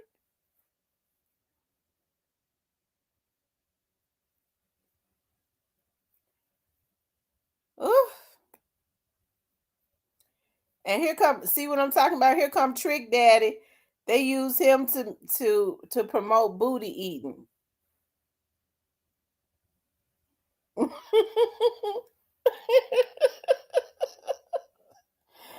Oh Lord. Deborah said Trick got lupus, so he needs to keep his face out of booties. That might be the reason why he got lupus. I bet that's why he got lupus, eating booty. It couldn't be nothing healthy about eating feces. You know, shit come through the booty. Oh my God. I bet that's what got that lupus flared up, eating booty. Now he's sitting up talking about lupus. I bet he stopped eating booty. He'll get healthy. Because oh Lord have mercy. Thank you, Tanya G, for the $2 super sticker. It couldn't be nothing healthy about that. You know, feces causes hepatitis and all that type of stuff. I bet it makes his lupus flare up. That's the reason why he was sitting up saying, when the doctor was telling him all of the scenarios and all of the cures, and he was like, "No, I'll just take the lupus." The doctor probably told him, "You got to be clean. You can't be around here eating no ass." I mean, that's why he said, "I'll just take the lupus," because he'd rather have lupus and be sick than to stop eating booty. That's a damn shame. It's a damn shame when he'll take the lupus. As much as people say, I've heard people say how sick they be with lupus, he'd rather have lupus than to stop eating booty. That's that's that cocaine ate up trick face. The cocaine do a face like that? Oh my God. It did him bad, didn't it? They said cocaine got his face looking like that. It really did him bad. I ain't know cocaine do folks like that. Whew, Jesus Christ. Your sinus cavity run all the way up to your forehead. When I seen the live, I asked myself, damn, what happened to tip lip? I'm going to tell y'all what's going on with T.I. T.I., I do believe, got the package on his lips, because his mouth always look raw. T.I.'s mouth grosses me out real bad. And it be broke out a lot. Okay, it be broke out. And remember when they did that movie ATL? That's it, 85 imports. When they did that movie ATL, they said or when he did a video or something, he had a rag on his mouth. They said his mouth was so broke out, it don't make no sense. And if you look at it now, T.I. got too much money for that for whatever it is on that mouth to be that raw, for his mouth to stay raw. Meth do that. I've never seen anyone that does cocaine like that. They said it's meth instead of cocaine. What you say, Miss Deborah? Meth do that. I've never seen anyone that does cocaine face like that. Oh my God. Oh, these folks is sick. And and then people goes over to Trick Daddy's restaurant. Y'all see, he cooks his food at home and he don't wear no gloves.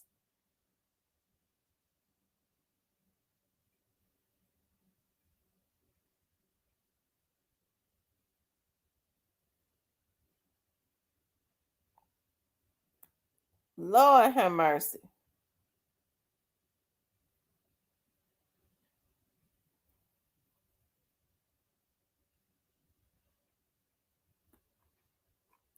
I hope that booty eating gang has fizzled out, because Trick Daddy ought to be ashamed of himself to be promoting something like that.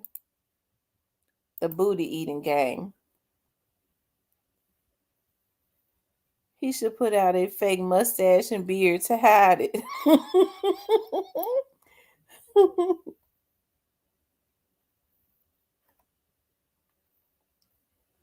He said, read my comment. What I miss? I I think I'm gonna have to go back up. I don't see Boosie eat booty too. Boosie eats booty too.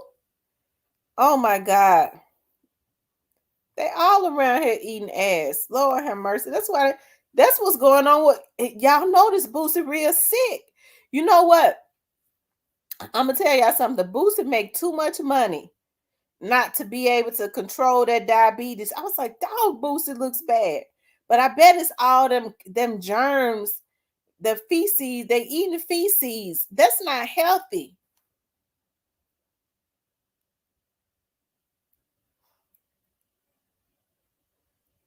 Ask headed where to purchase the beer.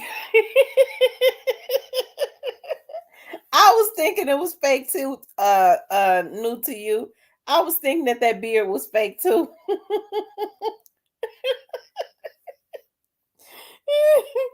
Oh my. Oh yeah. Lord have mercy. Do you think R. Kelly would eat at Trick Daddy's restaurant? Uh-huh. Because R. Kelly was I'm sure he eats. He get to eat a whole. He gonna get to eat a plenty of booty now because he gonna be in jail for a long time. He was only worth 800,000.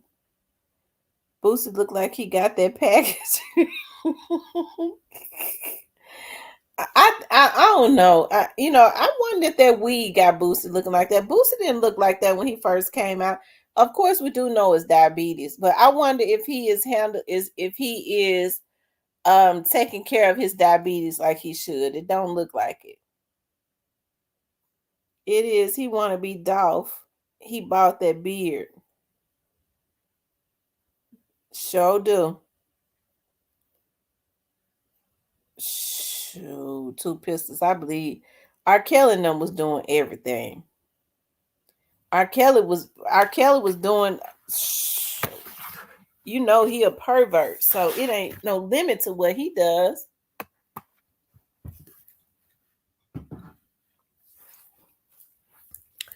I just can't understand. I'm trying to figure out why people don't have morals anymore. Why they don't have standards about what they do? Ooh.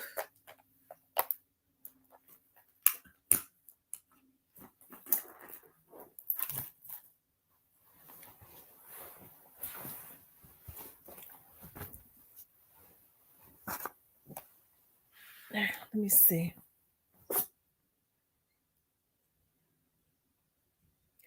Dolph looks sexy with that beard. Boosie supposedly had kidney cancer.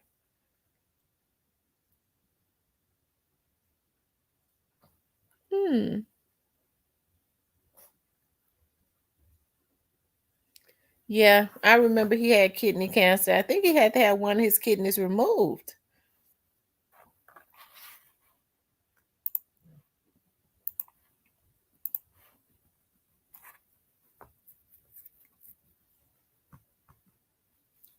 $30 pills? Who had 30 pills? Now, it's not hard for me to believe, though, that Boosie is on a pill. I bet he on pills, too. CW showed both their lip bumps. I just know a couple months back, the police pulled him over. He had pills on him. Yeah, I bet he popped pills. And I bet he give pills. He claimed he always have a house full of women. I bet he keep pills for them. I bet he's doing the same thing that they claimed in the past, allegedly, that Tiny and T.I. was doing. So yeah, I bet he keep pills to give to them women, so that they can be at their sexual peak, probably be at his house servicing him and all his friends and all of that. These folks really are sick out of their minds.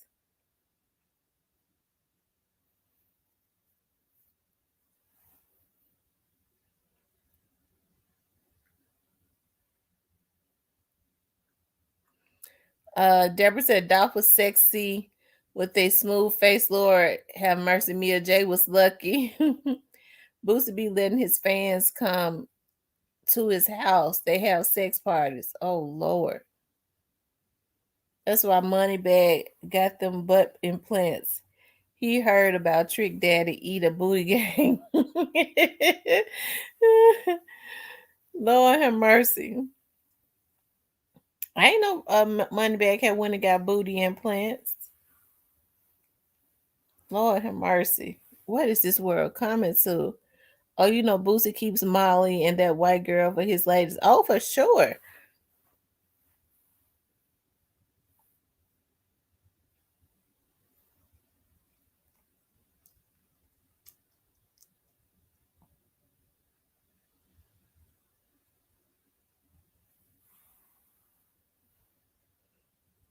You needed time out again.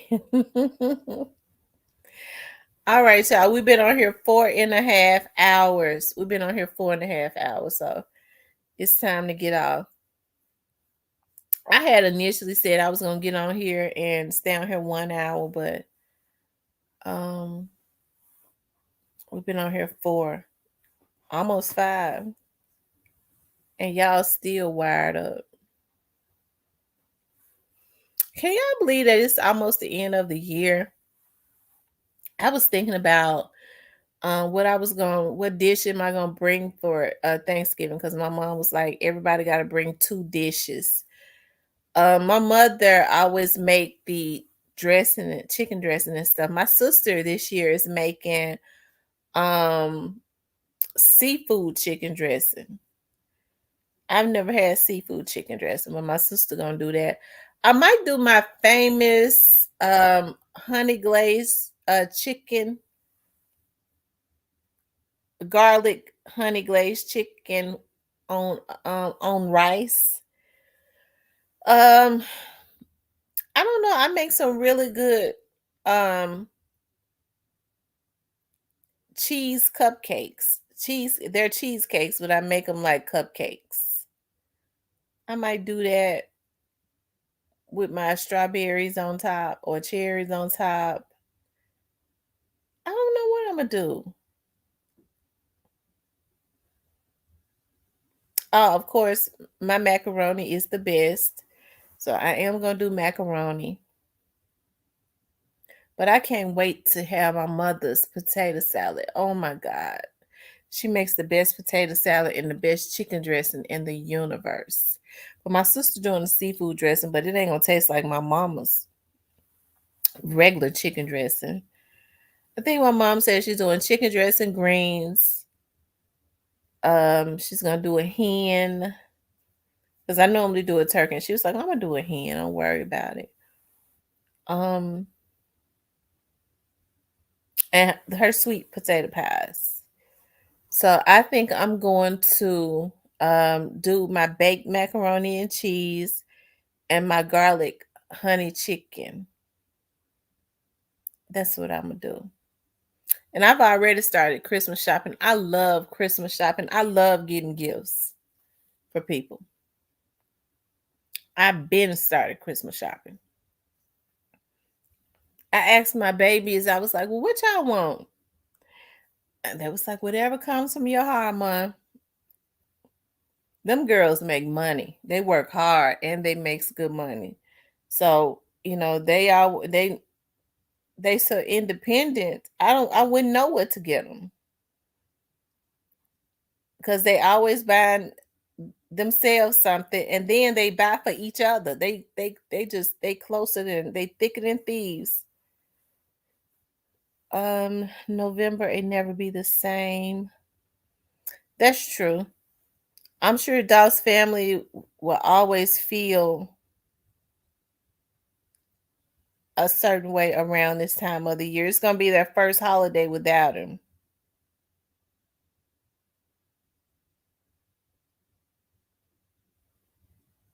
Yeah, I will too, Pistols. I definitely will.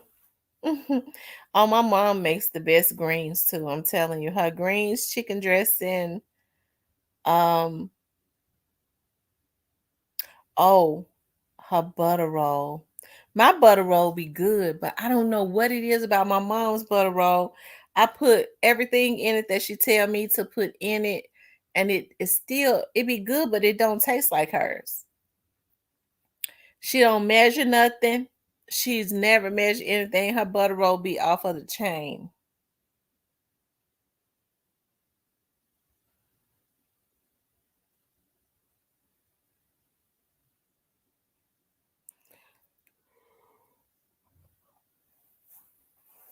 All right, y'all.